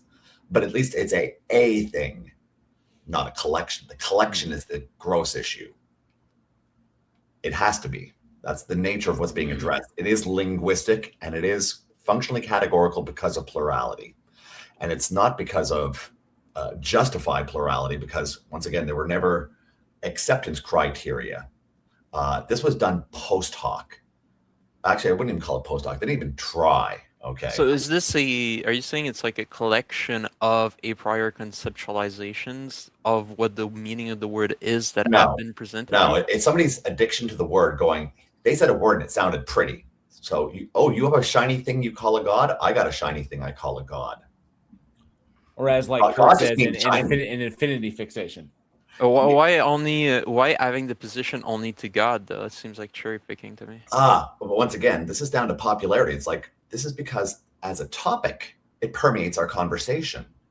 It's like I said, sometimes you end up with a word that implies a particular of, for instance, the nature of a problem we want to address. We end up with a specific term because there's a specific topic that exemplifies it commonly through our conversation. Could we say that if that's true, then like here's the thing, right? If it's true that language is subjective, right, and ultimately proprietary, as you've addressed like late Ludwig theory before about the subjectivity of language, is it true that any word can be redefined to be anything that which you want it to be? So like atheism could be the lack of belief in the existence of all gods or deities, the same way that it could be defined as being the lack of belief in the existence of some gods or some deities. You are a fantastic banana, sir. Thank you. I'm gonna make banana completely incoherent by the time I'm done with this conversation. That's good. Let's do it. Okay, like I said, I can meet you on like letting the world burn. The point with addressing agnosticism in this sense is to look at the fact of why we had these conversations in the first place. Like why? Okay. Ask yourself why we came up with so many different kinds of things that suddenly got called gods. Now, this is where I take a look at this on a sociological level. In as much as we've tried to explain things that we didn't understand about our world, there's an underlying aspect, which is the ineffable. This is a thing that I consider kind of intrinsic to our use of the word gods. Is sure there are specific things we try to have those address, right? Oh, can you just clarify? Thor, yeah, like Thor addresses thunder. Oh, sorry, I'm lost though. You mentioned intrinsic meaning to like the word God. What does that mean? Oh, like us trying to give specific, have it address something specific in the. Oh, it's not intrinsic. I don't get it. Okay, this is more in regards to an external thing. Like, hey, Joe, I'm going to take off. I'm going to bed. Thanks for having me on. See you guys. Always, bud. Thank you so much. Yep. Bye. Ooh, odd hours or funny time zone? I think I got a storm going on outside. Yeah, that or the wind is insane, but sorry, I thought I heard thunder outside. I'm not 100% sure. That's Thor. Represent. So I love the fact that agnosticism was coined by a rabbi back in the 60s. Sherwin. Yeah, it was a humanistic rabbi who said, if I remember correctly, that until a definition of God can be provided that can be tested, then the debate cannot logically proceed. Yeah, I'm not even sure that necessarily works because anybody could provide one that could be tested, but at that point, it's just down to the incoherence as a category. So it's like I could point to this mundane object and call it a god, much like the sun. We just call it theological non-cognitivism, right? Well, that's the thing. There's a supposed distinction down, just further down our screen over here. Things are gray there. That's why we go. That's why I don't get hung up on the weeds with this. It's addressing how we came across these ideas and tried to group them together. And I tried to have this reflect some of the issues we have in our conversation, which is why this stuff comes up at all, which is, for instance, like when would I refer to agnosticism? So suppose I'm in a conversation with, say, a Christian who, upon understanding that I don't believe their thing, okay, in its specificity, is a thing, they're just wondering why I don't have that same yearning for an answer for something, right? Now, notice how generic I'm being there. That's deliberate. This is the search to address the ineffable.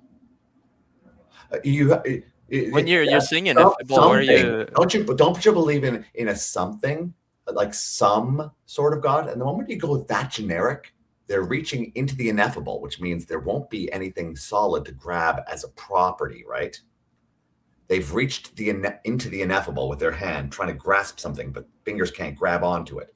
That big pile of I don't know what is what they're reaching into. So that's much how I consider how the problem got as bad as it did with the variety of gods that have been put in the box to begin with. A lot of that was just, ooh, shiny in the box. But what do you mean shiny? And then you dump the box out and you wonder, like, how did we get here? That's fine. But like I said, this is an explanation for how we got here. So it's also why we end up creating words for specific examples of this kind of incoherence, because this isn't something we typically do. Normally, that when we create words, we're trying to talk about, for instance, things in reality, extents, right?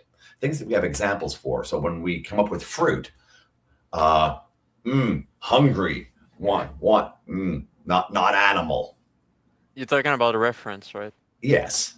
So normally that's how we come up with categories, and the communication that goes around them is that we try to group things that we have observed in reality.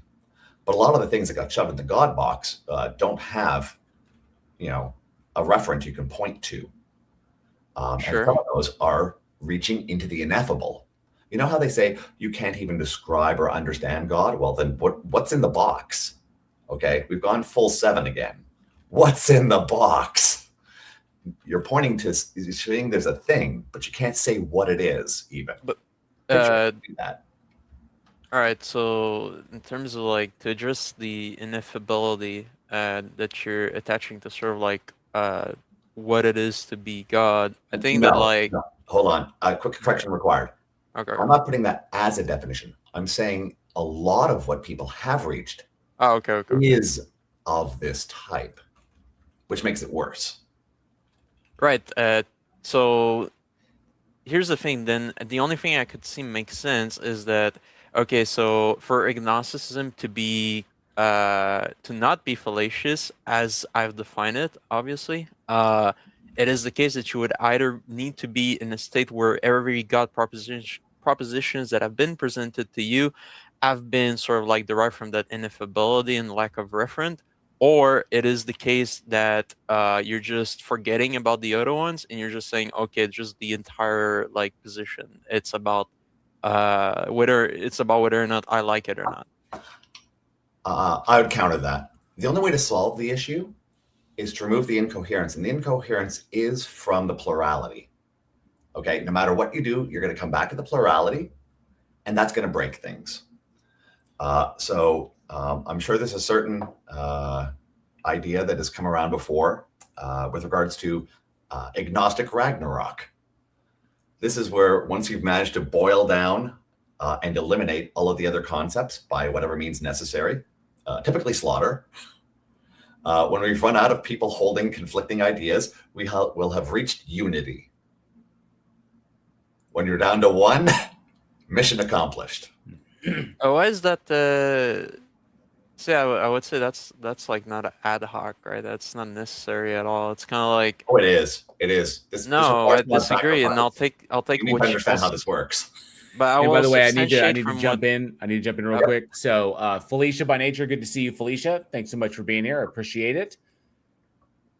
Darius to jail. Thank you so much, Felicia. And of course, Tilting Windmill, good to see you as well. I did put a poll in the chat, and I'm kind of curious as to what people are going to say. I put a poll. The poll is if we run more stages, if I run more stages during the week, would people prefer morning shows like we are right now, afternoon shows, or evening shows?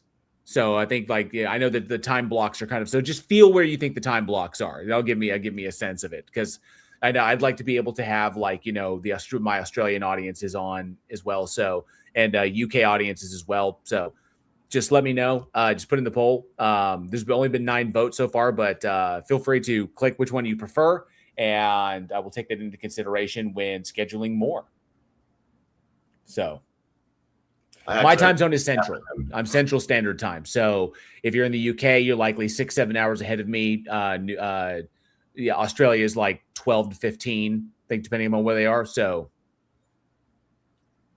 yeah, I accidentally picked afternoon before realizing you were referring to weekday ones. Yeah. Yeah, that would not work for me. The typical 9 to 5 grind is not quite so compatible. Oh well, I've skewed your statistics. So I All love right. Yeah. Wow, I wish we got another believer. There were some people that were in the that came on, but I mean, I understand there's an issue with the cameras, people not wanting to be on camera. I get that. I just need to be able to run it. Unless I know you, and let's say we've interacted in the past, I'm familiar with you. I just like to be able to check. But hopefully, we'll get some more theists. I'd like to talk to another believer about what they believe and why. Morning is rougher for West Coasters. I agree with that. What's up, Jay? People definitely do that shit though. They did it to Jack Talcott one time. I was on his stream and they did that shit like on his stream. I was like, whoa. They P-bombed him? Yeah. I saw it happen to my friend Johnny as well. It happened on one of his. So yeah, it's the best way I know to be careful is to, because I'm not willing to pay the money for the green room. So I need to be able to check and see if they're human and they're not trying to set it up. So. And hey, Calagancha, good to see you as well. Appreciate you being here. Honestly, man, like, all this God thing, man, I feel like nobody really knows. We know as much as science knows, and science gives us its best assessments, and we run with that. And that's what I run with. That's what I respect and regard. But once science can't no longer ask questions, I answer questions. I start asking questions from that point. That's always been my thing. You know what I'm saying? Like, take you as far as science can get you. You know what I'm saying? And then go from there. Yeah, I just try to highlight the idea that it's really, really important not to make unnecessary assumptions about things and not do things like insert telos where it's not justified, or fall into an argument from personal incredulity or an argument from ignorance. And so, as long as people, I want people to be intellectually honest about their beliefs. That's what I'm aiming for, and that's why I like people like Francis S. Collins and individuals who are open to understanding fields that they don't like. Like I would say, I'd give Will Duffy a bit of respect on that, because at least he's willing to sit down and learn about what evolution is directly from Gutsick Gibbon, which is really, really good. But unfortunately, they're few and far between. I don't argue evolution. I don't got a problem with it. Evolution is all right by me. So, I feel like pretty obvious. There's still room for God, though. Like, or how can I say, like a system beyond the one we know, like that. I see how like you could cut a worm in half and it develops another. Like we spoke about, it's probably not another brain, like, but when I looked at the thing, it said brain, like it said, like it makes another brain, like, and it could remember things from the previous brain, like the fact that it could even do that. A worm, a creature is capable of doing that. It's like we're made up of the same stuff. It's just we underwent different phases in the evolutionary process that resulted in them being that and us being this. Yeah. Like we just happen to like get to this point, but we were once that, you know what I'm saying? And we went left when they went right. So it's crazy that's the stuff they made up. You know what I'm saying? I want to address this. So a helping hound, I'm having trouble helping hound just to kind of figure out where your position is. I'm not sure why, but in the context of evolution, you brought up Columbus, or the out of Africa idea. So, but evolution is about the repetition of of alleles over time in populations. So I don't know, like, what I don't know if you have a full understanding of what evolution is, or like what it's describing. So because remember, like, laws tell you what happens, theories tell you why it happens, and the theory of modern synthesis is predicated on a vast number of laws. So like theories in themselves are kind of in a way facts about reality, because they're explanations that are predicated on an enormous number of facts and evidence, like the laws that are predicated on them. So the theory of modern synthesis is, I mean, it can get really, really complicated when you get into the nitty gritty of it, like all the laws that support it, all the predictive things, all the predictive models that support it, the fact that all of the advancements that the human species has made in animal husbandry, medicine, and agriculture in the past like 150 years. I mean, all of those advancements have been made because we understand how evolution works.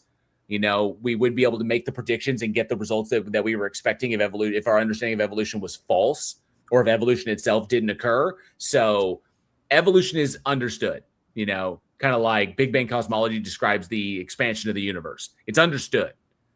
You know, like I said, science is never going to get you to a God. Like Francis S. Collins states, logic and reason will never get you to a God. It requires faith. And I will throw down with faith all day long because it's not a tool for epistemology.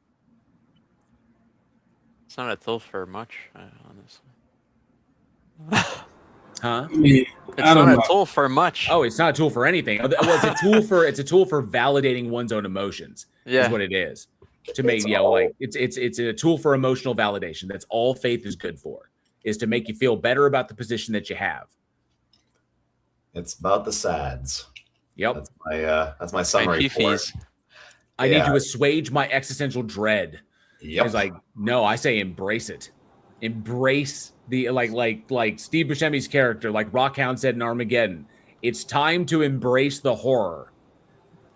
It is. Just embrace the existential dread, because that's the only way you're going to have any power over it. The way I see it is like, look, one day we all got to go through the process of going. It's going to happen to everybody. And listen, like, you could be 100% certain in your gut that nothing happens, that it just fades to black or whatever. Doesn't even fade, whatever. It's just you die. Like, well, probabilities are you're going to shit yourself. But yeah, that's what I'm saying. That's what I'm saying. That sucks. But everybody loses control of their bladders. You know, there's no telling. There's no telling what's going to happen. Like, that's a state of existence that none of us have experienced yet. You understand? So to say that nothing comes after, it's not even. Well, it's not even experience. It's non-experience. Like, I've explained how, like, my understanding is this. The closest I've ever come to, like, what I would equate to being dead, the closest I've ever come that I can equate to any kind of conceptualization, is when I went under for surgery. Because there was no experience. People say, like, what it's just darkness forever? No. Darkness would be an experience, because it's an experience of the absence of light. I'm talking about, like, non-existence. There is no cognition. There is no conscious experience. It is a cessation of experience. And so when I went under, the closest I can approximate, this is an approximation, just to make sure people don't twist my words out of whatever. An approximation in my mind was this. I was on the table. They told me they were putting me under. And they did the whole, like, count backwards from 10. And my experience ended. And the only reason I can say my experience ended is because the very next experience I had was me waking up, was the process of waking up. I can't even say that I have a memory of my experience ending. The only reason I'm filling in that gap is because I have a memory of when I was awake. And literally, if you were to take, like, the actual, like, timeline of my experience, it went from cognizant, waking up. There was no, like, I remember, like, things turning off. It was, I was cognizant. Suddenly I'm waking up. There's no memory of me going down, no memory of me getting tired, no memory of me falling asleep, no memory of anything at all. It's the most disconcerting feeling was, I'm fully awake, I'm waking up. And I was out for 4 hours. Yeah, I went through that 4 times. So 4 hours of time vanished. And the only reason I know those 4 hours exist is because my wife was in the waiting room waiting for the surgery to be over. So, and the doctors were there, and I woke up and I had surgical scars, and I remember that was it. So I could piece together something happened while I was gone. I wasn't anywhere. It wasn't like I didn't, there was nothing. It was like, I've just sucked 1 hour of your life away. Tell me, how do you feel? And to be honest, this is for posterity. So I was blipped. That was it. And so to go from fully cognizant and awake to suddenly waking up, as that there was no break in my experience. It went from I'm awake, I'm waking up. That was really disconcerting because I had no sensation of ever falling asleep. So I can equate that being dead as if they had never revived, they had never taken me off anesthesia. If they took me off anesthesia and I never returned. Like, because some people have an adverse reaction that you put them under and they just never come back out. And so if I had gone on the table, that I would equate it to that that whatever I was biologically was turned off. And so the only thing that was still going was all my automatic bodily functions, my heartbeat, my respiration, all that stuff was being regulated, but that was what was going. But as far as cognition goes, conscious experience, gone, because that area of my brain was turned off. When you die and your brain begins to malfunction because of a lack of oxygen, because of the breakdown, because of cellular apoptosis, because of the disruption of ATP production. Once you start slowly dying and your body is failing, that process happens in slow motion. It's not just you, unless you die instantaneously and you're just gone. Otherwise, if you're dying, that's taking place over time. And that's where you get the hallucinations and the shit as your brain begins to malfunction and trying to grab onto anything coherent. Because human brains just don't work that way. They want patterns. So they look for anything to hang on to. And so I didn't have any of that. So that was pretty much it. So I'll say a good way Neil deGrasse Tyson says it for like people that haven't experienced going under. It's kind of like, how did you feel before you were born? Right. I've no cognizant experience of anything like that. I can't be upset. I know I'm going to die eventually. Everyone will. Okay, but I have no conscious experience of what it was like the 13 billion years before I was born, and the septillions of years after I die. I won't have any experience of those either. So I have this roughly 60 to 80 years on this planet. And that's pretty much it, which I have no problem with, because the only thing that concerns me is the manner in which I go. I'd prefer to go in my sleep. That's what I would prefer, because at least I go to sleep and then I just disappear. And then I just end right there. Well, I prefer that. If I had I'd like to go out that way. I think I would prefer that, just to go to sleep and just drift away. Just like my body just goes while I'm out. That'd be fine. Chances are it's going to be a massive coronary that takes me, because genetically speaking, my genetics are shit. My bad hearts on both my mom's and my dad's side of the family. Heart attacks have killed most of the men. I try to keep myself as healthy as I can, stay in shape. But the genetics are just bad. I probably will need surgical intervention at some point to prolong my life. But either way, if I go out like my dad, that would be fine, because my dad was gone instantaneously. Like, he was dead before he hit the ground. So. There's an old joke for that, saying, I want to die peacefully in my sleep like Grandpa, not screaming like his passengers. Screaming like his passengers. I think it was Tyrion Lannister who was like, I'd like to go with a belly full of wine and a girl's mouth wrapped around my cock. That's the way to go. But yeah, there's a number of ways to go. Yeah, if I could go out with a smile on my face, like I'm pretty sure David Hume did, I think that'd be kind of cool, But I have no concern about, and it's the fight, and I think it's a good period to put on existence, because it's the finality of that. It's the finite nature of this thing, the finality of existence that gives existence all of its meaning. In my mind, this is totally subjective to me. Because it ends and does not continue on eternally, that's why it has value. To me, at least. Oh boy, do I disagree with you. Because a thing that goes on forever has no value. Oh, it has value to me. No, it doesn't. Think about this. What is $1 if you have infinite dollars? I don't think it's analogous. It is analogous because it's How the the- value how- of a thing. If you have 80 years, only 80 years of experience, that's it. Yeah.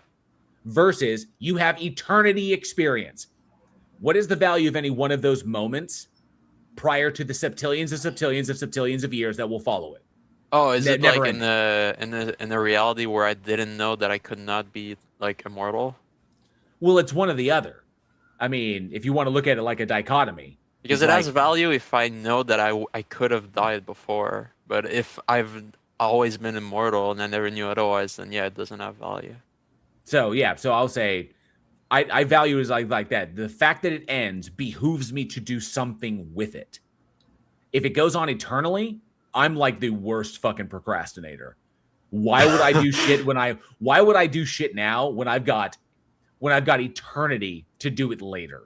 Yeah, also it depends, like eternal life, but you keep aging because at some point, like it kind of like kind of been boring, like of just being dust somewhere. Yeah, the fear, like these people who fear being dead. It was like, why would you fear being dead? You're not going to experience it. It's like, oh, I'm dead now.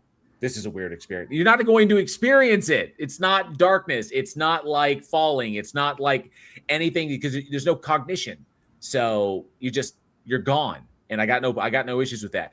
I'm going to go, and then my surviving family is going to bury me in a tree pod, unembalmed in a tree pod, and they're going to plant me, and specifically it will be a nut tree. Why a nut tree? So that everybody who comes along later can eat my nuts. I fell right into that one.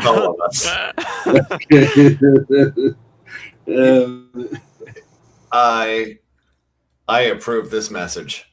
I never thought about that one. I'm not gonna lie. I approve this message.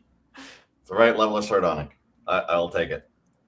I had a passing thought there, actually. I'm wondering, therapeutically speaking. Now, I'm not wondering how bad this goes ethically.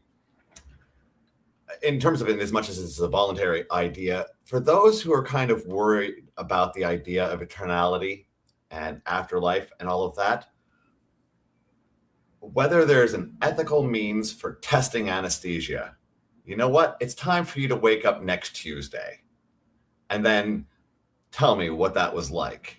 And if you come back with the same, all I knew is I think she was counting down to 6, and then it was Tuesday.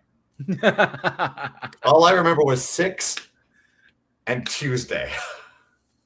I've got to wonder what that would do to someone who's kind of worried about what nothingness is. And you get to ask them after the fact. That is a curious experiment as a therapy. It's a psychological therapy, which is kind of ironic because normally you're putting yourself at potential physical risk because of any kind of medical intervention to do this, but with great psychological gain. So in as much as this is almost a, what would be the term for this? Holy crow, I've forgotten basic terms. Oh, placebo. It's kind of like a placebo in a sense because it's a psychological effect we're going for with the physical.